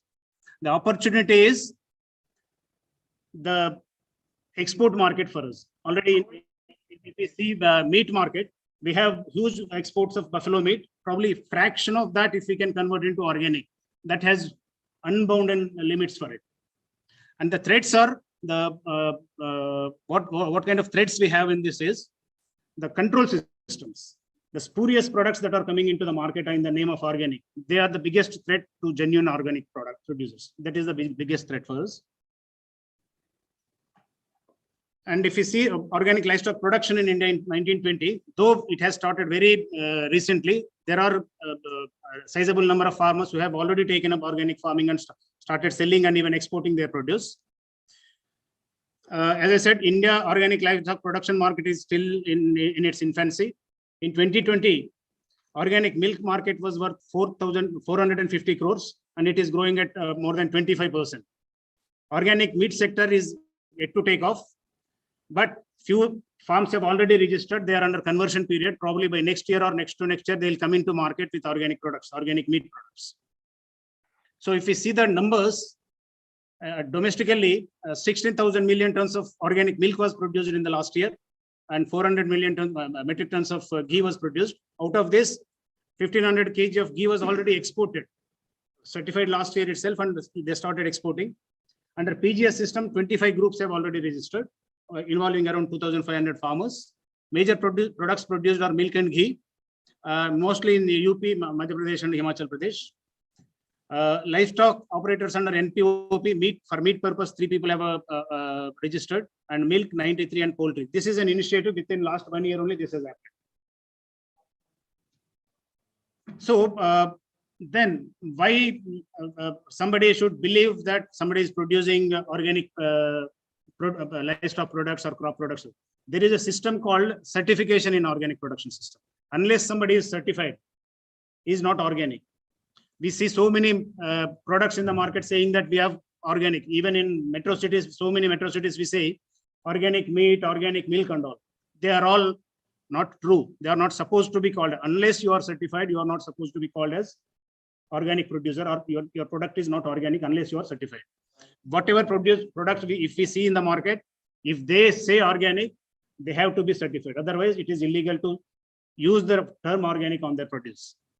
So organic certification system is a quality assurance initiative intended to assure quality, prevent fraud, and it is a process certificate. It is not certifying the product, but it is certifying the process followed in production of that product. So this certification, it gives, as I said, wider market, third-party assurance, and it is win-win for both consumer and producer. Consumer gets a better price, and producer gets a better quality product. So briefly, let me discuss on this. In India, we have 2 systems of certification. One is called NPOP system of certification.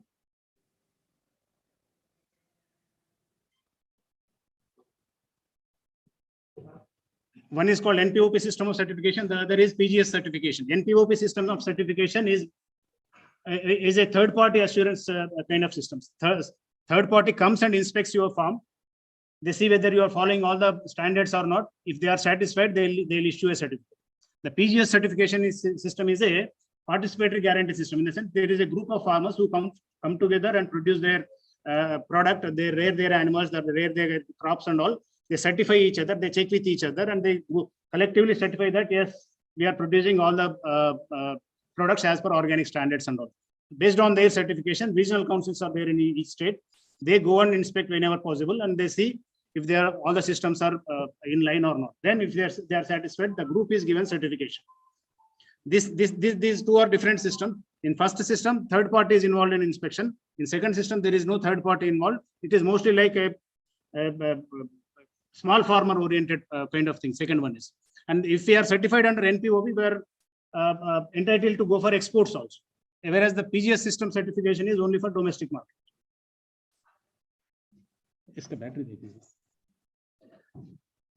So the 4 key ingredients in organic certification and quality control system is: first is accreditation, then standards for each category, then inspection by the inspection agencies, and certification. What is accreditation in the sense? National accreditation body will be there at the, as an apex organization in the country. This NAB will accredit some of the agencies to go for certification. How much time I have, sir? Yeah, 2-3 minutes I'll finish. So accreditation bodies, they go and certify the farms. If they are following all the norms, they will issue the certificate. The standards are developed for the entire country. Different categories of standards are there for livestock, for crops, for wild harvest. Like that, we have standards for different categories. We have, for our concern is livestock standards. Then these accreditation agencies, they go inspect the farm, then they will issue the certification. So then comes labeling. As I said, nobody is supposed to say some product as organic unless they are certified. Once they are certified, they are entitled to use these logos. If they are certified under PGS system, they can either use PGS green or PGS organic logo along with that tick mark, that is FSSA logo.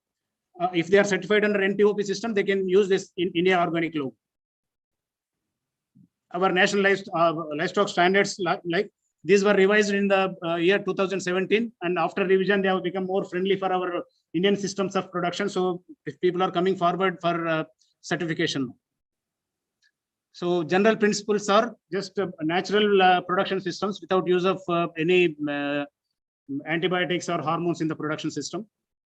We have to give utmost importance for 5 freedoms during the organic production process. That is freedom from hunger, thirst, and malnutrition, freedom from thermal and physical discomfort, freedom from pain, injury, and diseases, express normal behavior, and freedom from fear and distress. So animal management, as I said, it has to be under natural systems. Choice of breeds should be preferably from local area. Local breeds should be preferred, though it does not bar using other breeds, but preference should be given to local breeds. The source should be either from organically certified system, or you have to raise your from the beginning and convert it into organic. Each animal has to be identified by a number, and all the records of whatever you are doing in your farm have to be kept very up to date. And housing system should be comfortable. Feeding should be 100% organic feed should be given to these animals. Breeding should be natural as far as possible. And healthcare, as I said, you are not supposed to use antibiotics or hormones or any chemical agents for treating the animals, though they can be used at the terminal stage of their illness. If other systems are not able to cure these animals, we can go for allopathic medication, but they lose their organic status. So manure and urine excreta management is very crucial, and wherever you are disposing your manure and urine, it has to be geotagged and placed on the website. So it has to be very taken care. Transportation should be animal friendly, and slaughter, as I said, regular slaughterhouses or specialized slaughterhouses can be used. If you are using regular slaughterhouses, you have to distinguish the regular slaughter and organic slaughter by either time or space. So as I said, when you are starting your farm for the first time, you have to go for conversion period. This conversion period is to eliminate all the residues in your soil regarding your pesticides or chemicals. This conversion period is different for different species. As for bovines used for meat production, it is 12 months. If cows are brought into production system, 6 months is the period. If they are used for milk production, 6 months is the conversion period. Then for sheep and goat, it is 6 months. Pig, 6 months again. Like that, it is defined for each species. As I said, NPOP system and PGS system. NPOP is a third-party system, and PGS is a participatory system. So, after revising the guidelines, being part of that standard revision committee, we have taken up organic certification of farm under NPOP system for the first time. We implemented all the protocols at NRC system. First, we produced our organic fodder, converted it to organic status over a period of 3 years. Then we started with our local breed, Deccan breed sheep. Then it got inspected, and we received the first organic certified livestock in India under NPOP system. So these are the fodder certification and the sheep certification. So coming to issues. So as I said, when crops, we need certification, only one certification for your crop, whereas for livestock, we need 2 kinds of certification. What is for your fodder and then for your livestock. So this is an issue. double certification is required for livestock. And weak PGS mechanism. As I said, we have two systems of production. NPOP is already there, but farmer friendly is more PGS, but PGS system for certification of livestock is very weak, or they are more concentrating on crops itself. Nobody has taken up any livestock certification under PGS system. Availability of organically certified feed is in the market is an issue. Healthcare expertise is not available for Ayurvedic treatment. Tagging of animals is also an issue, because once the tag is lost, you have to retag and upload in the website. This is a tedious process again. Slaughter and processing facilities have to be created separately for this. And false organic claims. People who are not following organic standards, who are not officially certified, are also selling their produce in the market as organic. This is the biggest competition for the people who are genuinely producing organic. So this is a biggest issue for us. We have to create awareness at all levels. Cost of certification under NPOP is an issue for small farmers. This is almost cost 1 to 1.5 lakhs for each certification. So small farmers cannot afford. That is an issue. Initially, probably we have to create some demo units under government setup so that people come and learn from you, then establish their own farms. At producer level, lack of awareness. 2 minutes conclusions. Lack of awareness, lack of training facilities, small farm units, output marketing is also an issue. Availability of feed, lack of financial support, low yields in the initial periods because they are not aware to the system and all. Competition with spurious producers is also an issue. Organic marketing in India, lack of awareness again. Consumer preference for low, because organic, when you are producing by taking all these precautions, you are supposed to sell at a higher price, but people, when they go to market, they see for the price. That is an issue. Pay extra percentage to retailers because this is not a fast moving product. So even retailers, malls also, they demand higher margin for their displaying their products. Supply and demand disparity is also there. Different products are in demand in different places, so that disparity has to be managed. Government support is also needed in this. As I said, entrepreneurial opportunities, every step is an entrepreneurial opportunity now. So organic livestock production itself is an opportunity. Feed and only produce organically certified feed and fodder and market it, that is an opportunity. Certification agencies have to come up because only 7 agencies are there in the entire country now. Somebody can take up the organic certification agency also. Inspection executive, especially veterinarians are required, more number of veterinarians are required to go for inspection and all. Process advisors are also required. Ayurvedic, being veterinarians, we are not much aware of Ayurvedic treatment and all. Probably we have to upskill our knowledge on Ayurvedic treatment and traditional treatment methods. Quality testing of produce is also an opportunity. Organic meat marketing, wholesale marketing, retail marketing, even export is also an issue. Export, when I say, we are exporting a lot of buffalo meat, probably because we have to take up male buffalo calf rearing. If we start, especially export agencies, export abattoirs, if they initiate this rearing of male buffalo calves under organic system, probably there is huge scope for improvement in this sector. So government is also promoting this organic production under different schemes. PKVV is the major flagship program for promotion of organic production in India. For Northeast, there is special scheme, MOVCDNER, what we call. RKVA also is encouraging organic production. Machine integrated development of horticulture is encouraging organic horticulture production. Network project on organic farming on the ICR is also doing that.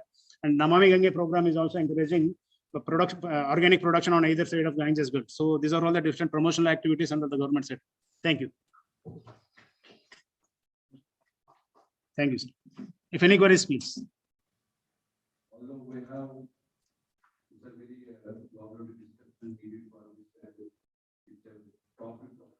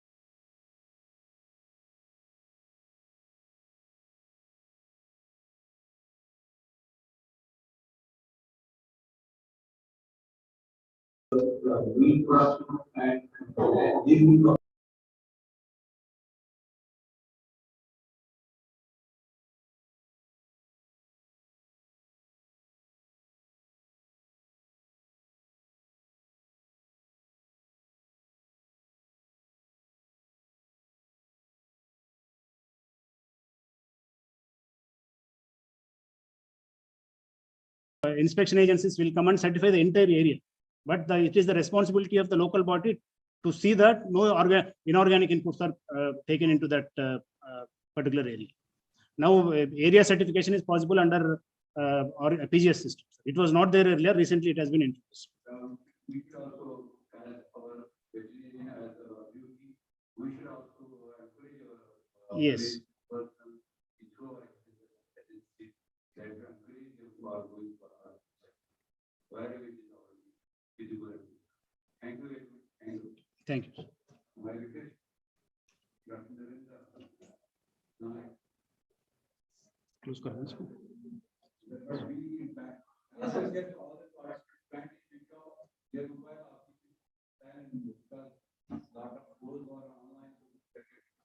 में लगा दो।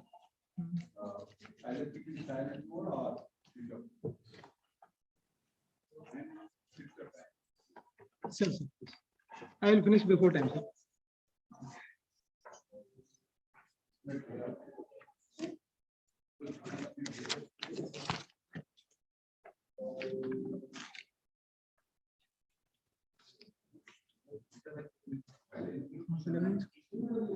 खोलो ना।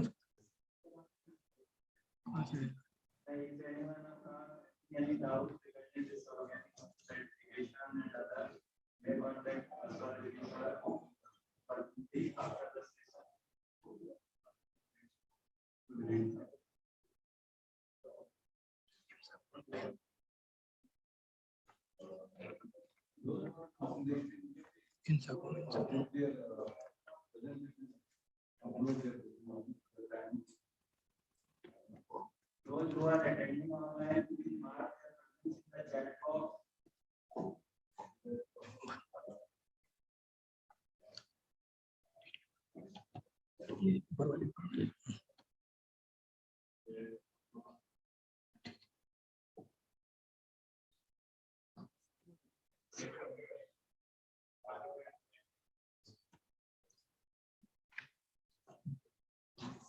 So, good afternoon, one and all.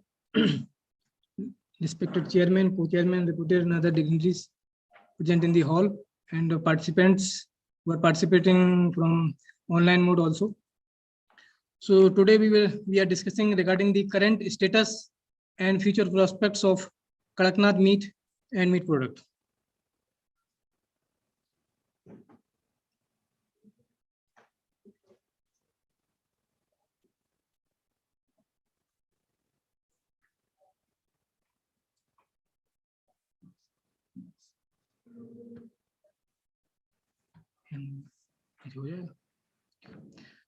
So, as you all know about the Kadaknath is the only black meat breed of our country.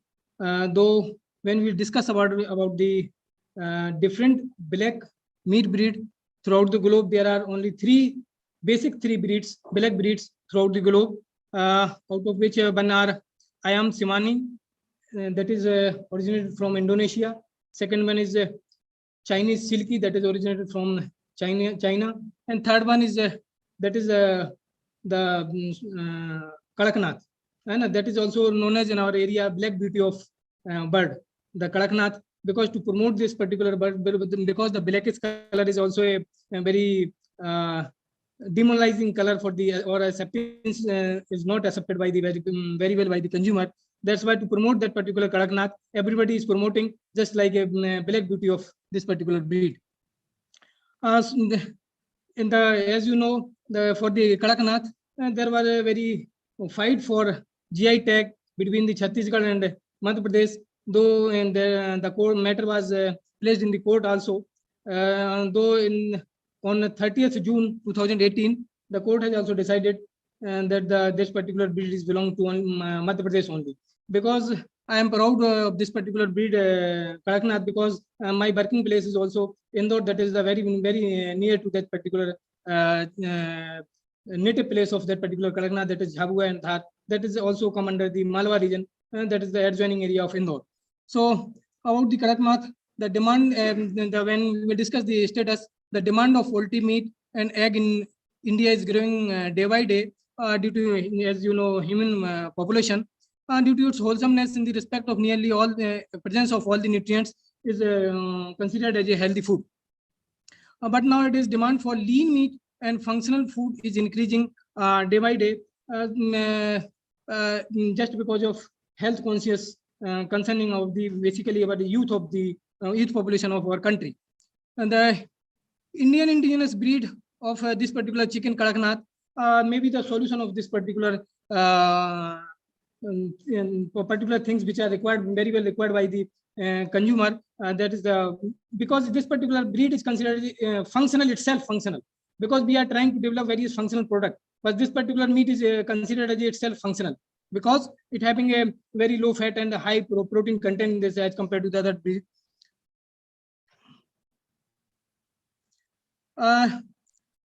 So this particular breed, as I have told you, this is the basically indigenous breed which are inhabiting in the Jhabua and Dhar region of the Madhya Pradesh. Basically, this is reared by the Adimasi community, which is belonging to this particular area at the rural youth. And basically, they are rearing on backyard poultry system. Now, as the knowledge of or this particular bit about the increasing, then definitely the farmers are shifting from backyard to commercial farming. The peculiarity of this particular breed is the most of the internal organs shows the characteristics black pigmentation, which are more pronounced in trachea, thoracic, as well as abdominal shaft, gonads, elastic arteries at the base of heart and mesentery. So these are the organs or the areas where the more blackish color are present as compared to the other organ.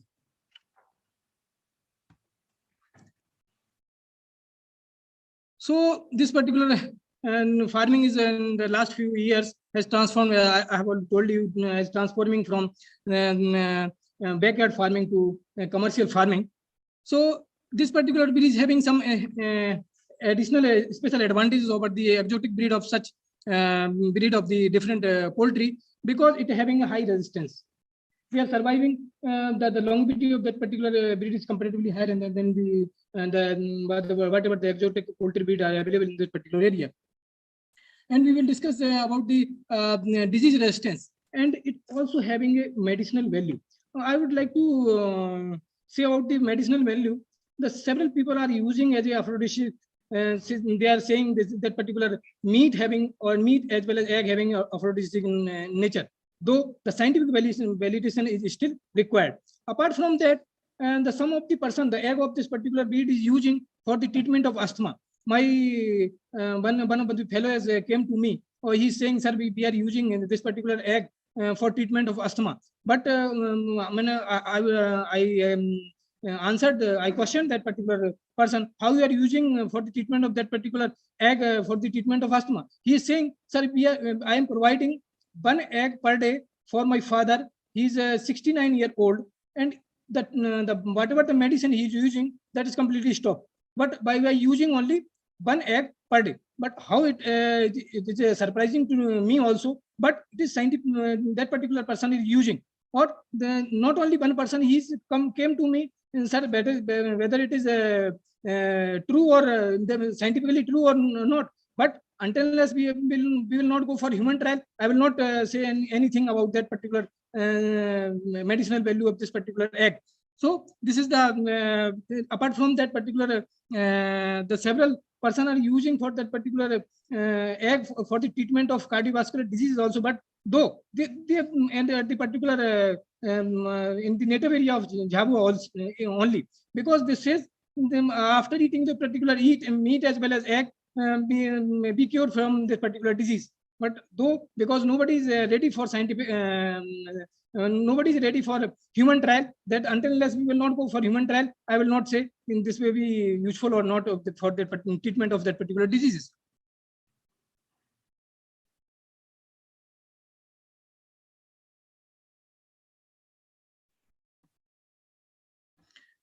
So when we discuss about the genetic variant of this particular Kadaknath breeds, basically they having a little bit difference between the three variety of this particular Kadaknath breeds. Those all are available in this the area of Jhabua, but we on the basis of variant or these characteristics we can identify The first one is jet black, second one is penciled, and third one is golden. On the basis of the jet black is adult word are black in totally black in color, and the second one penciled variety adult male and female plumage is black.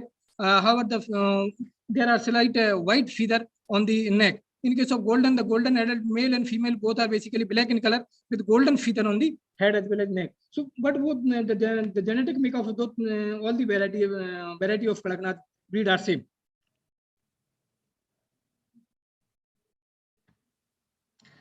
So when we will discuss about already we have discussed about this particular specialty of Kadaknath breed.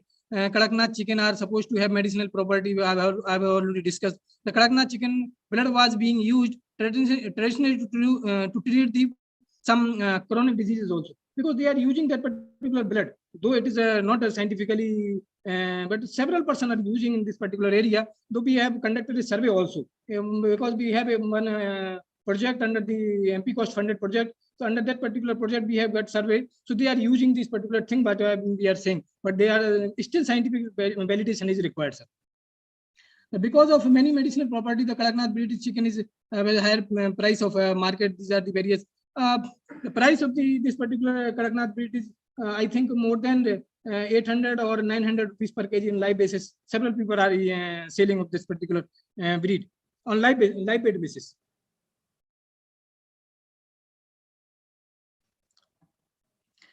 So these are the various trends what we have observed in my laboratory. Also average live weight at 5 week of age around 1.25 kg. The dressing percentage 74%, and these are the different percentage cuts which are we have noticed. So when we will discuss about the nutritional quality, this particular breed having a very less fat content as compared to the other chicken breed. The meat also contain linoleic acid. As you know, the concept of CLA content is very high in case of this particular chicken breed as compared to the other meat which are available in the country. The mineral content like calcium, phosphorus, or iron are relatively higher. Though we are saying the calcium content are not available in the meat, but in case of Kadaknath breed, when we have noticed the calcium content on are present in case of slightly as compared to the other meat of the other meat breed of the poultry. That also having 18 amino acids, and this also have this particular breed having a higher protein content. It's not known for higher protein content of the breed, because other chicken breed, when we will compare the other chicken breed, the most of the time they reported 18 to 20% of the protein. But in this particular breed, I have personally reported 25 to 27% of the protein.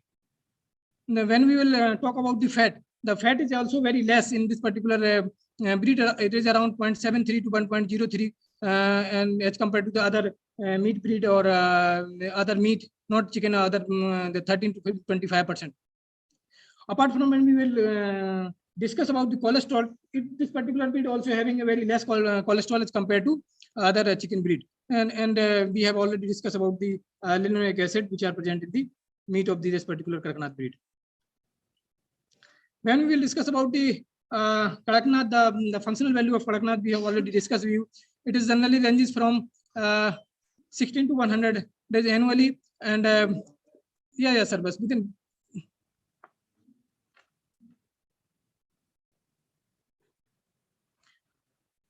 So this is the when we will discuss about the different property of Kadaknath egg. The egg shell color is light to dark brown. When we will compare the percentage of this particular dark and light brown color, it is around 67% dark brown color and light brown color is only 32. 1:3 in the ratio of this particular color of shell is being reported. And these are the various other parameters which are reported for this particular Kadaknath. Now we are working on some development of various value-added product in this particular meat of Kadaknath, and so as you know, the only few work have been done on the development of this particular Kadaknath. meat products. So then there are a few whatever the work we have done under my project. The Vadolo, my student, is conducted the study on the analysis of various meat quality parameter in Guargam and carbonated Kadaknath chicken meat patties, and he concluded that the conclusion of 1% Guargam in Kadaknath chicken patties was found superior. So these are the various other products which I have developed in my laboratory. Now I would like to before concluding, I would like to instill constant for the development of this particular Kadaknath meat products. So there are many reasons. Basically, comparatively slow growth rate is the major hurdle of this particular breed of Kadaknath chicken, because it attain at least slaughter age up to a month of 5 months, not before that. So up to 5 months, they are gaining around 1.25, 1.3 or 1.4 kg of this particular breed. And the lack of sufficient scientific validation for its medicinal and nutritional property, as I have already told you.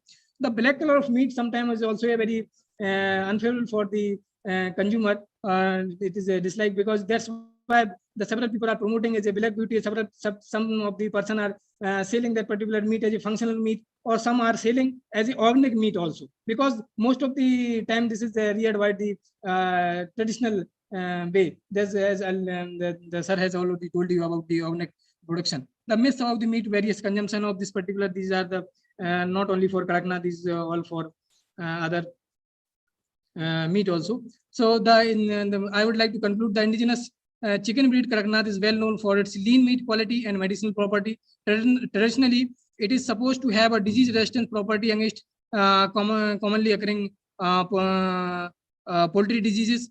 Its leanness of meat have validated in many studies, but it is medicinal property, especially its aphrodisiac properties, still need to be validated.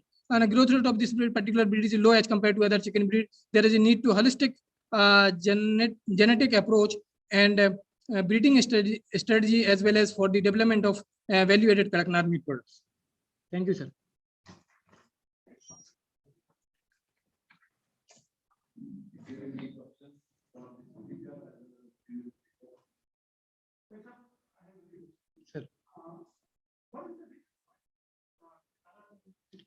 Sir, just because of high melanin content. High melanin. There is a high fibromelanosis in that particular breed, and just because of FM gene, which are dominant autosomal gene. So this was dominated in this particular breed. That's why the color of this particular breed become black.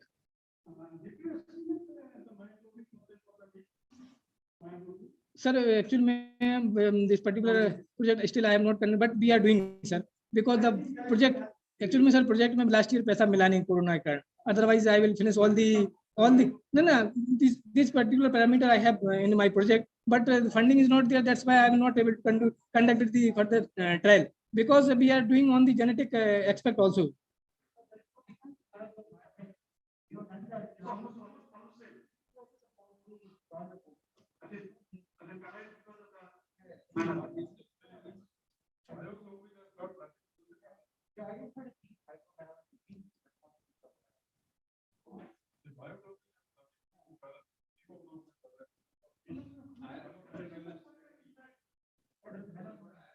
Yes, sir, definitely, sir. Iron content is higher, sir.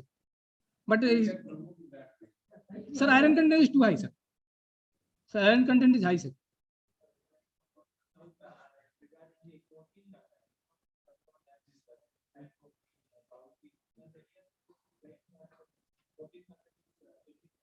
Yeah, definitely.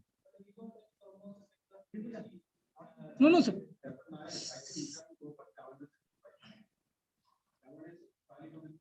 Yeah. No, sir. Sir, this is, I have tried several times. I have observed up to 27% maximum. That's why I have given the range at 25 to 27%. No, it's in raw meat, sir. Yes, sir.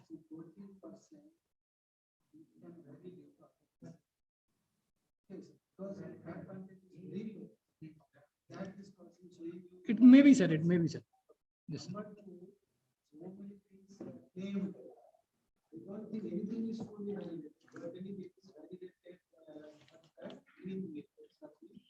And particularly amino acid determinants, it has got 18 amino acids and 8 of them are essential. Yes. That's true for even for chicken.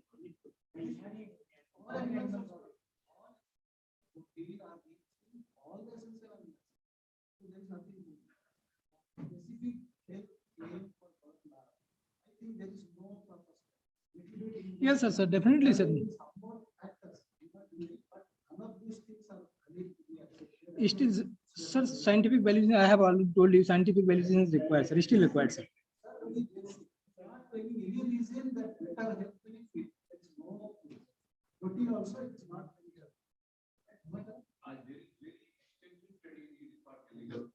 Definitely, sir, it is required. And one more thing I want to tell you, in Chennai, a lot of farms has come. So one of my friends is very crazy for all this. He has a farmhouse in Pondicherry. He purchased and then we discussed with our college farm. Then we realized the farm from Chennai which they brought along, that's not real farm. That's a commercial. It's not real. Our college farm we saw, totally it is different kind of flag, whereas those Chennai pigs, they're little different. So we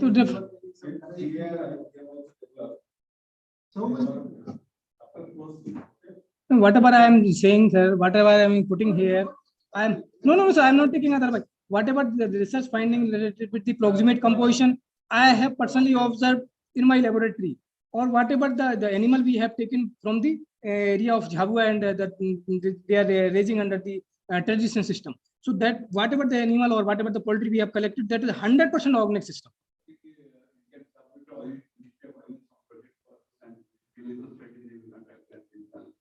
We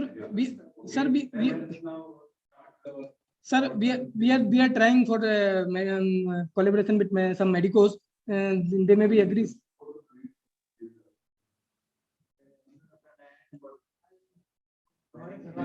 Thank you, sir.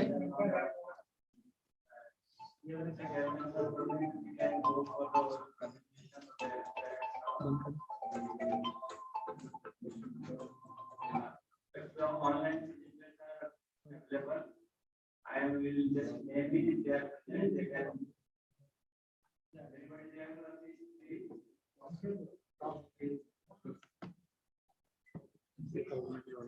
कितने online present है? Okay, then we are moving towards the oral presentation. And the very first question is the Varsa Verma. Varsa Verma. Just to unmute. Unmute. All are unmuted. Okay. Deep Sikha Singh. Message. Please take the message.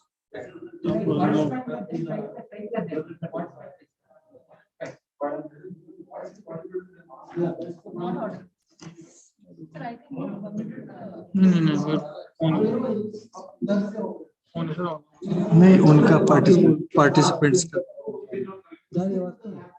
किसी को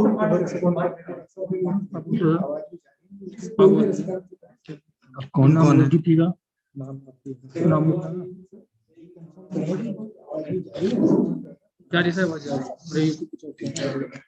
Good evening all. Now we have finished the newspaper presentation of the session. We are moving towards the oral presentation. So I will just call the name. Those who are present and intended for presentation, please join. The very first one is the Varsa Verma. Varsa Verma. Varsa Verma, Ruma Devi and Shivesh Singh Sengar. Any one of them is present? If no, then we can move to next. Deep Sikha Singh. Deep Sikha Singh.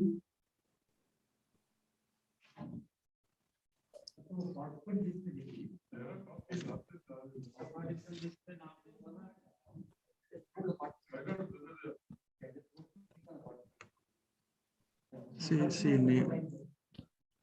Tell me the name. Tell me the name. Deep Sikha Singh.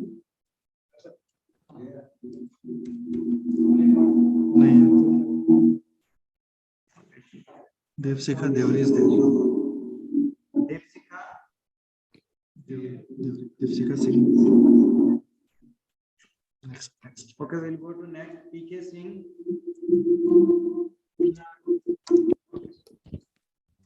P. Gautam. Yes, sir. Okay, P. Gautam, please. Can you upload your presentation? Sir, mine is poster presentation. Shall I carry on? Okay, you are on poster. Okay, let us first go with the oral presentation. Okay. The next is Arun Verma.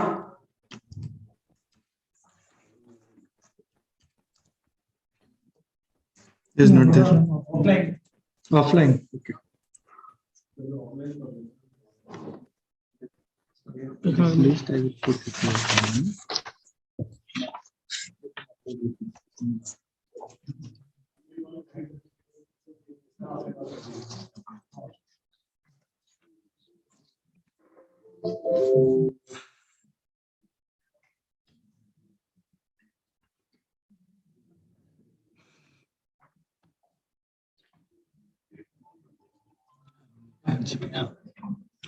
इसमें point है third one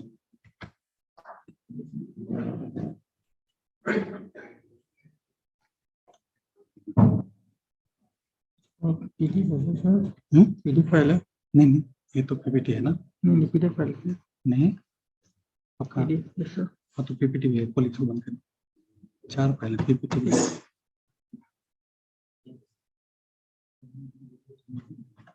ये तो हाँ ये था fourth one हाँ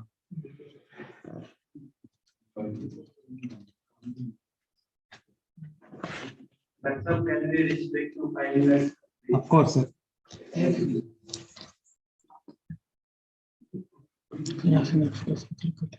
यहाँ से हो जाएगा ना एरो से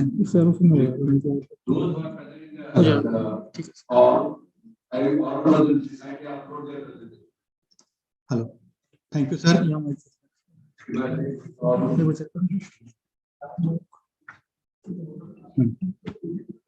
अरे ये डिलीट ठीक है respected chairman co-chairman eminent researcher seniors and friends I am here presenting phytochemical profiling and antioxidant effect of flower extracts on the storage stability of minced goat meat under refrigeration. We all know that meat lipid oxidation is influenced by the mechanical process, phospholipid composition, amount of PUFA, metal ion, oxygen, heme pigment, light, and oxidative enzymes. And these lipid oxidation affects meat color, flavor, texture, nutritional value, and consumer acceptance. Researchers and industries are using antioxidants for the reduction of lipid oxidation. These antioxidants can be natural, which are less effective, but they are harmless, and synthetic, which are effective, but there are health concerns while using them. So there are growing interest for the natural sources of antioxidants. Flowers and their extracts exhibit rich antioxidants and antimicrobial properties. It has been reported that antioxidant potential is present in the Gaillardia, hibiscus, marigold, and Sadabahar flowers. Various researchers have used flower extracts and flowers in meat products, but there are no reports on the use of Gaillardia, hibiscus, marigold, and Sadabahar flower extracts in meat. So the objective of present work was to evaluate antioxidant potential and phytochemical profiling of Gaillardia, hibiscus, marigold, Sadabahar flower extracts, and to observe their efficacy on the storage stability of minced goat meat under refrigeration. Methodologies: we collected 4 flowers, dried them, and ground to powder form, and then extracted in the sterile distilled water for 1 hour. We added these flower extracts at the rate of 2% in minced goat meat, mixed properly and aerobically packed, and stored for 7 days at 4 degrees Celsius. The flower extracts as well as minced goat meat were evaluated for the These parameters like total phenolics, flavonoids, DPPS, radical scavenging activity, phytochemicals profiling, Hunter color parameters, peroxide value, free fatty acids, and TBRS value. With respect to results, here is total phenolics, flavonoids, and radical scavenging activity of these flower extracts are presented. We can see here that total phenolics are significantly higher in the hibiscus as well as in marigold, but flavonoids were higher in the gaillardia and hibiscus. With respect to radical scavenging activity, we can see here that marigold is having significantly higher radical scavenging activity, followed by hibiscus, then gaillardia. Various researchers have reported phenolics and flavonoids contents in sadabahar, in marigold, then hibiscus and sadabahar flower. And these reports are variable as these phenolics and flavonoid contents varies according to the geography, nature of extraction, method of drying, and evaluation procedure. Phenolics compounds are common health promoting components present in the flower extracts. We evaluated phytochemical profiling of these flower extracts again 16 phenolic compounds using MRM in GCMS-MS, and we found 12 to 13 compounds in 4 flower extracts. Here is the GCMS chromatogram of the flower extracts. Various reporters have reported the presence of 7 compounds, that is phenolics, in the sadabahar, in hibiscus 12 compounds, in marigold more than 50 compounds, and in gaillardia also 12 compounds were reported. This slide shows the peroxide value, free fatty acids, and TBRS value of minced goat meat with added flower extract during refrigerated storage. Here we can see that peroxide value, free fatty acids, and TBRS values are increasing with the storage period. And control is having highest parameters.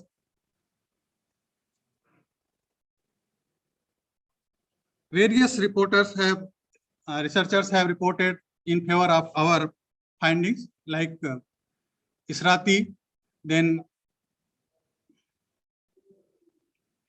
Mustafa, Abu Salem, and Kannad. Here is the Hunter color parameters of minced goat meat with added flower extract during refrigerated storage. Here we can see that lightness value is increasing with the storage period. However, redness value and yellowness values are decreasing with the storage period. Redness value and yellowness value for the treated samples were higher as compared to the control. Other researchers have reported that lightness value, like Sabina Parveen reported no change in the lightness value. Then Devatkal and Navina reported no increase in control and no change in the treated samples. Our findings for the redness value was in agreement with the Sabina Parveen's and Devatkal and Navina, and our finding is contrary to the finding of Biswas et al., who reported increase in the redness value with the storage period. Yellowness value was agreement with the Biswas et al. And Lee et al. The aldehyde produced from lipid oxidation modify very rapidly some amino acids such as lysine, and they produce pyrrole, which polymerize and responsible for the color changes. Sometimes it becomes very difficult when we add the flower extract and area other extract which are having its own color to correlate color change with the lipid oxidation. To conclude our work, we can say that flower extracts from gaillardia, hibiscus, marigold, and sadabahar are rich in phenolics and flavonoids, and they are having very good radical scavenging activity. The phytochemical profiling of these extracts reveal presence of 12 to 13 compounds which are having antioxidant activities. Addition of flower extract in the minced goat meat improved its oxidative stability through slowing down of peroxide value, TBRS value, and free fatty acid content. Then flower extract help stabilizing meat redness during the storage period, Thus, the studied flower extracts are having promising antioxidant potential and can be used at the rate of 2% in meat model to maintain the color and oxidative stability. Thank you, sir.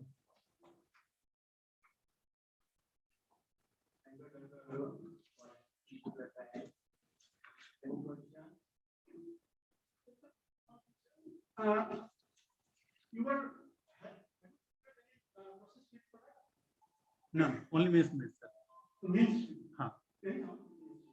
ultimately your purpose is to increase the shelf life. Yes. At the same time, it's not accepted by consumer. Yes, sir. So consumer study has to study the consumer study available study of the product. Not now, sir. This is very important.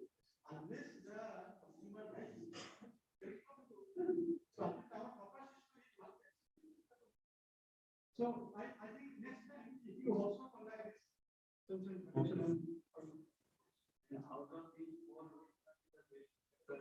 Marigold and biscuit, sir. Thank you.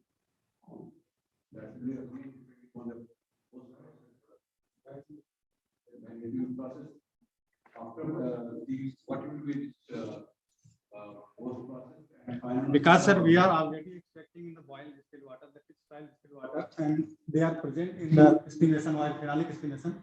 So there are less chance for the reducing the activity or efficacy of phenolics and flavonoids. We will take answer that. Sir, it has been proven that they are not having any cytotoxic efficacy. Thank you.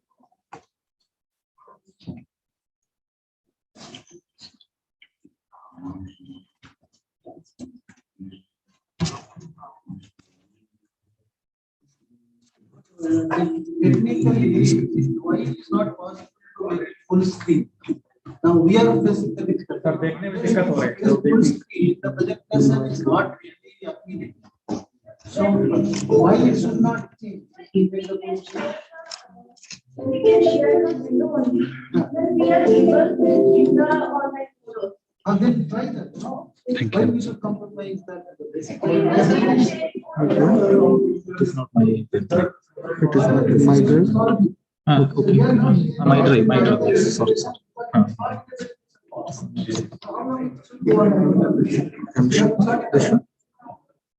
Technical things should work.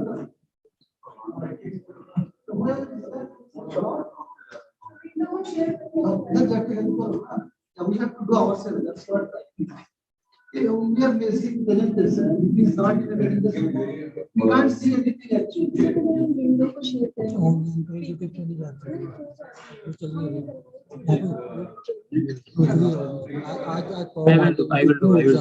will do. I'm doing regularly.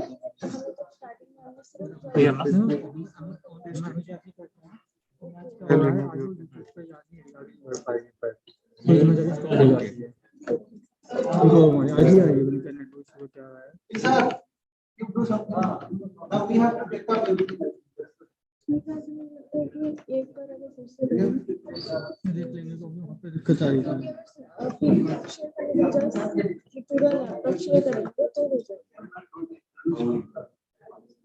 This one is yours? Yes. I don't know. Second.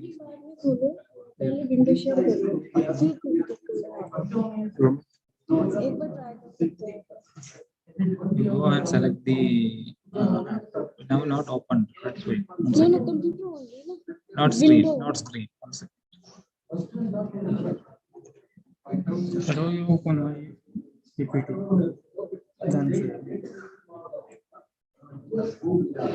Window भी share हो जाती है ना sir, ये वाली window share करो ना।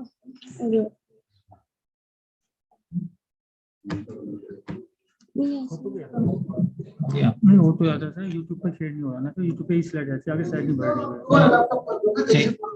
Actually, this is going to YouTube also. Please, and if you do this will not be shared to YouTube. That's what he's saying. So make one computer as a host and another as a co-host. Then host will have the Host rights will and have co-host. the slideshow. Yeah, co-host. Dr. I'm ready, but next. Who is the next?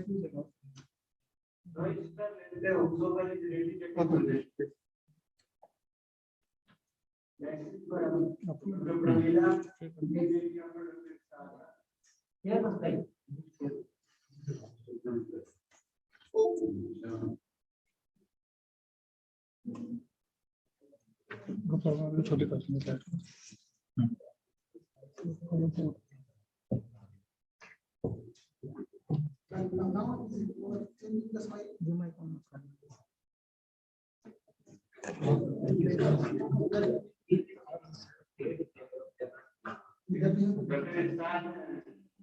We have one request from online data. So this some internet issue, so you want to present this great for webinars that we have a data with present online. No issues. Already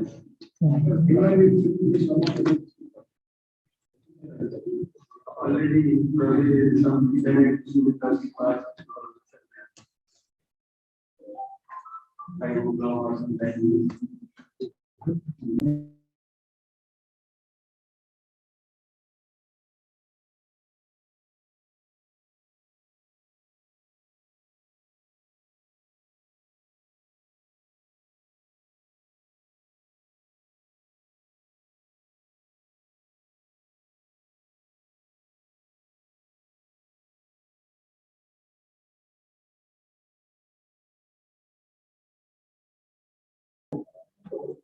Dr. Tahir is there?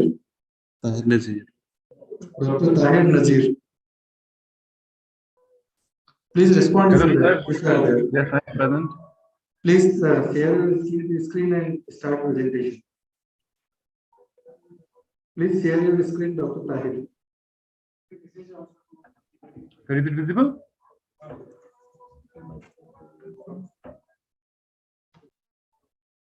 Is it visible, sir? Your slide is visible. Please start. Hello and good evening to everyone. I am highly thankful to the organizers for providing me with the opportunity to present our research entitled Upgradation of Traditional Processing Method for the Development of Fiber-Rich Rishta and Goshtava.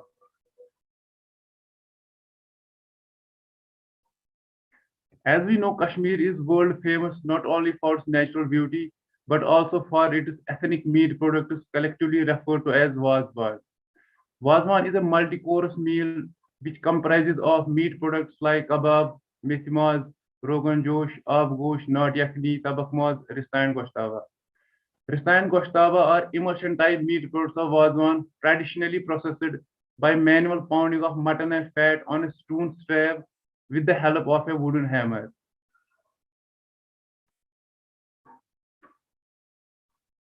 However, there are certain limitations to the traditional method of processing as it is labor intensive and energy intensive.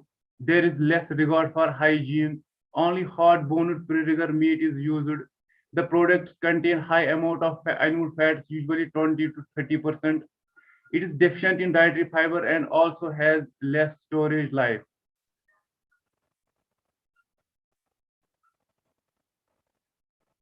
In order to overcome these limitations, a study was conducted to develop Rista and Goshtava using meat mincer and bowl chopper in place of stone and wooden hammer, and also to incorporate dietary fiber in the form of hydrated wheat bran. The addition of wheat bran has extra benefits as it helps to keep the digestive tract healthy. It lowers fat content, slows down glucose absorption, thereby helps to control diabetes, regulates BP, prevents constipation, reduces risk of colon cancer. It also helps in the growth of beneficial gut bacteria like bifidobacteria, which enhance the gut associated lymphoid tissue, which improves the immunity of an individual, which is very much required during the present times of COVID.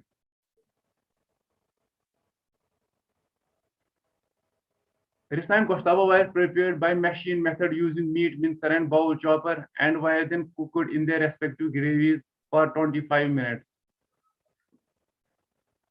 The process of formation included deboning, mutton mincing, mutton chopping, formation of meatballs, and their cooking, resulting in the formation of Rista and Goshtava.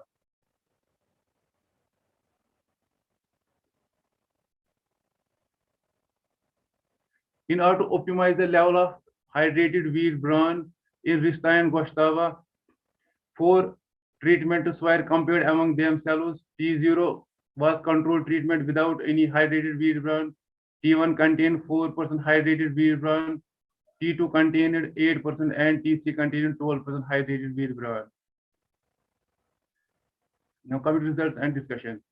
Effect of hydrated wheat bran on physicochemical and compositional quality of Rista. It was seen that with the addition of hydrated wheat bran, the emulsion stability and cooking yield increased with increasing levels of hydrated wheat bran, with T3 containing 12% hydrated wheat bran having maximum emulsion stability and cooking yield. pH was not affected much by the addition of hydrated wheat bran. Moisture increased with increase in the level of hydrated wheat bran. As we know, hydrated wheat bran has better moisture absorbing capacity, which resulted in decrease in the fat content of the product. As we can see, fat content significantly decreased with increase in hydrated wheat bran.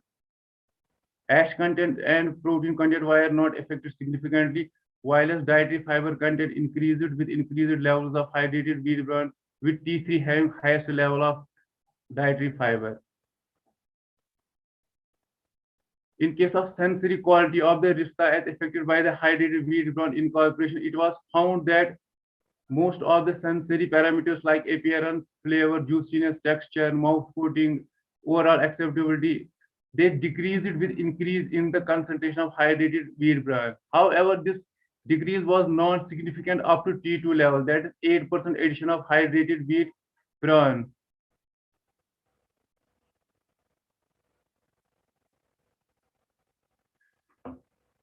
In case of Goshtava, similar findings were obtained. The emulsion stability and cooking yield increased with increase in addition of hydrated wheat bran, with T3 having maximum emulsion stability and cooking yield. pH value increased also. Moisture also increased with T3 having highest, while fat content decreased with increase in the concentration of hydrated wheat bran. Also, dietary fiber content increased with increase in concentration of hydrated wheat bran, with T3 sample having highest dietary fiber. In case of sensory evaluation, it was also found that sensory scores decreased, but up to T2 level, they were comparable with that of the control. While T3 level, when compared with the control, the results were not that much acceptable. So it can be concluded that hydrated wheat bran can be added up to a level of 8% for development of functional Rista and Goshtava without affecting the sensory quality of the product. Thank you.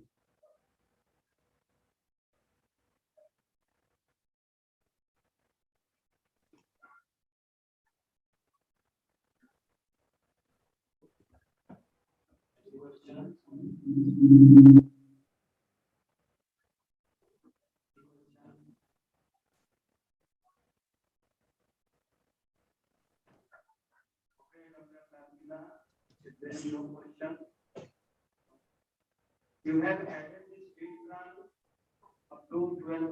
Whether it is 1:1 hybridization or how you will replace it. Am I audible, Dr. Tajina? I'm not able to listen anything. It's not audible.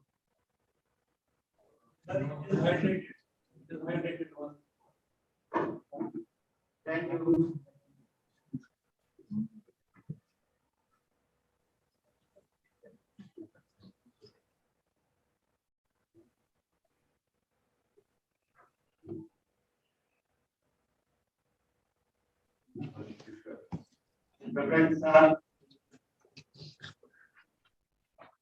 Dr. Tahir, you may stop sharing screen. Okay, sir.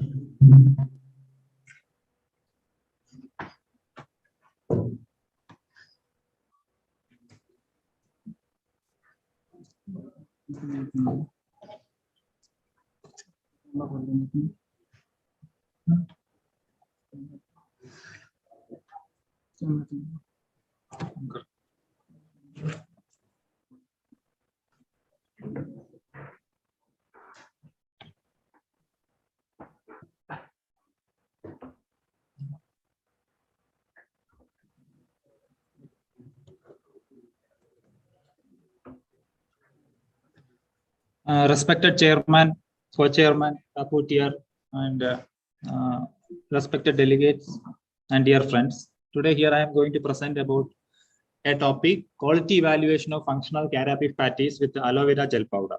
Before going into the presentations, actually India is producing or India is the largest buffalo producer in the world, and about 20% or more than 20% of the meat which is produced from India is from buffalo. And but in that only 2% of the meat is processed and it is utilized as a meat product. So my aim is to develop or our aim is to develop various technologies or processing methods to utilize more amount of buffalo meat into meat products. So in our laboratories and also during our PhD research, we were utilizing so many natural antioxidants and antimicrobial agents to used for replacing the synthetic antioxidants or antimicrobials, and to check whether it can be utilized on par with the synthetic materials. And also most of the emulsion-based meat products, the rancidity as well as the spoilage is the main problem. So that particular issue also should be addressed. That was our objective. Things we considered before starting our research. The objective of this particular research is to optimize the incorporation level of aloe vera gel powder in carabif patties, as well as to study the storage stability of these patties under different packaging conditions. During our research work, we analyzed for antioxidant effects such as total phenolic contents, DPPS radical scavenging activity, TBRS value, tyrosine value, and also antimicrobial effect of this aloe vera gel powder.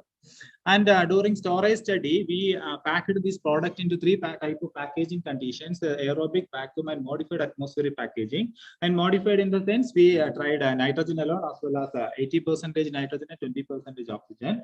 And we studied the research under a refrigerator storage condition about 21 days in the case of aerobic and 60 days for vacuum as well as modified atmospheric packaging. Department of Livestock Products Technology and Meat Technology Unit prepared a mature buffalo around the age of 12 to 14 years, and after their productive life, we slaughtered in the Department of LPT, and the buffalo meat is obtained, and this is made into patties. And as a natural antioxidant, we used about 28 different type of fruit byproducts as well as natural materials, and among one only I am here presenting, that is aloe vera gel powder, and we compared among each other during various conditions, and their quality value studies also, quality properties also studied. Buffalo meat patties prepared by using normal or standardized formulations. In that, meat is replaced with various these natural material. And why I selected this aloe vera here is aloe vera gel powder is available in the market commercially. That can be commercially, food grade aloe vera gel powder is available. We can procure that can be incorporated commercially into this particular product. So many various kinds of natural byproducts are all coming into the market, and various food industries nowadays it is being utilized. And this is the picture of a product developed, and these are all the parameters studied. And before going into the product study, we analyzed these natural material for various antioxidant or antimicrobial contents like total phenolics, total flavonoids, gallic acid, beta carotene, alpha tocopherol.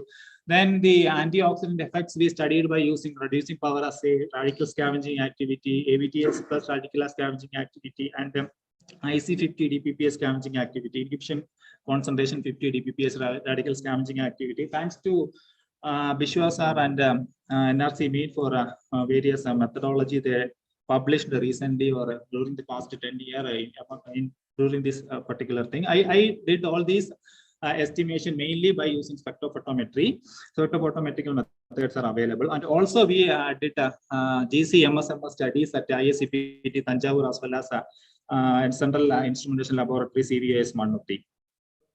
And identified that this aloe vera gel powder having a high amount of antioxidant material like this total phenolic contents and also flavonoids, gallic acid, carotenes, and alpha tocopherol. And we estimated around the 22 various type of these bioactive compounds, including total phenolic contents, flavonoids, flavines, carotenoids, etc. These plant materials as well as the food byproducts containing high amount of this material, and we studied after cooking also. During cooking, so based on the type of cooking, this concentration of this material is reducing. That is true, but there is some considerable effect. And coming into the result, that the product quality in the sense of physicochemical property, it is not much affected if you incorporate in the level of 0.5, 1 and 1.5%. And also I tried with the synthetic antioxidants, which commonly is industry, and that is I tried up to between the presentation. Please mute. At the level of 0.02% of BHA and BHT, only 1% we used for comparison. And up to 1% level, it is not affecting much physiochemical properties, as well as there is purely no proximate compositional changes if we incorporate into the product. And also we studied the sensory evaluation. During sensory evaluation, up to 1% level, it is not much changes, means much sensory attribute changes observed. And if we go beyond that, antioxidant as well as microbial, but considerably there is a slight reduction in the appearance as well as the overall acceptability of the product. And we during the storage, we studied the pH value, moisture, TBRS, free fatty acid, and tyrosine value, and almost all the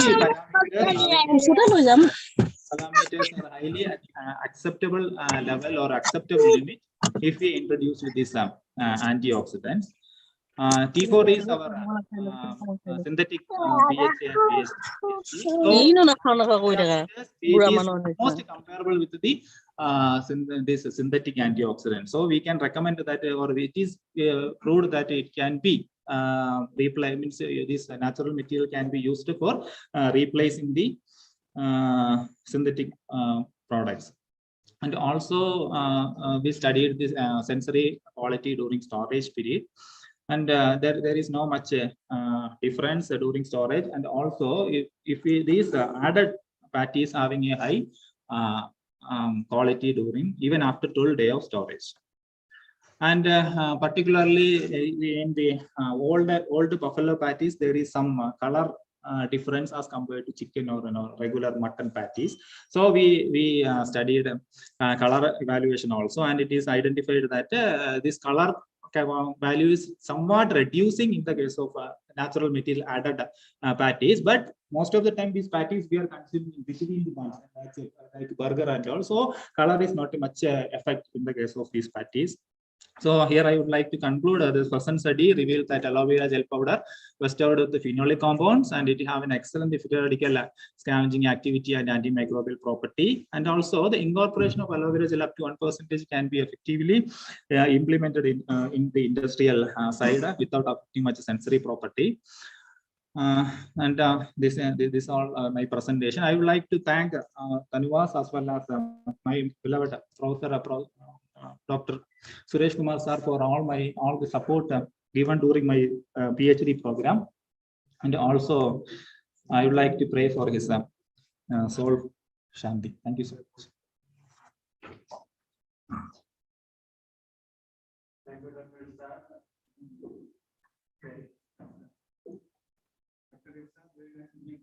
Thank you. How can we express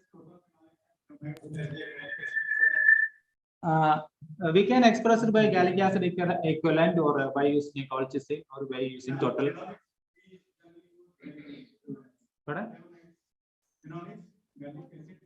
Yes. Catechin, we are commonly, many of the research work, they are commonly expressing by using catechin or catechin equivalent. But since I have a gallic acid, what I did, I prepared a standard graph based on this gallic acid. Then I evaluated over. Yes. No. Here, what I did, I prepared a separate, based on that method, I prepared separate standard graph by using gallic acid. Gallic acid is my standard. I have a standard curve of my own. Based on that, I equated. So,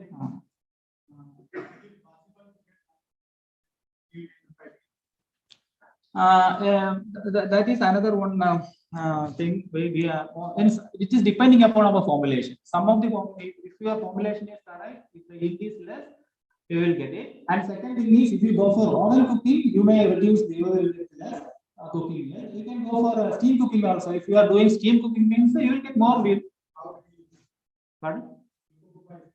Steam cooking, regular without pressure, you can put it into 30 minutes, and without pressure means it will cook. You can turn it in between 15 minutes. 60 days storage is possible. Yes. Under similar conditions, if you are doing your this one is, it is possible.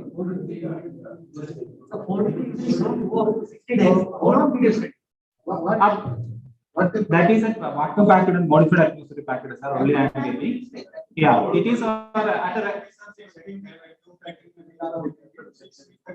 immediately after cooking, you do not allow to much contamination, so you just allow only for reduce the temperature and immediately you have to pack it.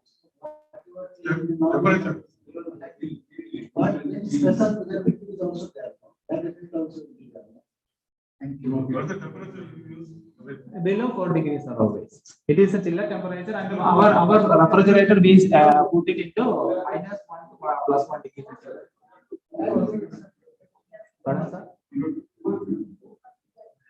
Less than 4 degrees centigrade, sorry. So yes, all in the refrigerator condition. Otherwise, you will not get that much. It will be hardly, you can keep it for 1 or 2 days in without refrigeration.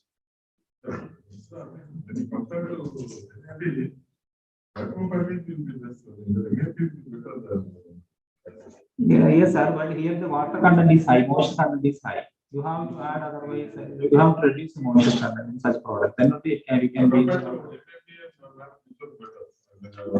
What is the final moisture content in the product? Final moisture content in the sense it is around 65 to 70%.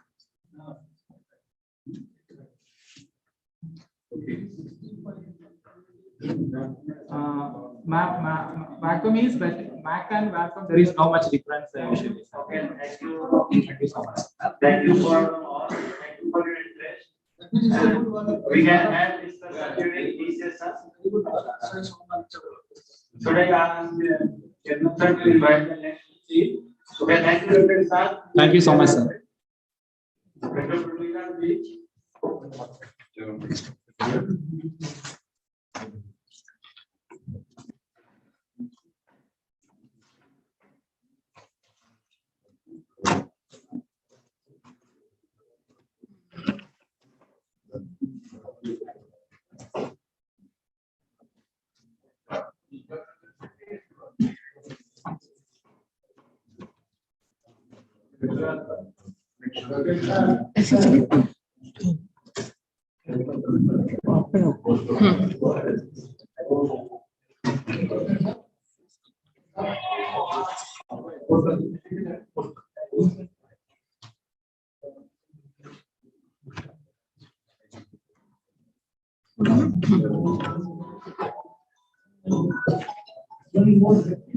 Good evening, sir, respected chairman, co-chairman, rapporteur, and the delegates.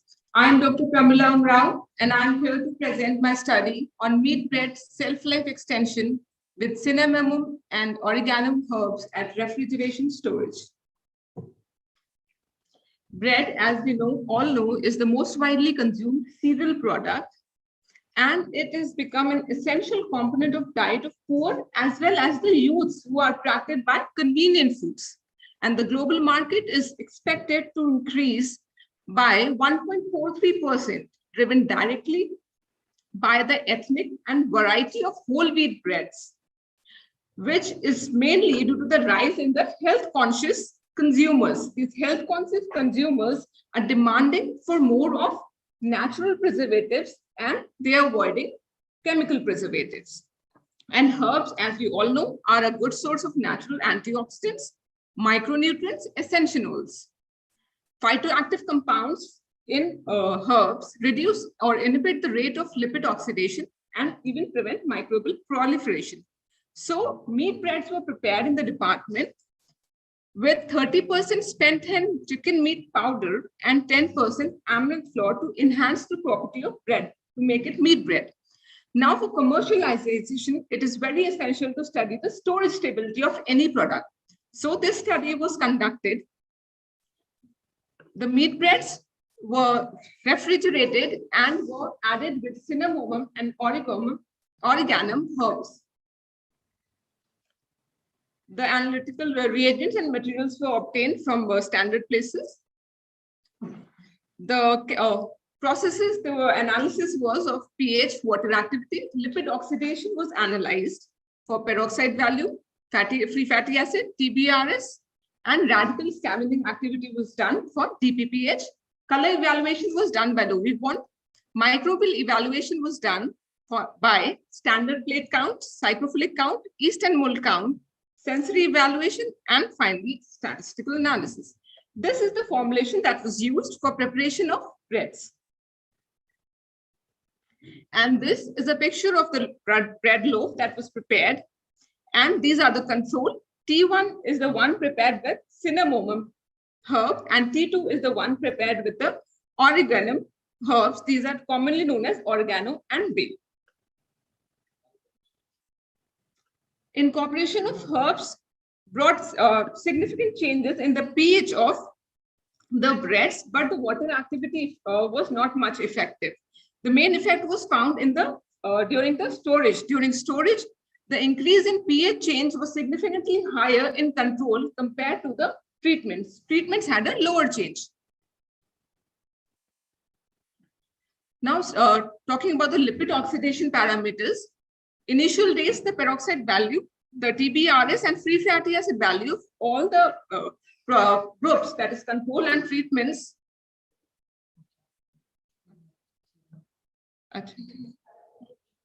was similar. But as the storage commenced, the differences were very evident from the peroxide value, where it can be seen that the increase in peroxide value of control was significantly higher than those of T1 and T2. T1 was bay incorporated, while T2 was organo incorporated.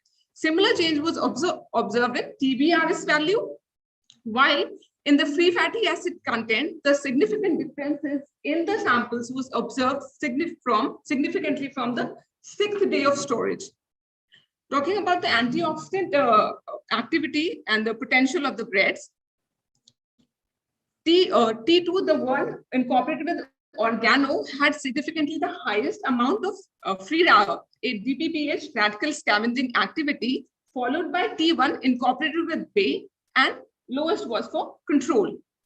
During storage, these values decreased, and they significantly decreased in all three samples. Next, talking about the color analysis were done by Logort tintometer. The color changes were not much affected by incorporation of herbs. But during storage, the effect of incorporation of herbs was significant in controlling the color changes. The color were better maintained. The redness and the yellowness value was better maintained in the treatments than control. On the microbiological analysis of the breads, it was evident that the SPC count of all the samples was similar on the initial day, but as the storage commenced from the 3rd day, differences were evident in the SPC count, which were higher in control compared to the treatments. By the end of the storage, highest SPC count was observed in control, followed by the treatment. Treatments had the lowest SPC count.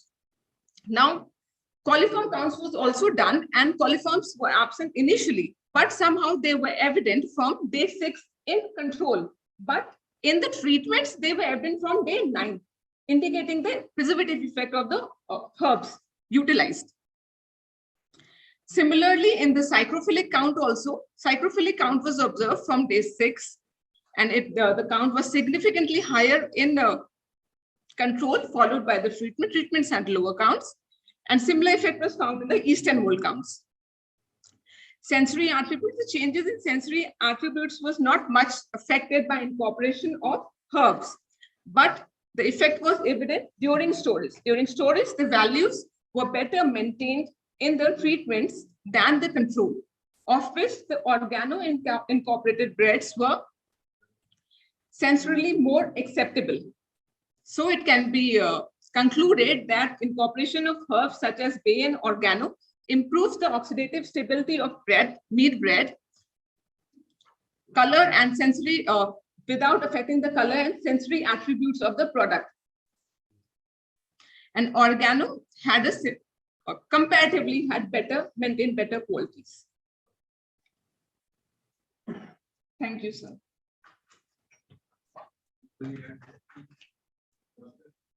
Yes, sir.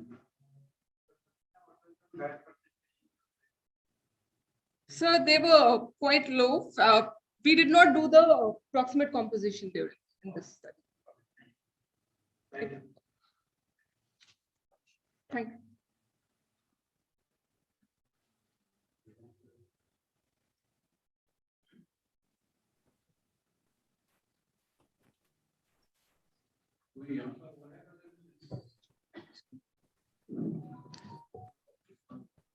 Anyone interested for online presentation? Anyone? Sir, Gautam. Gautam. Can you title yours? Sir, quality attributes of mutton sheikh kebab prepared by different cooking methods. Okay, okay. Carry on. Please start your presentation.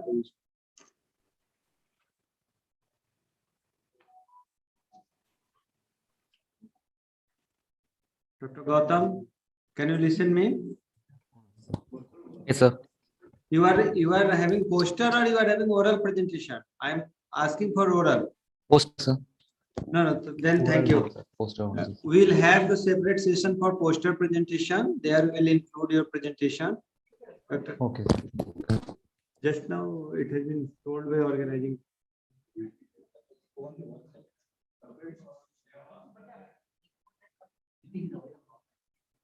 We have two poster session in the present. Poster they are having separate session. Dr. Gautam will include in that one. Anyone interested in oral presentation? Present here. If no, then we can conclude the session. Thank you. Hello, sir.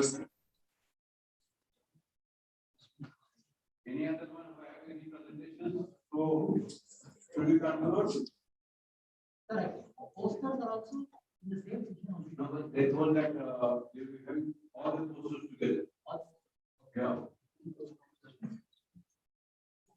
In all, if we conclude, we have two lead papers, very good people from for meat production and certification. It's a major cause and concern to all of us. I hope we will give us our presentation on certification. And these presidents of seminars are very big.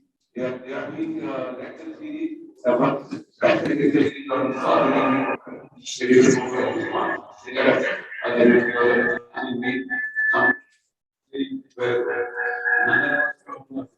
about Adana, production, good thing for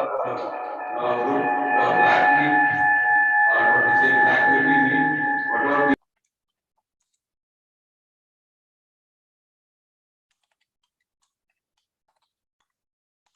Our presentations. One was online and the offline. There are good things that come with the they have one. They have this about a factor of chemical or flour, and then developing meat, bread, products. Similarly, using other functions and upgradation of the technology. With all these things, there is a message in chat box. Someone is waiting for his presentation. Dr. Ankur Das. Dr. Ankur Das, whether your presentation is for oral or poster presentation? It is for oral presentation, sir. It is for oral. Please carry on. Please share your screen and carry on, please.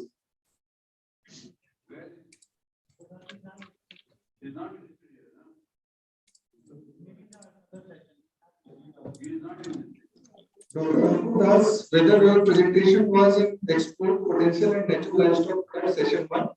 Or yes, sir. It is there in session 1 in serial number 12. Export potential and natural livestock products. Yes, sir. It is in the serial number 12. Actually, my first author is Dr. Manju Pegu, but she is unfortunately absent today. So, on behalf of her, I am going to present. Dr. M. Pegu is first author. Yeah, yeah. She was on behalf of Dr. Pegu. Yes, sir. Chairman, sir, can be proceeded. Dr. Das, please proceed with the presentation. Okay, sir.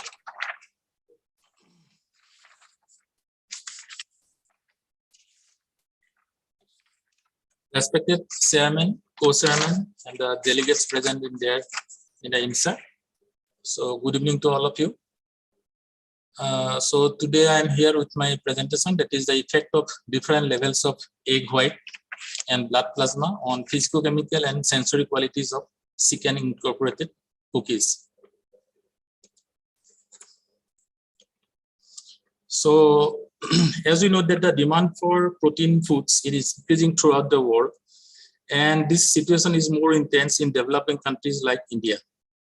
So there has been a growing demand in the recent years to recover proteins from meat industry byproducts, just like blood. And this sector is not exploited to its full extent. So blood is a major byproduct from slaughterhouse, which accounts for around 3 to 5% of the live weight of the animal, and it contains about 17 to 18% protein. But on the other hand, blood is one of the most underutilized byproduct from the slaughtered animals, and meat industry is always under constant pressure to improve the utilization of whole blood from its slaughtering operations. So likewise, sir, cookies or biscuits are cereal-based products, and they are considered nutritionally poor, high in calorie and fat content. However, these cookies are very much popular amongst the consumers as a convenient food. So considering the nutritional importance and functional properties of animal blood, a study we have taken up to develop a recipe to develop chicken incorporated cookies by incorporating different levels of chicken blood plasma, replacing the egg white, which is the most expensive ingredient in terms of bakery industry. So here we have developed a recipe with 4 formulations, that is the control T1, T2, T3. So in control samples, we have added only the egg white, while in case of T1, T2, T3, we have substituted the egg white by gradually with chicken blood plasma. So, sir, this is the preparation flow chart. That is the preparation of dough and addition of all the other ingredients, dried spices and herbs. Then instead of raw chicken meat, we have used defatted chicken powder. Then mixing and kneading, shaping cookies, heating, then baking in oven at 160 degrees centigrade for 25 minutes, then cooling to room temperature, packaging, and quality evaluation.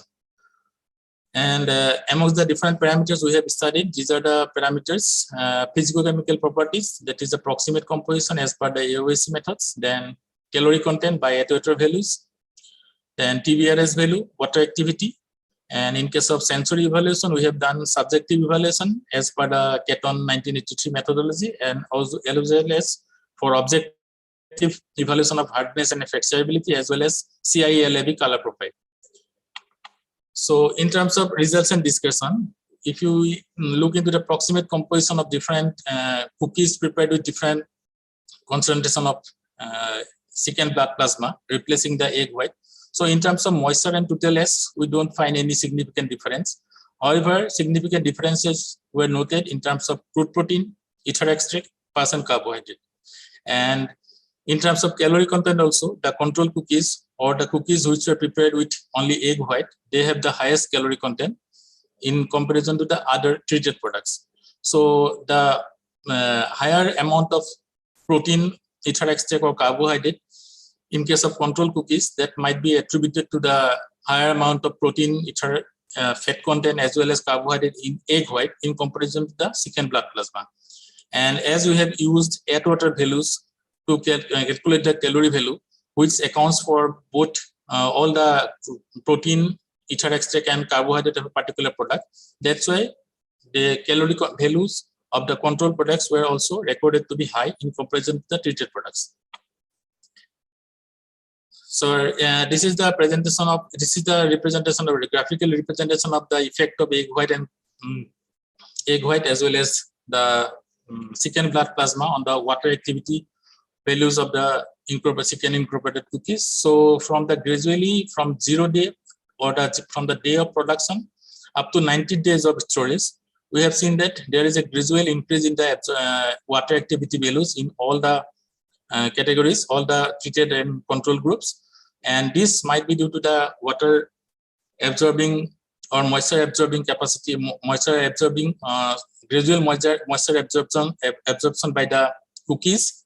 And same thing we can see in case of TBRS values also. So here also, here you can see that from the beginning to the last day of storage, there is a gradual increase in the TBRS value. Although the TBRS value is found to be lowest in case of the control cookies in comparison to the treated products. So here is the graphical representation of the sensory qualities. So in terms of sensory quality, we have found that the cookies which were prepared with 15% secant blood plasma, they have enjoyed the highest scores amongst the panelists. And there was a gradual reduction in the scores for all the parameters with the progression of the storage time. And finally, the graphical representation of the textural properties of secant incorporated cookies. So here you can see that the hardness as well as fracturability in case of all the cookies, they were gradually increased. And this might be due to the higher protein content in case of egg white in comparison to the secant blood plasma. Okay, more the protein, the less is the hardness and more is the fracturability. So in case of color profile also, we did not find any significant difference in terms of lightness in all the different formulations. However, some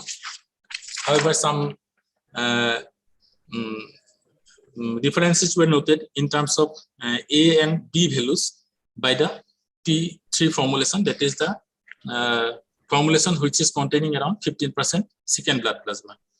So looking into these parameters, we can conclude that both egg white as well as secant blood plasma can be suitably used for preparation of secant incorporated cookies with superior quality attributes. Though cookies with 15% egg white enjoy the superior nutritional quality, the cookies with secant blood plasma, that is the T3 group, enjoyed the highest sensory scores during 90 days of ambient temperature storage. So therefore, we can conclude that the production of protein-enriched snacks like secant incorporated cookies by utilizing low-cost abattoir byproducts like secant blood plasma, replacing the expensive egg white, may prove to be a beneficial and cost-effective endeavor. So that's also. Thank you.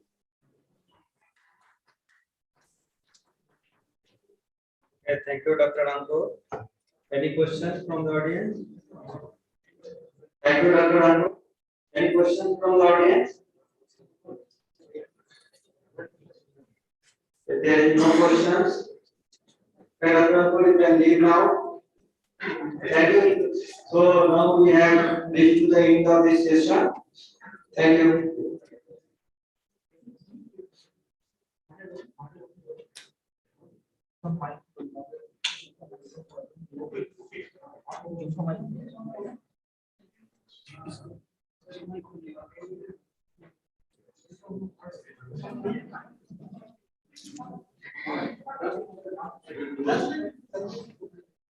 This, already we have discussed, there were 4 now, oral presentations are already completed.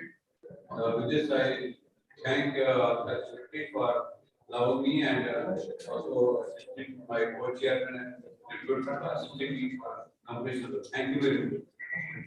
Dear delegates of both online and offline mode, with this, Honorable Chairman Sir has handed over the proceedings, and this wonderful session has come to an end. We had very good, excellent presentations in the session.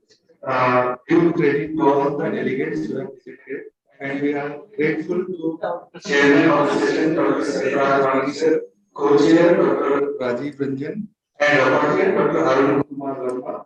As a token of our love and respect, I would like to invite Dr. P.K. Mandal Sir to present memento to the Chairman of the session, Dr. Sarfraz Wani Sir. Dr. Mandal Sir, please.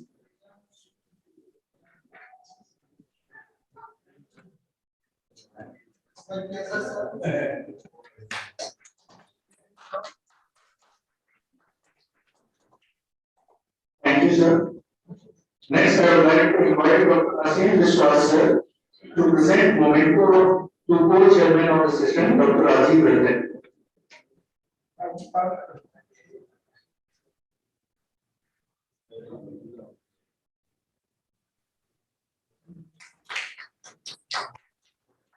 Thank you, sir. Next, I would like to invite Dr. Naren Nayak to present memento to the co-chair of the session, Dr. Arun Kumar Verma.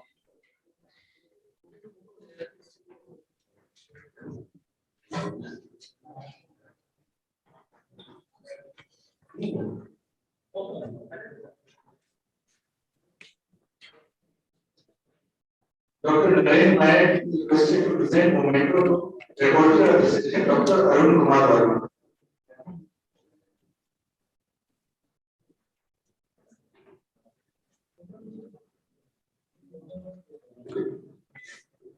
Thank you, sir. Thank you all.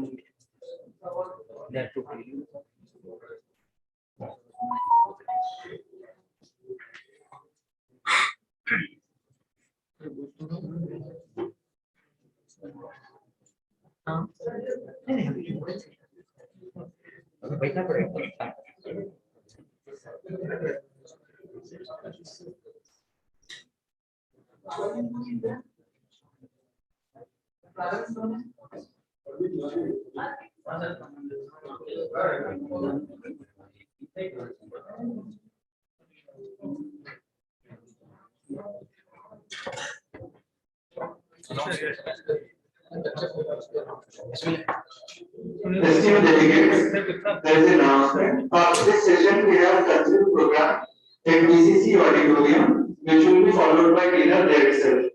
So all are requested to join us for the cultural program at BCC auditorium. Thank you.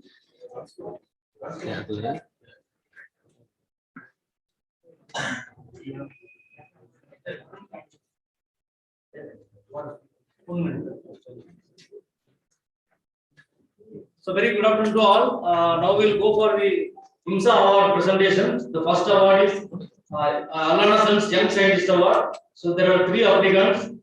One is Dr. Aravind Soni, then Dr. Gauri Jayaraj, and Dr. Tarun Balsingh. So now I request Dr. Aravind Soni to make his presentation. Would you be given 5 minutes, 5 to 10 minutes? 5 minutes, 8 to 10 minutes. 8 minutes for presentation and maybe 2 minutes, 2 to 3 minutes for try to make it. They are already evaluated for 80 marks. So now we have presentation.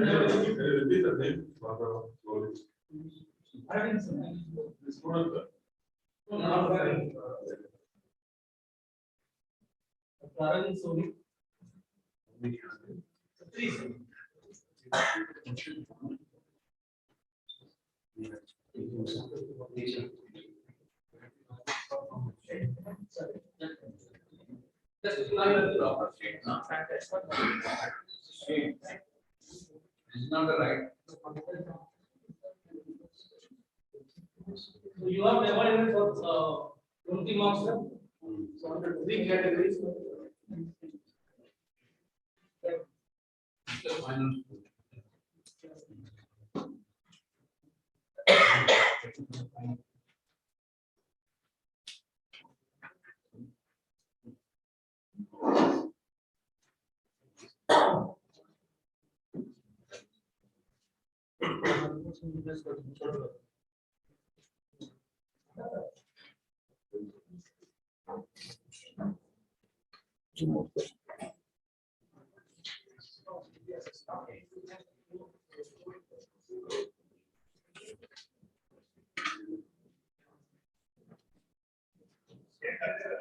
Shall I start, sir?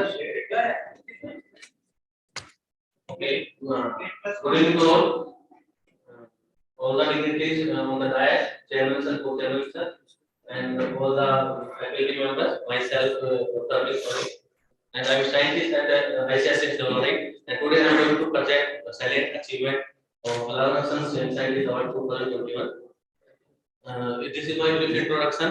Myself, Abhi Soni, from Rajasthan, and currently posted at ICR CSWRI. I joined the ICR in 2016. Currently, I have experienced 5 years, 10 months. This is a brief about my education qualification. I did BSc from Goa, Sumatra with honors, first division with honors, MBSc and PhD from IVRI in 2014 and 18, and I cleared both ICR NET and UGC NET with JR. This is silent achievement about research achievement. I am dealing with the 9 project or schemes in which 4 projects are completed. And now I am the PI in the project, Institute project, that carcass simulation development and quality simulation of value-added seafood and rapid produce, and co-PI in augmenting mutton production and its value addition through human manipulation and economic feed formation. Actually, this is project from nutrition division of ICSS, right? And the co-PI. The next agribusiness inclusion project, ICR project. I am the co-PI in this project. Then again one project to develop dairy seed, dairy seed. I am the co-PI, and this project is mainly dealing by genetics division, ICSS, right? And another project I am associated with rabbit broiler rabbit production in semi-arid condition of Rajasthan, in which that production performance and evaluation of broiler rabbit in semi-arid Rajasthan. And another project is improvement and performance evaluation of broiler rabbit along with refinement of package practice for different climatic conditions. One project is finished in 2020, then again started new project. And one project that evaluated addition of sea producer for developing diversified product. I was a co-PI up to 2020. After that, for 1 year, I was a PI in this project. And in 2 projects, I was dealing in that period. At the time, I was in ICR, IVRI, that the analysis of market driver processing of meat to popularize convenience meat product and methyl donor as a feed supplement for pig and pathogenic approach to metal programming. This is the silent achievement. In my MSc, I did work on edible film, and I prepared analytical edible film, and also synthesize the essential oil as a biopreservative to incorporate the edible film, and this film using enhance the shelf life of preparation. In my PhD work, I developed some chemo-responsive real-time dye-based indicator to evaluate the quality of meat and meat product with the storage condition at a temperature range of 4 degrees centigrade, 10 degrees centigrade, and 37 degrees centigrade. In two project, in first experiment, I did some feeding regimes that are formulated by nutrition division, that complete feed block or total mixed ration block. Then I analyze the carcass characteristic of these animal, and also we analyze their feed capability to meat on meat products. And also in second experiment, antioxidant rich diet are given to use, and the effect of their antioxidant rich diet by milk in their sucking lambs, we analyze their carcass quality, meat and product quality. Then also we do some experiment, did some experiment in milk replacer and in suckling lambs. And also we are working on blood plasma, C plasma, whole blood plasma by enzymatic hydrolysis to achieve their FAB activity, antimicrobial activity, and antioxidant activity. This product is submitted in 2020, in which we concluded that advanced the sleeves in diet of Malpura lambs up to the 6 months of age, providing 34 to 35 kg of live weight. Then in second experiment, carcass state of Dumba and Muzaffarpur ram lambs were evaluated, and also prepared the nuggets, and these nuggets were very much relished by the consumer panel. And also mutton cookies were prepared in this experiment, and also analyzed to their approximate composition and its quality attributes during jar packaging and vacuum packaging. And also this avi cookie, mutton cookies submitted as trademark as avi cookies, and this is the application number. In the genetic improvement of Pakmadi as they received in this project, I prepared some seedling products like paneer, cheese, peda, and also did some research work on peda quality, on vacuum packaging and aromatic packaging, refrigerated packaging condition, and also did milk analysis on weekly basis up to a 30-week the period of seed beginning, all the parameters like fat, SNF, and other protein, lactose, other parameters. These are the these are the project related to rabbits, in which also that find some dietary intervention given to the rabbit, because rabbits is the very good conversion of roughages into the flesh, and I did work on that that Buddhistra style of mulberry leaves, molasses, moringa, analysis the carcass quality, meat and product quality. In the project of analysis of market-driven processing of meat to populate convenience meat product, in which did the survey work in the NCR region, and we found that the people are majority of people prefer chicken meat followed by goat meat. These are two also projects. One collaborative research also done with the collaboration with Indian Institute of Craft and Designing, because rabbit farming is not popular in South India, also in the southern part of the North India. But the rabbit fur, they are not utilized by the farmer and they create environment nuisance. So we developed rabbit skin to rabbit fur. Because we have no expertise in designing, we help Indian Institute of Craft and Designing to develop some rabbit fur product like this. This is my the scientific publications. I want to publish these review article, research article, book chapter, abstracts, lead papers, and these are the ratings, NAS ratings above 5.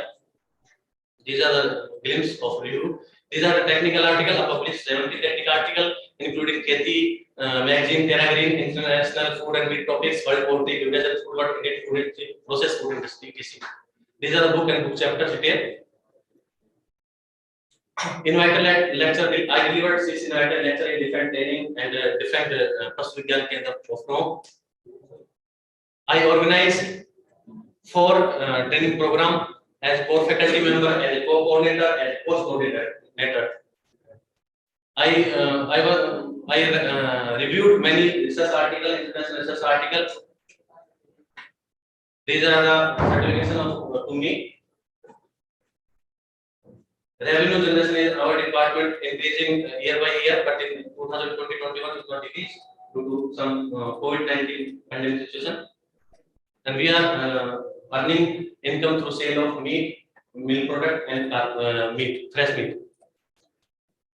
I am the in charge of LPD division there. I am the in charge of guest house, nodal officer of HR, HYPM, ARMS, PMS, elected executive member of ISCAPU, treasurer of ISCAPU, member of Federal Committee, member of New Zealand of CSWRI, and member of Federal Committee of Annual Report 2019. These are the instruments installed there. That milk analyzer with the somatic cell count, that polycomilota ventricle lab, and the gel apparatus and substrate apparatus. These are my extension activities. I published 11 extension articles on technical routine, 4 folder, 3 radio talk at AIR Chapul, 2 awareness news, engage with 1 Android app, Avimitra. These are my lecturing training program year-wise 2, 1, 6, 11, 9, 5 to various stakeholders like farmers, like ladies farmers, students, veterinary officers, other professionals. I also related with Mera Gaon Mera Gaon project. I am going to Raptor village to solve the farm problem at their doorsteps. LPT section there demonstrate their published technology to different exhibitions and fairs. These are the with 2018-19 4 exhibitions in Mela, 1923, then 6 and 5 to distinguished respected visitors. Then coming to my study part, that in IBRI in 2016, 17 and 17, 18, I deal with many courses, and in postgraduate studies, I co-guide with 3 students and I with 1 student. I was the team manager of in IBRI of different tour program. I attended 4 advanced training program. In conference meeting, I workshop attended 10. I was the several member committee members. Award I was received Vice Chancellor Gold Medal Award in UG, received bronze medal academic third rank, ISPT Gold Medal, NTS scholarship during graduation, IVR fellowship during master degree, UGC JR fellowship during PhD. And in awarding conference, I got 10 oral best presentation, 4 poster presentation, and award in institute level 10. And also I have NSS certificate, NCCB and NC certificate with A grade. And during college, I got many prizes in drama, debate, sports, cultural activity, fine arts, and literary activities. These are the membership. Thank you. It's always impossible until it's done. Thank you. Thank you, Doctor. Next presentation. Let's go. Yeah, I have got a question, Dr. Soni. Yes, sir. Just see this Amazon strong scientist award. You are the value scientist of our country. The next question is there. What is the future of the meat industry in India? What is your comment? Future of meat industry. Yes, sir. Future is there because one point is that India has the largest livestock population. So largest livestock population, we have the potential to produce the meat. And second one is that there is no time to people to cook the food, and because working couples increasing society, and also the land is decreasing, so they want nutritious food and ready to eat food. So in which the future of meat industry is there in India. You say that you can in post-processing industry is high. The question was clearly that what is the future? See the present scenario of the countries, see export of economy has almost either sinking down or stagnant, although it should have gone up. The present scenario, under present scenario, do you think that our the people involved in this meat industry will go up or they will be declining basic production? So if you go for the export potential, if you are talking about export potential of meat, then sir, we should have some traceability system so that the other foreign country believe that our meat is good, and also that government should make some policies to encourage meat industry in India. In this connection, I just want to small as far as meat consumption, we have been consuming this for so many years. Everyone has been consuming. Meat is a very useful and nutritious commodity from historically also and glucose due to certain things, social setup and all that. It was as a effect. So since the people are they overcome all this taboo and all that definitely because they might say still not. There are certain ups and downs in that because of so many other factors. You have got a very good stage. I hope as it goes, the government initiative allow this to go beginning of this how to sort of planning and all this. So many things are happening. So some things are that prevent this farmers to become overly and very good hands.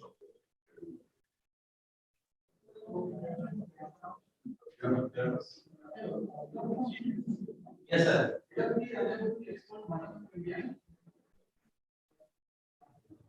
Sir, actually, we have for the SRC population. Firstly, we have to fulfill our demands. So you see the economic number of the mutton price is 1,000. We cannot fulfill the demand also for our people. But sir, in our area, I think your requirement is not right. And clearly saying your requirement is not. Because don't say that what I export we cannot do, but there are some what are the facts requirement. So first fact is we have constant comparison with countries who are exporting to Middle East. That is the fact. So unless we come up with their level of expectation, actually, they fix their certain limits that definitely limits. We are our rate not falling the limit because of going export outside. So we have started importing especially for Romania and others. And again they have stopped.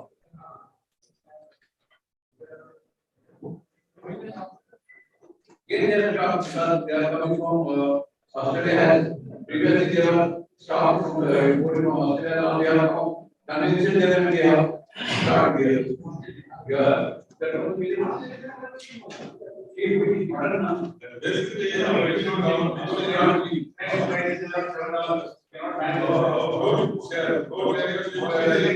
It's not organized. You got an organized form from there's no government so they don't get it. And another thing also the itself from export each of the areas so that is the research of export it is only there and those people who are consuming normally is only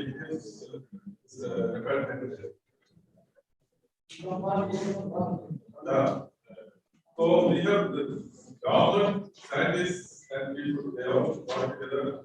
All the government, scientists to come.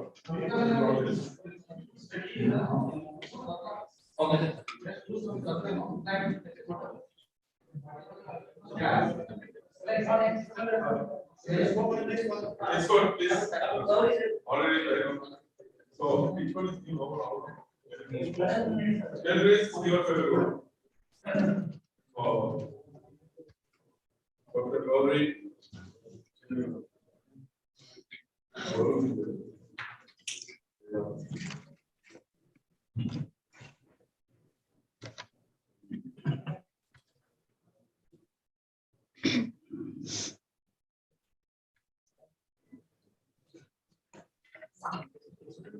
भाई कहाँ गया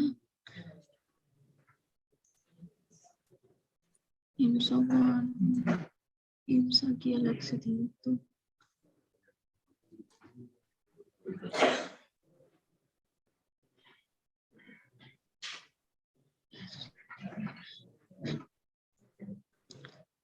बाहर वाला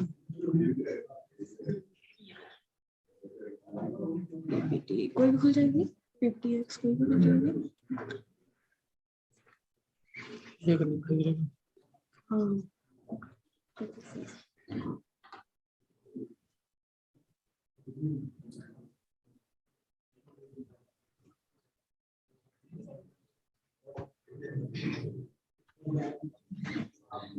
screen करना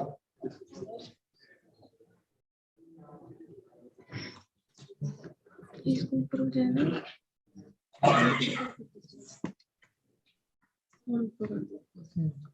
नीचे अच्छा ऊपर ही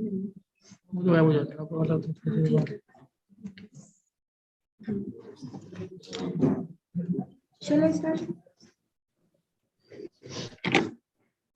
Shall I start, sir? Sure, sir. Good evening, one and all. The secret of getting started is getting ahead. So I shall be presenting my salient achievements, respected jury members, respected delegates, and participants. I shall be presenting my salient achievements for Alliance Young Scientist Award.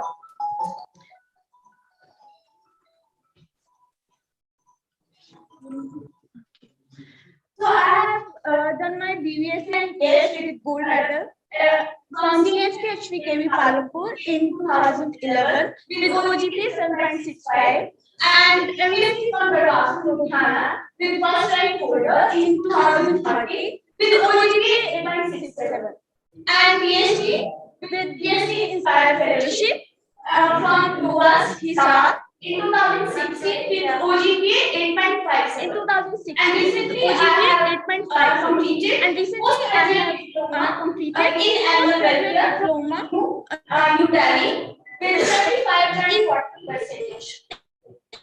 So regarding to experience, I have joined welfare from EC and I was at Nagar from 2016 to 18. Since 2018, I am continuing at ICR IBRI Regional Station, Palampur. So regarding work description, from 2016 to 18, I was indulged in research activities, and since 2018, I am working from 2016 to 18. Since 2018, I am continuing at ICR. Okay, I'm indulging in research, teaching, and extension activities. So it's not talking about.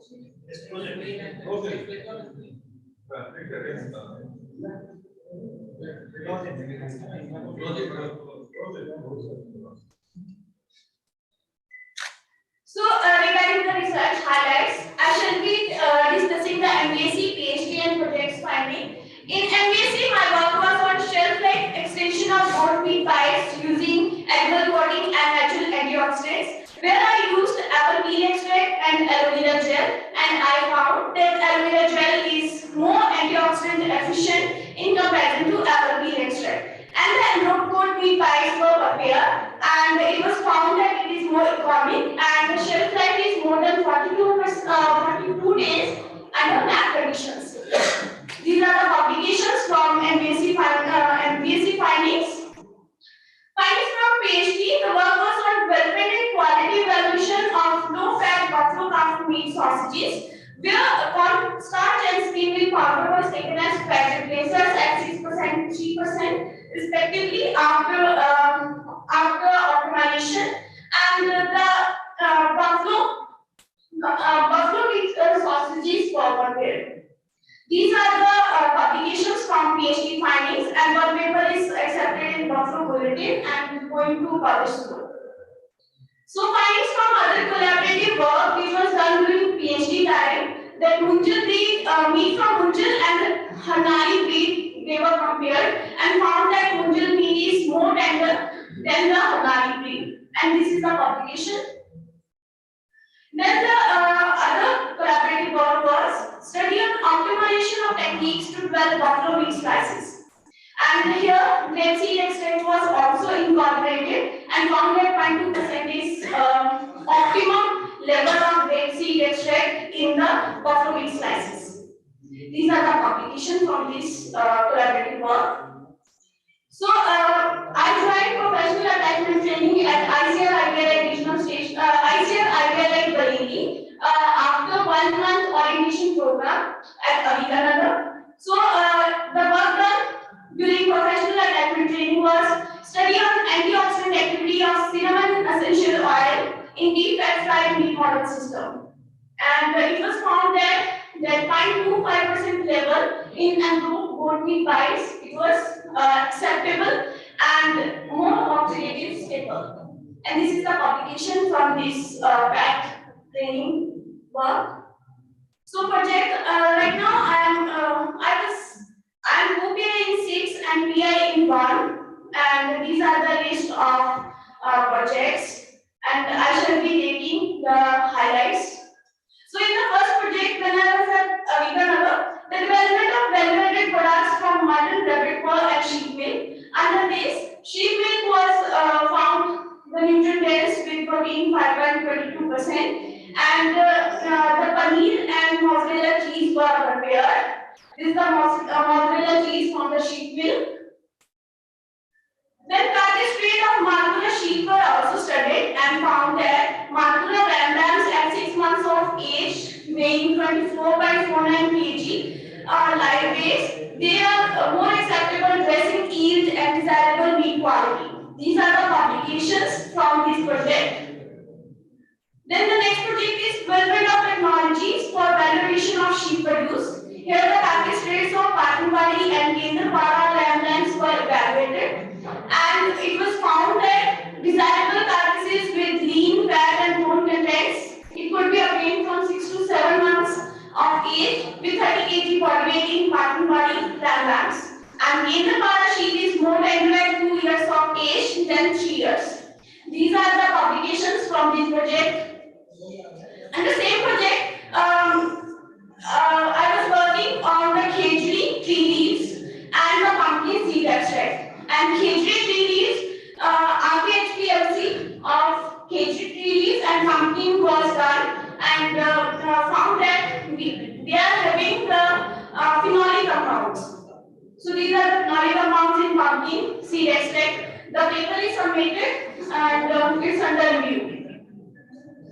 So under the same, the development of value-added meat products, value-added meat products were prepared. Mutton bread and mutton cookies were prepared.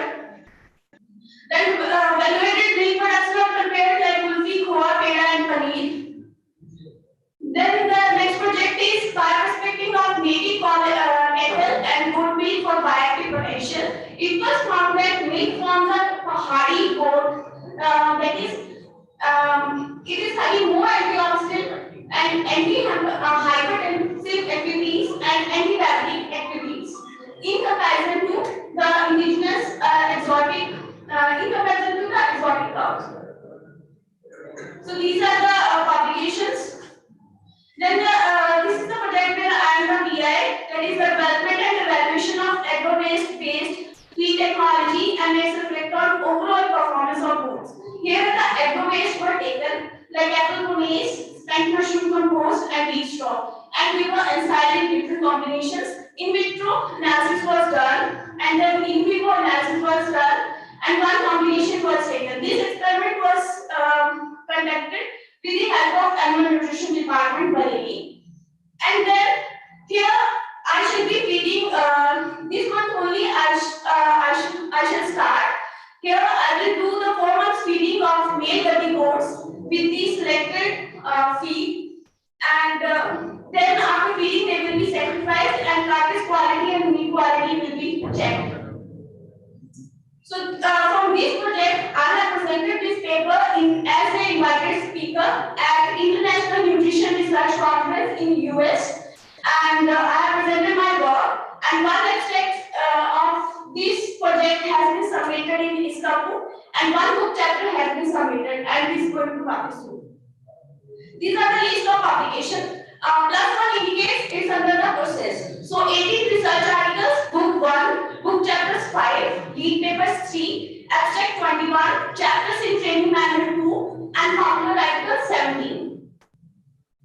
Here the research RT score and Google Scholar rating that H index and RG score is 15.54. Pardon has also the Pardon, and here is the rating of Pardon.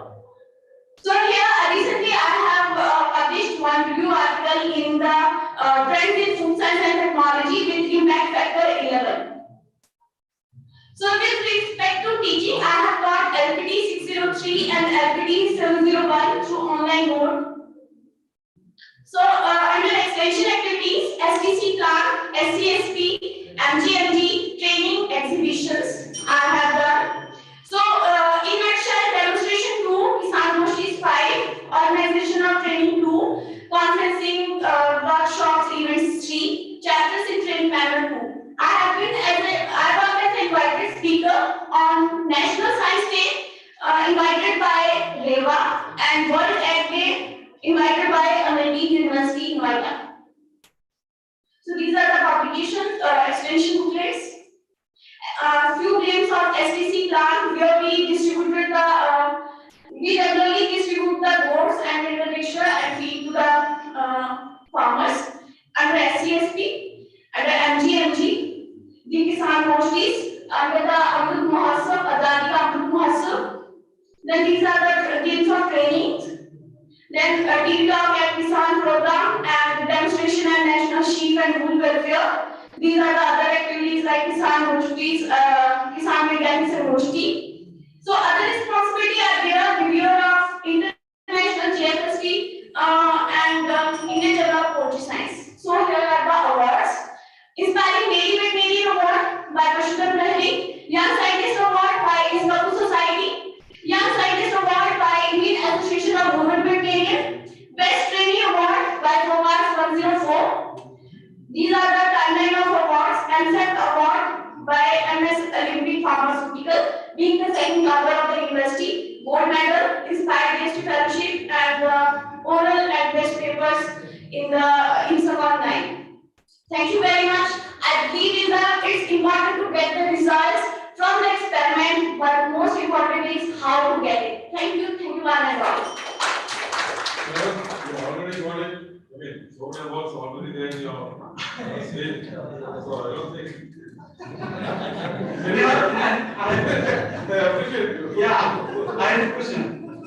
See, you are competing for Alana Sons Award. So can you still little light on who are Alana Sons and why they are offering the award to us?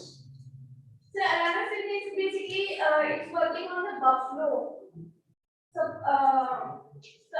how much I know, I'll tell you, sir. I will not go with the bluff. So I will not go with the bluff.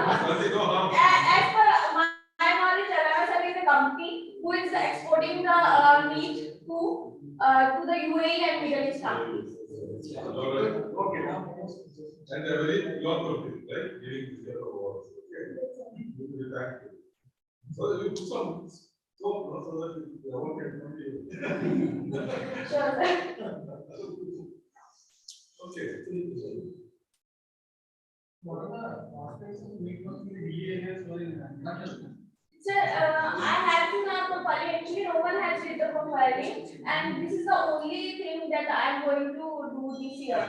You do not understand. The question is, what is the prospects of meat in hilly area? Okay, prospects of meat. Sir, here basically the unit is like both vegetarian and non-vegetarian people are there in Himachal, but because it's a very hilly and basically the Rajput community is very much in a great proportion it is there. So they are non-vegetarian maybe. So the perspective is good, and if we are going for basically the migratory pastoralism is a great component of Himachal, because migratory Gatti goats, the main meat consumed by the Himachal people, the migratory Gatti goat meat. They like it. So the perspective, I think, if we highlight the profile of Gatti goat meat, then it will create a great prospects to this meat industry. Is it clear that consumption of meat in India has increased? Yes, sir. The population, which was previously we say it is just 30 40, starting 50% we say now, we all say this 70%. Now, so what is in the area? Has it gone up above? It is within 70%, or it is more there? So as per my knowledge, there is no literature over the percentages. That how much percent, but as per my observation and as per my they are very religious people actually. So it's very seasonal only. But if it is Navratri, no one will. Their meat shops they just get closed only. So and if I have done one survey over the consumption of meat myself, then the butchers were saying that we just go for the slaughtering of only 2 animals per day. So I guess from that only I can analyze that meat consumption is variable actually. And I just for your sake of research sake, I'm giving you some small topics to find out the tenderness and the consistency of this tenderness especially, and the juiciness and all these things, the eating quality of meat in a higher elevation. There's a lot of difference in high elevation. The meat varies in its sensory property when you compare it to plains. So this whole rubber, they say. It's more tasty there, not only sensory attributes are higher in the marine area. Actually, some migrate, they are migrated and they eat a variety of feed over there because the characteristics of meat is eating quality of meat. Yes, eating quality of meat is different in the hill area and compared to the plains. So just research ongoing things, just takes on and study. And I was told by my professor, when I went to UP for working, he asked me, well, I was thinking I could not do that research. He told me in UP the meat will be rubbery because they don't eat much rubbery there. The consistency of the meat will be rubbery. I have not done it, and I'm just passing on the talk to you. Okay. I will ask one question. You worked on buffalo cow meat. Have you heard of white meal? Is there any scope of buffalo white meat production and export to Middle East or some other countries? Sir, white meal actually, if we talk about specific the white meal, the main problem will come across the tenderness because the marketing in the meal is less. I could not get to repeat again. Sir, like I worked on the buffalo calf meat sausages, and the buffalo calf meat basically it was a 10 to 12 months. So white meals are. Do you know what do you mean by white meal?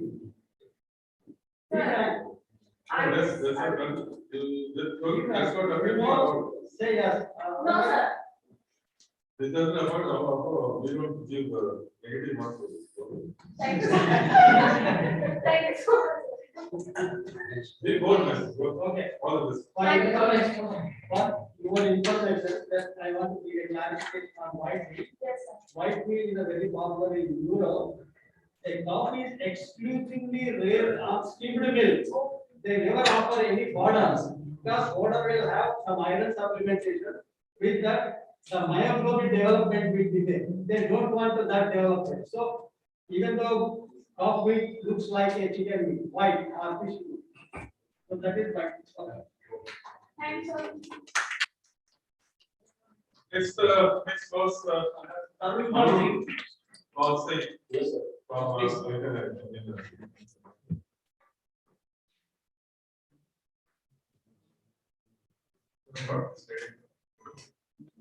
10 minutes for you, boss. I will try to someone.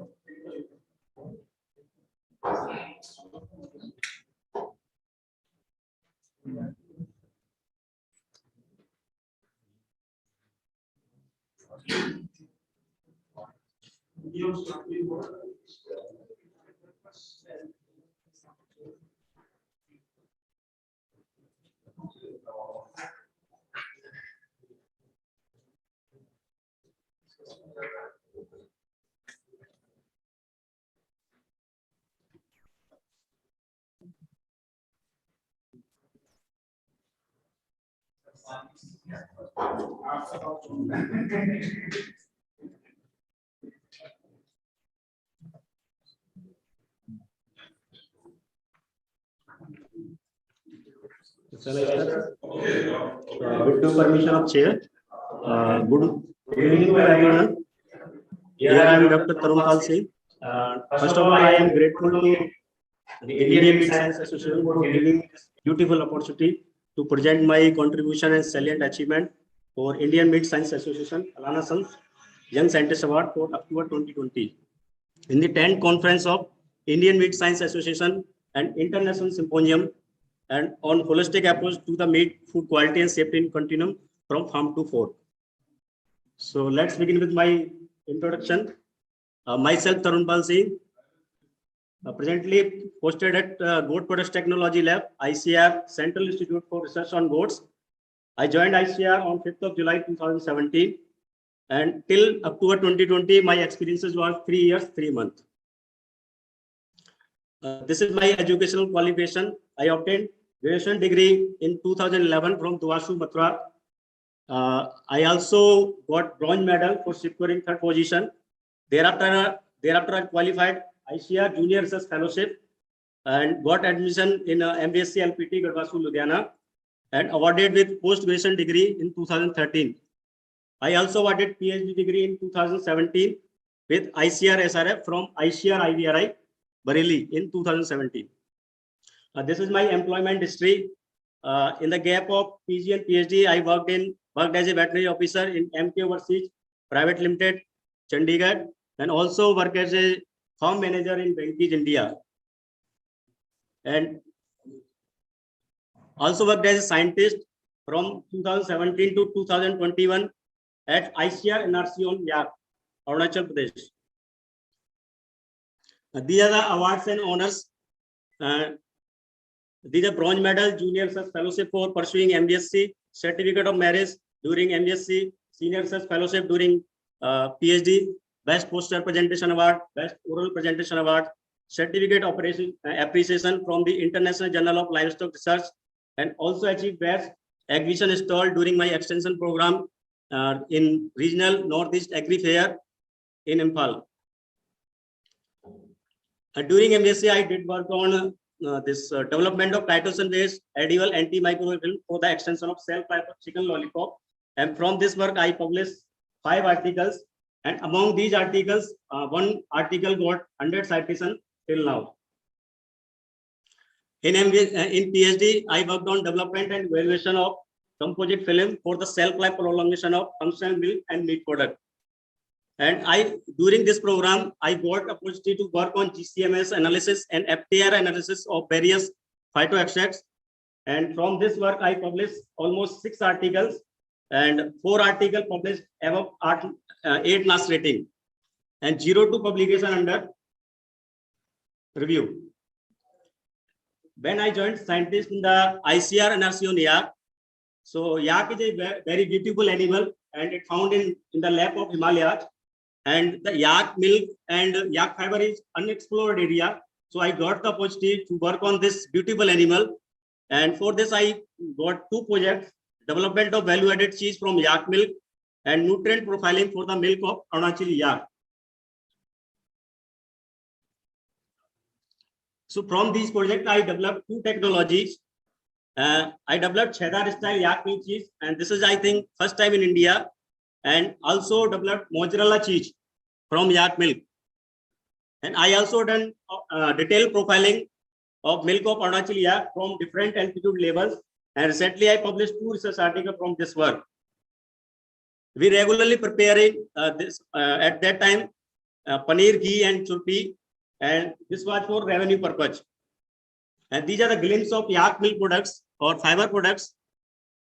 And this is a vacuum packed yak milk cheese.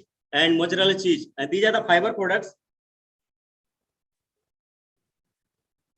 And these are the impacts. Some of the entrepreneurs came forward to us and shown interest in our yak products and started their own venture in the Dirang, Arunachal Pradesh, and also published 2 research articles.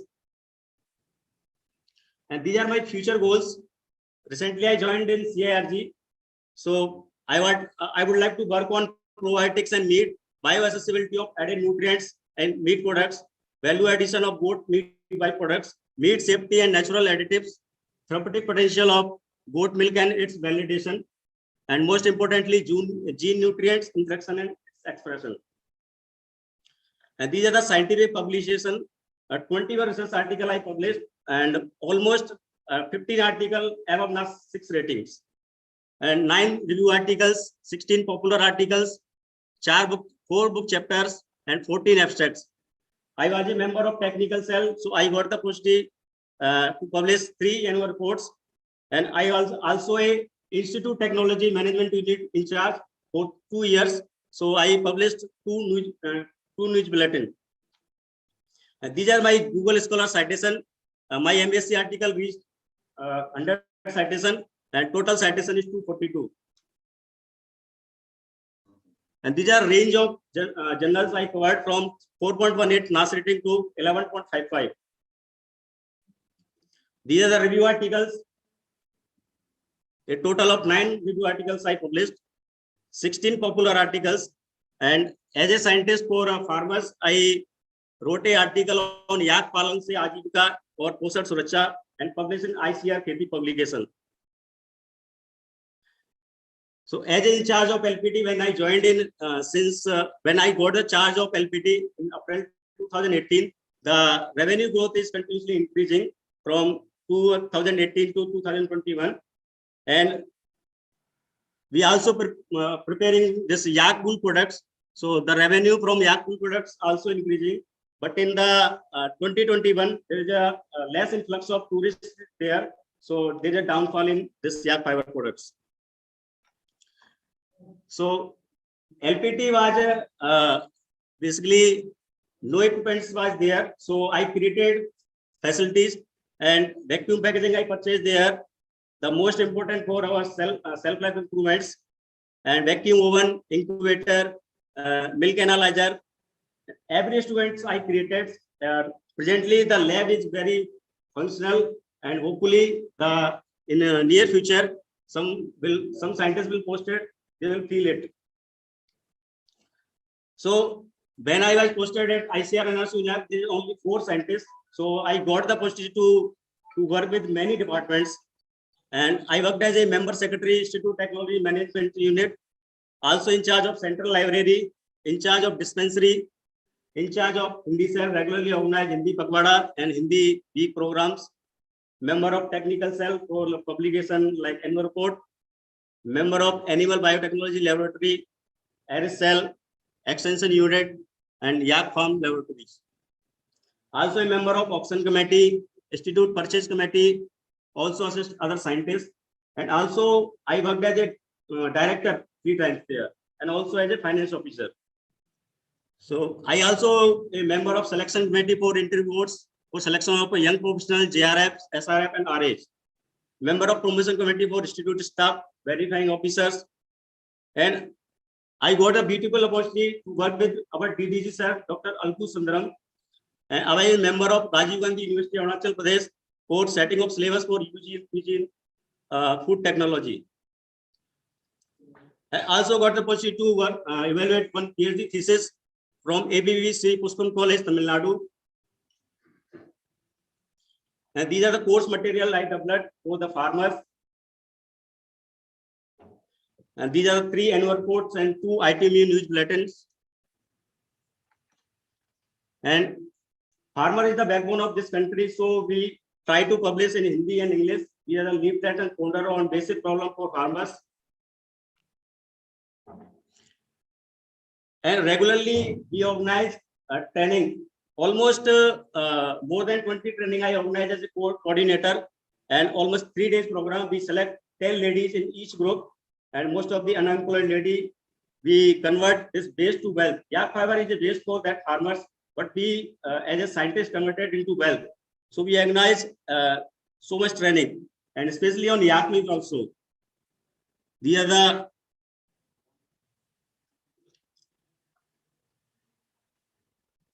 lectures in extension programs.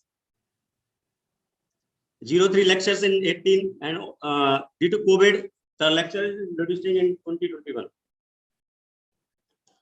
These are invited lecture delivered as a resource person. And when we develop some technology in labs, so we also as a in charge ITMU, personally I went to exhibit this technology, and I got the opportunity to interact with our DG sir and shown yak fiber products and DDG Jena sir. To improve ourselves, training is necessary. So I attended a lot of training, and especially yak has mandate only on this milk and fiber. I did not work on this yak meat. There is a ban in Arunachal Pradesh. And these are the 21 training I attended in ICF CRG and ICR NDRI. These are the conferences and symposia workshop I attended during my from student life to scientist. I also worked as a referee to journal these research articles. I also membership in these professional societies. I would like to acknowledge Indian Council of Agriculture Research, Director ICR Narsum Yak Grant, Director ICR CRG Maktoum, Dr. S.K. Mandarita sir, Dr. M.K. Chatli sir, scientist students and entire staff of Division of LPT, and also teacher students for Gadwasu, and all the LPTians who inspired me in the remote area when I was there. And I Indian Meat Science Association Social Media Group. Thank you.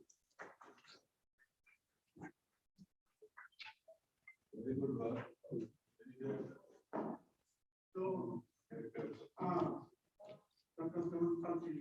I have got two small questions, of course, the very general type of question. One, now you are working in the ICR CRG, sir. Yes, sir. Yes, sir. Yes, sir. Okay. What is the global best name of goat in India? Do you have any idea? In Indian people, generally, yeah, it is called a very fascinating in the goat.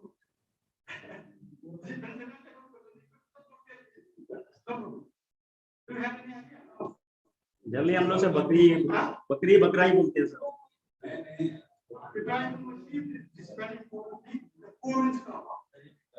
हाँ, yes sir. Yes sir.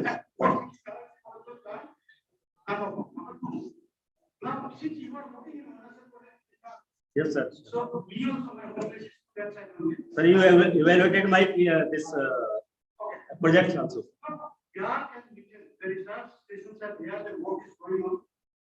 Whether the medium and gas is conventional medium or non-conventional medium? Sir, in my point of view, it's a non-conventional.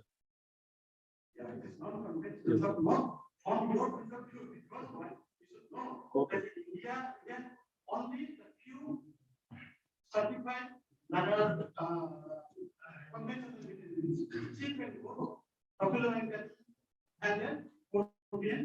These are the recognized. Yes, sir. Otherwise, these animal research is going on, still it is not recognized. I have one simple question social. Please, yes, sir. You work with nicely in your country, a very prestigious. Nobody was there. Yes, sir. You established I can do a good work here. Then why you got back to here? Family. Then you are established a team here. I tell you, this is the national money. This is the national money. We have spent, you might have spent a couple of rupees for that. Agree, sir. And now that's true. Can you answer? Sir, my family problem. Everybody has whenever we say scientists to first recruitment, I say I have personal And sir, new director also shown interest in me and delayed my transfer for 3 months, sir. I will say one thing. I have a personal experience because I am working there. Yes. Whenever I recruit one of the reputation courses, they are first saying we are posted in Neoma. Sir, I will never ask you to. First, when you are being posted at Neoma, you are posted and there. Sir, I will never ask you to transfer. After 6 months, his wife is sick, his mother is sick, everything. This is the trend now. Being a scientist who has developed a scientific that paid their own, allowed somebody to come up that because we invest the national money in. Once the equipment is closed, the equipment, the lab, all money goes waste. This is just personal, nothing personal. It is just my view. Agree, sir. I'll ask this question because we select some young scientists our right? So as a young scientist, may I ask you what is one simple important invention? As a scientist, what is your own research? One important small thing which you have achieved? On with your own research. Okay. Sir, as a scientist, I worked on this yak milk. So I developed a yak, cheddar style yak milk cheese. I think in India, no one developed because yak milk is not available easily. And also, when I got transfer, and director said that you developed this mozzarella cheese also, which I see. In 1 month, I also developed this mozzarella cheese because there is a problem with the yak milk in coagulation. And in 1 year, I got the result for this cheese. So there is a difference in protein. Yes, sir. With buffalo and cow, sir. There is a sir alpha. This alpha S1 casein. Yes, sir. This is less, sir. Yes, sir. Yes, sir.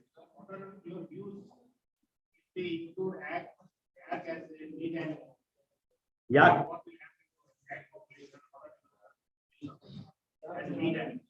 Yak as a meat animal.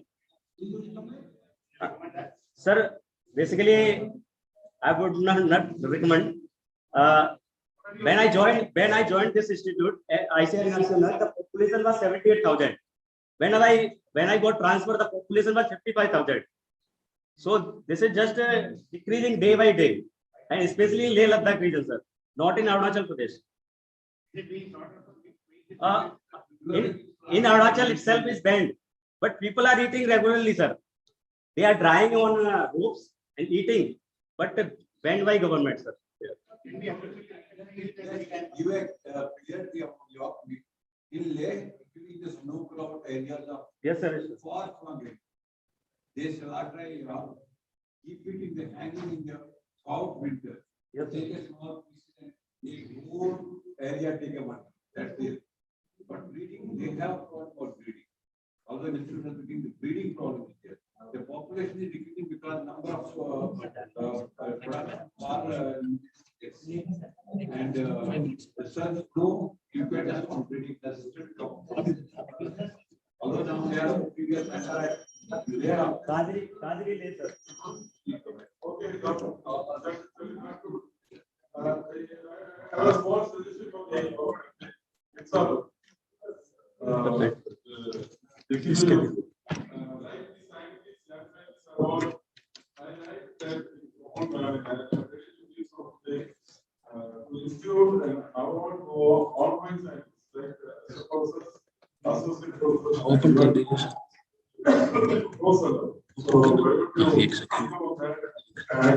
Yeah, first. Because take up some. Yeah, Zoom. It is not in the Zoom, ना sir? आपका presentation आपके साथ में.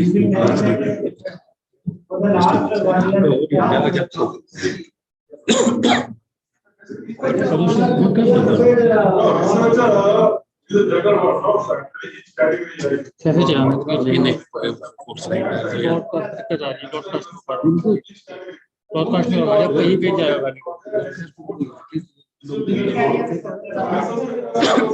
नहीं full full डाल दीजिए, broadcast में कोई नहीं होगा ना, नहीं देख रहे हैं ना यूट्यूब पे, सब डाल रहे हैं।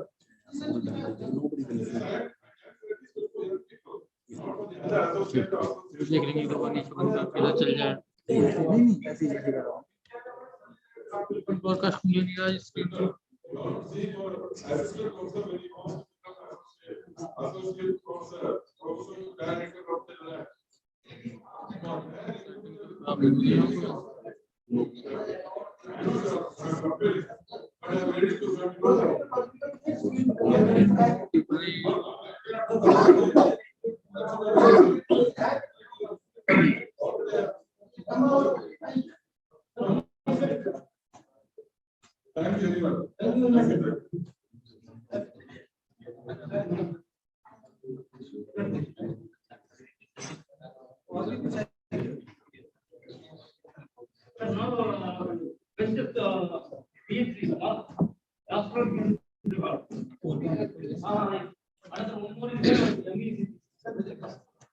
They are waiting for cultural program.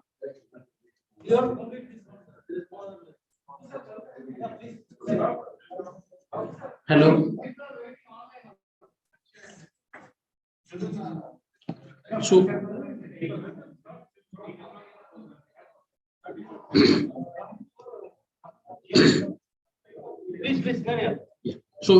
very respected senior colleagues and my dear friends, just I will be inviting your kind attention for another 5 minutes to my PhD thesis presentation, that is Dr. K. Dushandan Best Doctoral Thesis Award 2020. So let me introduce myself. I am Dr. Vishnu. I am working as a scientist at National Research Center on Meat. I have been attached to the Meat Species Identification Laboratory, which is NABL accredited, National Reference Laboratory for Animal Species Identification. So once I joined NRC Meat, I have been attached to this laboratory, and I decided to work on the similar aspect of meat food adulteration. So we know that the economically motivated adulteration, let it be in the form of meat substitution or adulteration. So we conventionally work on the animal species detection. So from the year 2000 onwards, our senior people are working on the animal species identification, that is basically a DNA-based technique. But as per the latest European regulation, where we work on the quantitative ingredient declaration, every component of the meat product, apart from the skeletal meat, let it be the organ meat, let it be the orphan liver, or the skin or the ring, whatever we are adding, it has to be properly declared. So when we think of identifying a tissue that is present within the animal species, so DNA cannot be used upon. So we were investigating a marker molecule other than DNA that can be used to detect any tissue within an animal species. So that was the bigger challenge of this project. And we were working on the microRNA, and another molecule was the DNA methylation. So microRNAs are very small molecules which are physiologically dependent, and the expression of the microRNA varies from tissue to tissue.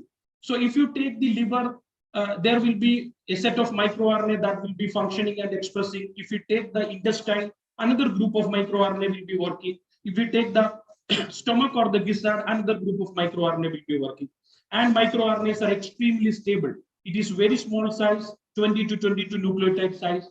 Whatever be the temperature, it will withstand. So we decided to work on microRNA, and the first challenge was to identify the microRNA. So to identify microRNA, we went on an experiment called as the next generation sequencing experiment. That is nothing but the deep sequencing. Millions of microRNA were evaluated. First, we studied the microRNA in chicken skeletal muscle, chicken blood, chicken liver, heart, and gizzard. So millions of microRNA were evaluated, and we could able to find out n number of microRNA. So parallelly, I will move my slide also. It's not moving.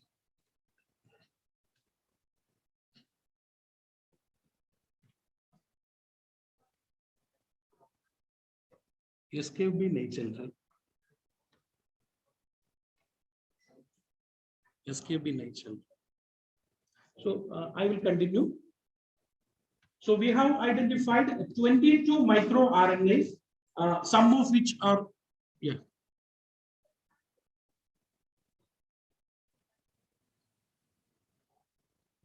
So this was the core of the experiment. We have evaluated almost 220 microRNAs, which were expressing in the different tissues like gizzard, heart, liver, muscle, and blood.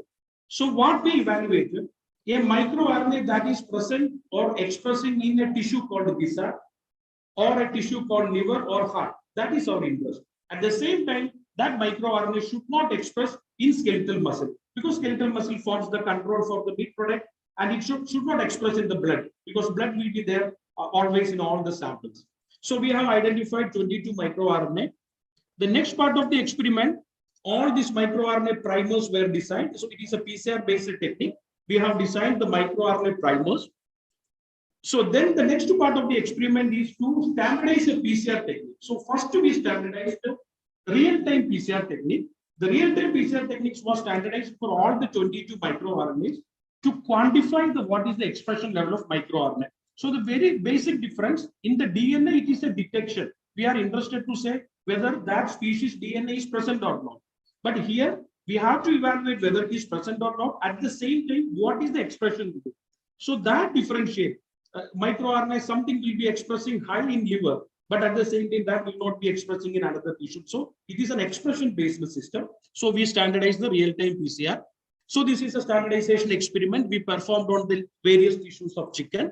So once this is a real-time data, so how we are selecting, we can say that different microRNAs are expressing differently in various tissues. So this is a statistical consideration to, this is a selection process. Now we are selecting.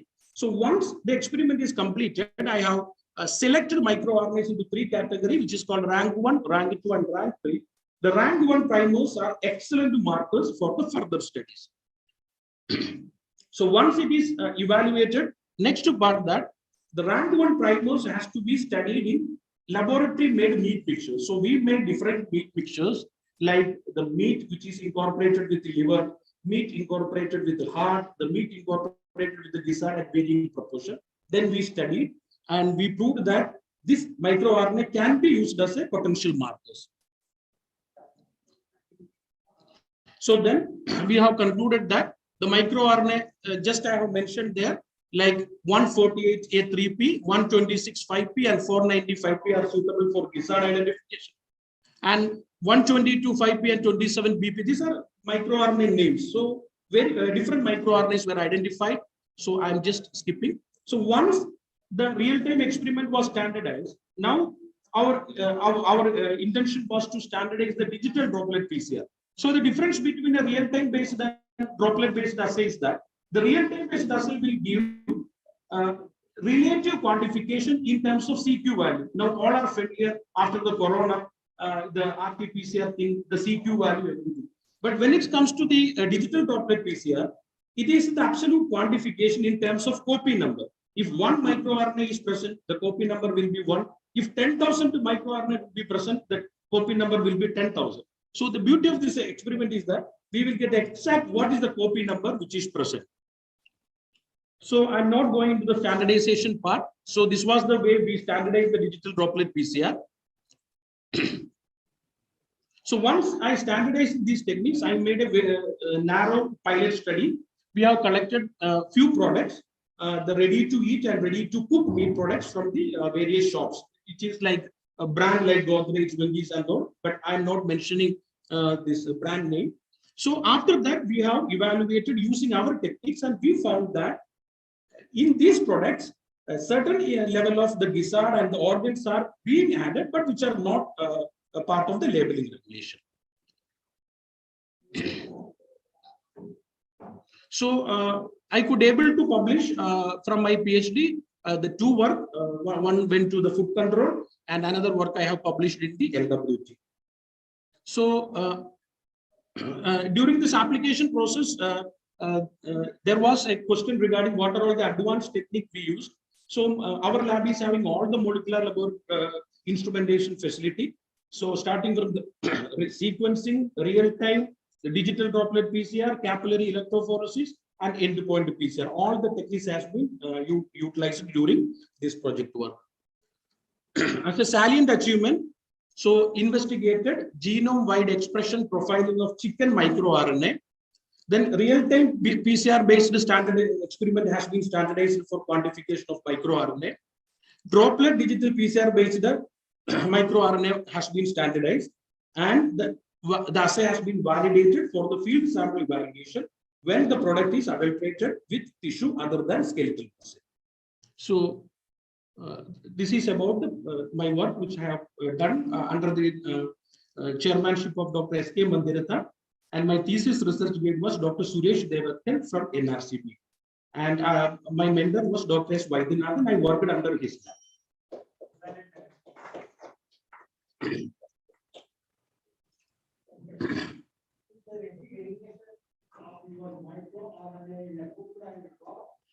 Sir, so this question was previously asked by Muthu sir when I presented at NRCB.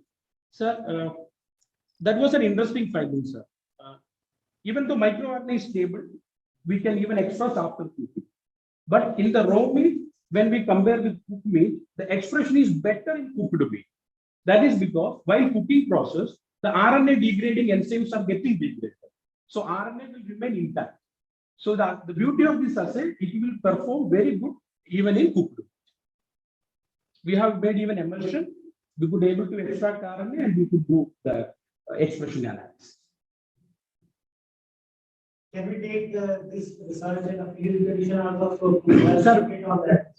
Sir, field condition, as of today, as under FSSAI, we have only labeling regulation that is for meat content.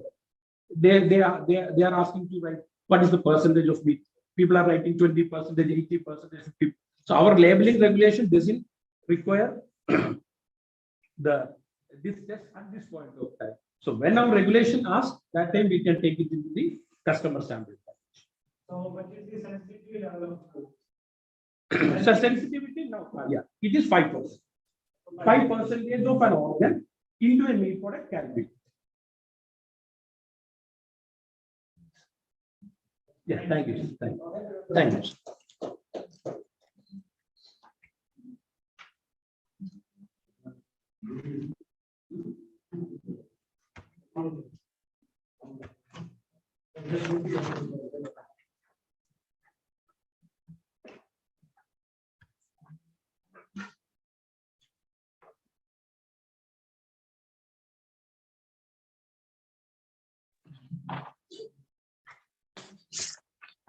So next award presentation is for the Dr. Kovale Master Thesis, Best Master Thesis Award. So Dr. Vandita Mishra is there. Yes, sir. Yes, sir. Dr. Vandita Mishra, please unmute yourself. Yes, sir. Am I audible, sir?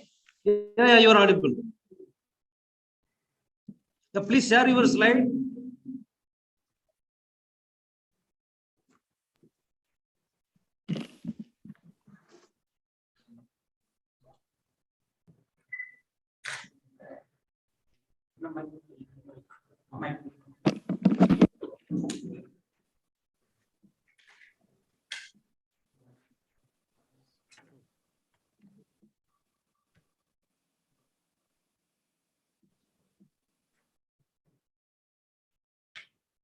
So shall I ask you the word? Yeah, please go ahead. It's very time. So please complete your presentation within, try to complete within 5 minutes. Sir. Please go ahead. Respected Chairman, Co-Chairman, and all the dignitaries present here, good evening to one and all. I am Dr. Vandita Mishra, PhD scholar from ICR-IVRI, and I am here with my thesis work presentation titled Documentation and Quality Assessment of the Popular Meat Product in the Bareilly City.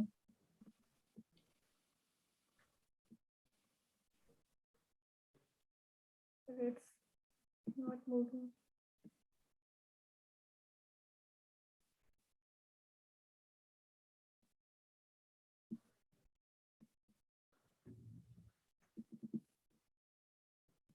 Slides are not moving.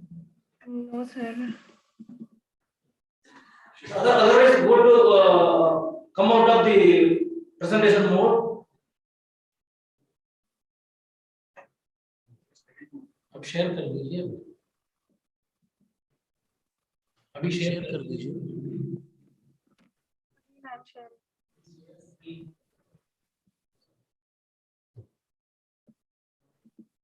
Just move the slides.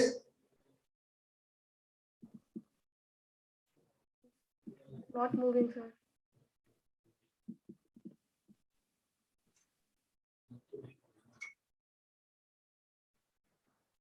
So the single slide wise you can go. Otherwise, Vandita, Yes, sir. Vandita presentation mode में नहीं share करो, go to individual slides. just go escape, press escape at your end.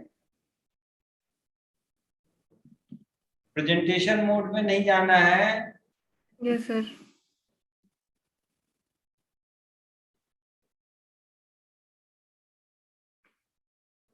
Please come out of presentation ना। Yes, sir. अभी full presentation नहीं करना है, F5 press नहीं करना है। Yes, sir. Next again say try to share.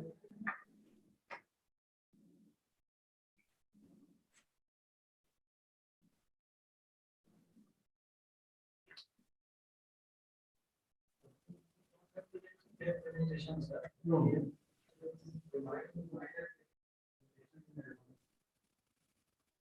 It's, yes, sir. Yeah, now it's moving. Please go ahead.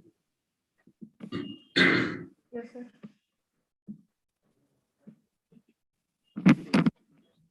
Make it fast. This is okay. Yes, sir. Yes, sir. Yes, sir. Here, the Bareilly city is one of the most populated city in the Western UP, and there is a huge opportunity for the small and the large scale meat processing industry. And till now, no available data regarding the processed meat product preferences of the consumer and the meat product processing practices in the Bareilly city available. So on the background of this, we have formulated the 3 objectives. First is to identify the popular convenience meat product in the Bareilly city and documentation of its current processing practices. Second is to evaluate the processing practices and the quality of the selected product. And third is to improve the quality of the selected product through the optimization and the formulation of the processing conditions. With this review of literature, we have formulated our objectives. So in the material and method, first we have designed the questionnaire. It was based on 24 questions were there and categorized in 5 sections, and it was formed to know the selling pattern of the meat product in the selected study area. And then quality evaluation of the market meat products were performed. In this, proximate composition, TBRS, microbiological qualities, and sensory evaluation were performed. Third is the improvement of the quality of market product. Here, the standardization of the ingredient and their level in the kebab formulation were done. Then standardization of the cooking time, seek diameter and its height, standardization of the pre-cooking condition and handling practices, standardization of the cooking process among these 3 types, and standardization of the post-cooking handling practices along with the assessment of the microbial status of the different processing points were done. Then quality evaluation of the standardized product was performed. In this, proximate composition, physicochemical parameters, color values, microbiological parameters, and the sensory evaluation were performed. Along with this, storage study of the final product was performed. In this, during this period, different quality attributes of the Sikh kebab were evaluated at every 5 days interval, and physicochemical parameters, sensory evaluation, and microbiological qualities were performed.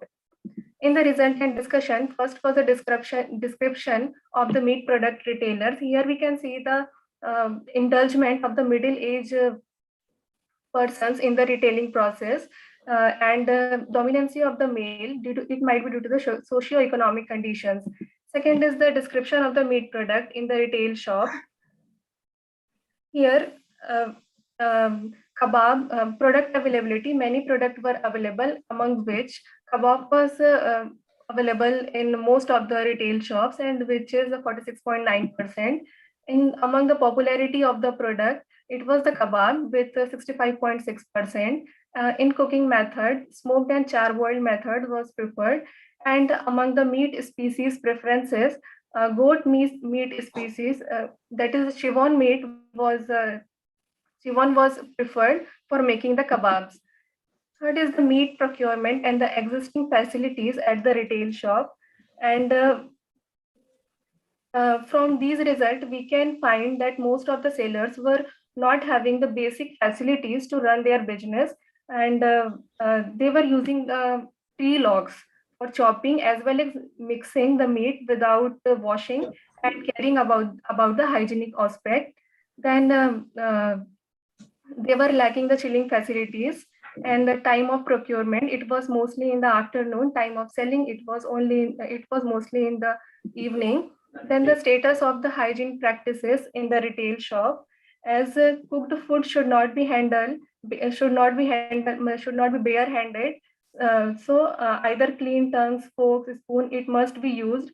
So here it suggested that there is not much awareness about the hygiene, and people select the product only on the basis of taste and cost. Then product making procedure of the most common product. Here we can see that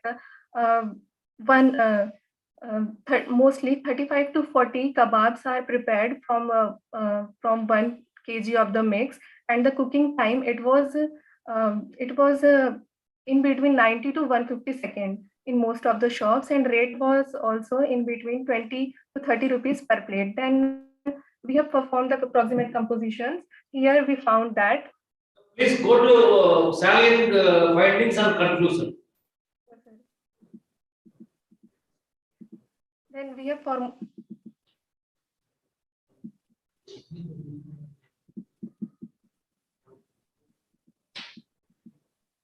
Among these various available meat product in the city, goat meat seekh kebab was most preferred product in the city, and quality evaluation, it result in this moisture, protein, and the ash TBRS values.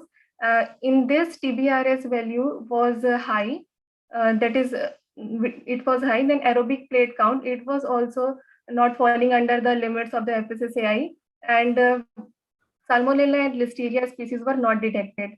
Then seekh kebab formulation was standardized with 60% minced goat meat and 20% dal paste along with other common ingredients. And during quality evaluation, it was found that the core temperature of the product were not reaching the market product. It was not reaching the required temperature, that is 72 degrees centigrade. And it might be due to the variation of the seekh diameter, seekh height, and the time temperature combination. So we standardized these the seekh diameter 20 mm, and the height is 6.5 centimeter from the bed of charcoal, and utilization of the different time temperature combination, and mostly it was done in the 3 to 3.5 minutes for cooking of the seekh kebab to reach the required core temperature used in the study, and this help in maintaining the quality and the safety of the product. Then among comparison between the three methods, air frying method of cooking was best for the preparation of the seekh kebab, though the kebab preparation by the charcoal grilling found the second best, but its economic nature was just optimum for the kebab preparation. And for preparation, use of gloves, proper cleaning of the seekh, sterilization of the seekh without storing for much time prior to the selling, and wrapping in the proper packaging material, aluminum foil, and for selling found to cause the lower microbial load in them. Optimized seekh kebab shows the moisture content 63.82. It was quite juicy. Then protein content 19.6%, fat content 9%, and then ash 2.71%, pH 6.08%, and TBRS we made it lower than the market product. It is 0.62 mg malonaldehyde per kg. Color value, and the overall acceptability was 7.02%. During the refrigerated storage study in the LDP pouches of the seekh kebab, it shows that the acceptability quality up to the 20 days of period. That's okay. Andita, you answer me, you have added dog. Which dog you have added?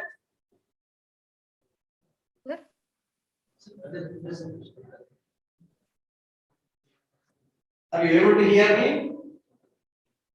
You said dal. Dal can be moong dal, chana dal, or any dal. Which dal you have added? Chickpea, sir. That is chana dal we have added, sir. Okay. You have not added any binders, egg albumin, or corn flour, or maida. You have not added.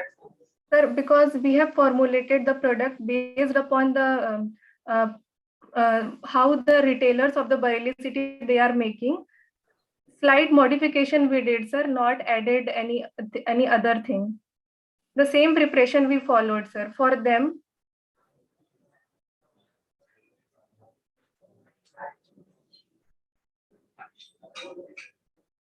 Nandita, you have used that. You mentioned that the air frying method is better than the charcoal frying, charcoal cooking method for the yes, kebab. sir. Yes, sir. Yes, sir. So, but you know that the charcoal cooking method is basically why it is being adopted, basically because of the flavor. Yes, sir. Yes, sir. Do you think that No, the sir. Sir, air frying method, it was best because it shows that the physicochemical, sensory, and microbiological quality evaluation all were good for that air frying method. But but cooking practices is not practically feasible, sir. For matlab we cannot suggest for economical kebab production by the meat vendors, sir, of the city. Regarding the sensory attributes, Yes, sir. how the air frying is acceptable or not? When compared Sir, to it is more juicier, sir. Less in flavor, but it is more juicier than the charcoal char broiled. flavor component. Okay. Okay, thank you. Next. Dr. Faslu Rahman. Yes, sir, I am here. So please you share your slides. Complete your presentation within 10 minutes. 5 minutes. Okay.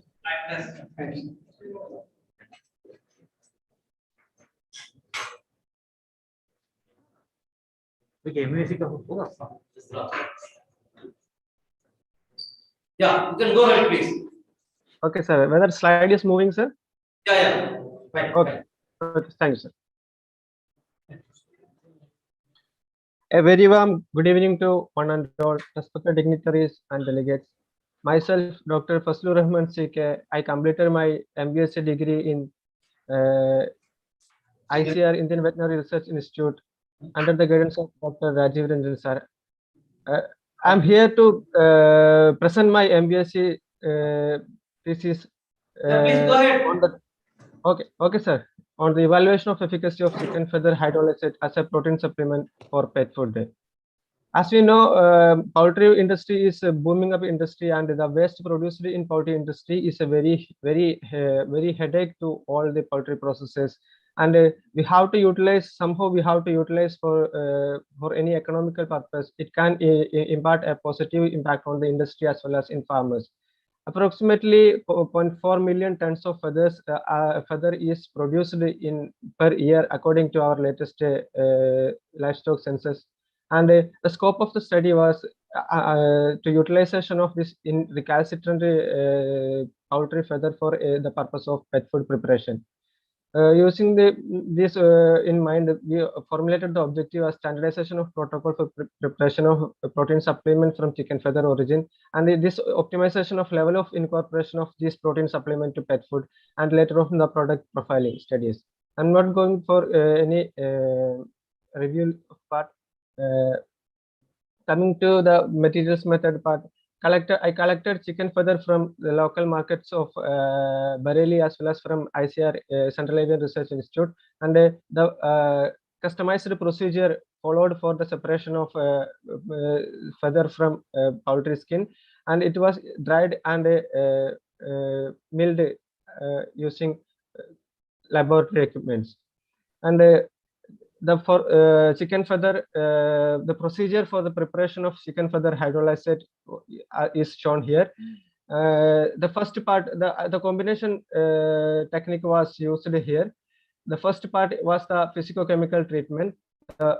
Sodium sulfite is the chemical of interest we used from by the screening of various reducing agents, and a normal pressure cooking temperature, pressure cooking pressure was utilized, and the time for the pressure cooking was 1.5 hours.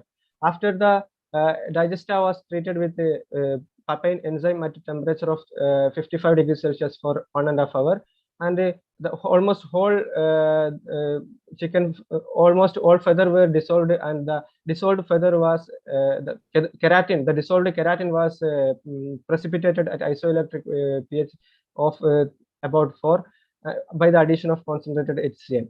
And this precipitated keratin was isolated or harvested by centrifugation method, and it is dried using hot air oven at 60 degrees Celsius for overnight, and it was milled and stored. And the digestibility of we know that the keratin is not a easily digestible enzyme. Here we are breaking the sulfide bond and the hydrogen bonds of the keratin and making it available or digestible. So the digestibility evaluation studies were conducted accordingly. Sample were prepared, and the gastric and the intestinal digestion simulation were done in laboratory, and it was analyzed. And the pet food was prepared by replacing total protein with 10, 20, and 30% level, and the common pet food preparing materials were used. Pet food was baked at 200 degrees Celsius for 1 hour, and all other procedure were followed by standard methods.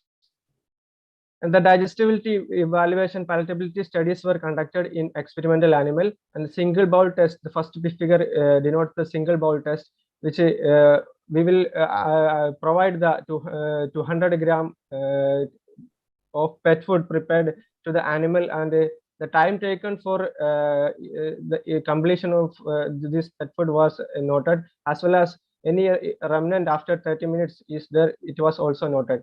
And the second and the remaining figures showing the double bowl test, the control sample as well as the prepared, the selected pet food according to the first experiment were conducted, and the preference of the animal was studied accordingly, and the perception of animal owners were also conducted by questionnaire method. These are the instruments and software I used during my study. And coming to the result and discussion part, the approximate composition of desi and chicken feather broiler feather were conducted as a pilot study, and it was found that it is different. And coming to the study, that the various concentrations starting from 1.2 to 0.4 to 1.2 were conducted during the study, and it was found that 0.8% was the lowest concentration with the highest dissolution of feather, and yield was also significantly good in this concentration. And coming to the feather volume, effect of feather and volume of sodium sulfate study, I found that 1:20%, 1:20 dilution is the best combination, and this is the proposed chemical reaction happening during the first stage of experiment. And coming to the effect of papain treatment time and the yield of digestibility on feather hydrolysate, the heat diagram showing here is clearly showing that 120-minute time and 0.8% concentration is the best yield, best time concentration ratio, giving highest yield. And different parameters were also studied at different chemical concentration level. And stereoscopic optical study were also conducted for normal feather structure as well as during various stages of the feather dissolution. This is the intact feather, and the second one is after physicochemical treatment, and after the third figure is showing after enzymatic treatment, almost all feathers were dissolved. And FTIR analysis were conducted for finding out the chemical or structural changes happened during physical, chemical, and enzymatic treatment, and it was found that a beta plated structure, actually the feather is having beta keratin, a mixture of beta keratin and alpha keratin. It is not like our wool or hair. It is a mixture of both keratin. So it was found that the beta plated structure is the most most important character, which is giving and inability to digest. So it was found that the beta plated, most of the beta plated structure were changed from its plated structure to normal structure. Hence the palatability. Yes, sir. Significant findings and conclusion. Okay, sir. I'm coming.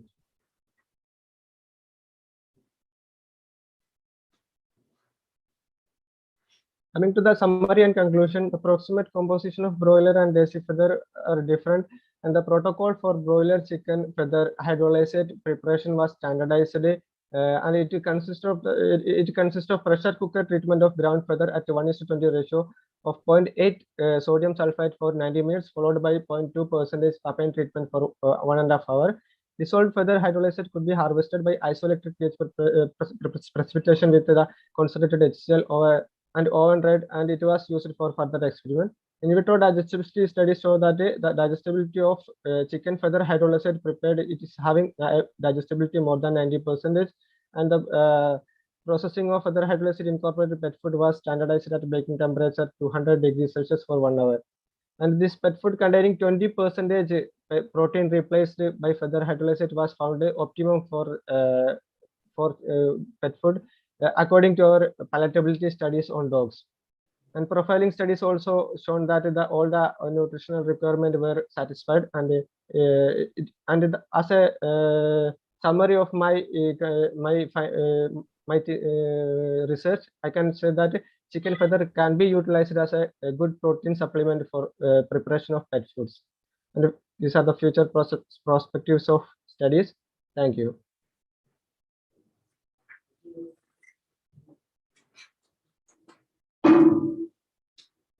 You have not mentioned regarding the degree of hydrolysis by the papain of feathers. Pardon, sir. How much level of degree of hydrolysis has occurred during your study? Sir, degree of hydrolysis, I didn't study degree of hydrolysis, but the microscopic studies shown that almost all chicken feathers were degraded. So the degree of hydrolysis is very important. Huh? If the degree of hydrolysis is being high, it leads to the bitterness of the product. Yes, sir. Here the whole protein is degraded into its oligopeptide structure, and I just studied in vitro digestibility study because the main interest was whether the main interest of my study was whether it is digestible by our proteolytic enzyme in the digestive tract or not. During in vitro digestibility evaluation, it was found that more than 90% were digesting. So I didn't went for more interest in that regard. I formulated I incorporated this keratin hydrolyzed into pet food, and I directly given to pet animal, and it was found that even though I didn't go for in vivo digestibility evaluation, it was found that it was digesting and it was not causing any harm to animal. How many pet dogs you have selected? Sir, 9 dogs were there. 9 dogs only. Yes. So you used papain, whether it is a crude papain or non-activity. It was crude papain only, sir. Crude papain means papaya, the crude extract of papaya latex, dried form. It is laboratory chemical only, but without non-activity is not there. My intention was to develop a technology which is feasible in at a field level. Sir. Okay. You might have used the enzyme from the some company based campaign. Yeah, crystalline. It's like crystalline papain. They will denote the activity level. Activity level. Whereas crude papain, what is the activity you don't know. Yes, sir. Yes. Okay. Coming to the palatability, you never mentioned the AC bird feathers are having more palatable or compared to broiler. Which one is better? No, sir. I conducted with a broiler feather only. Desi feather, I just studied the compositional difference only. You mentioned somewhere desi also, desi birds.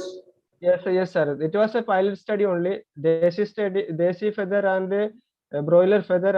I studied what are the compositional difference between desi feather and broiler feather. That data only I presented. Dr. Dinesh Kaur, you are there. How are you? I'm fine, sir. Fine, sir. I'm fine, sir. Do you recognize me? Yes, sir. I'm missing the I'm missing my presence there, sir. But unfortunately, I was in a very fortunate or unfortunate condition because I have my CS interview day after tomorrow, so I have to be present for that also. But still, it's very nice to see you, everybody, sir. My regards to all, sir.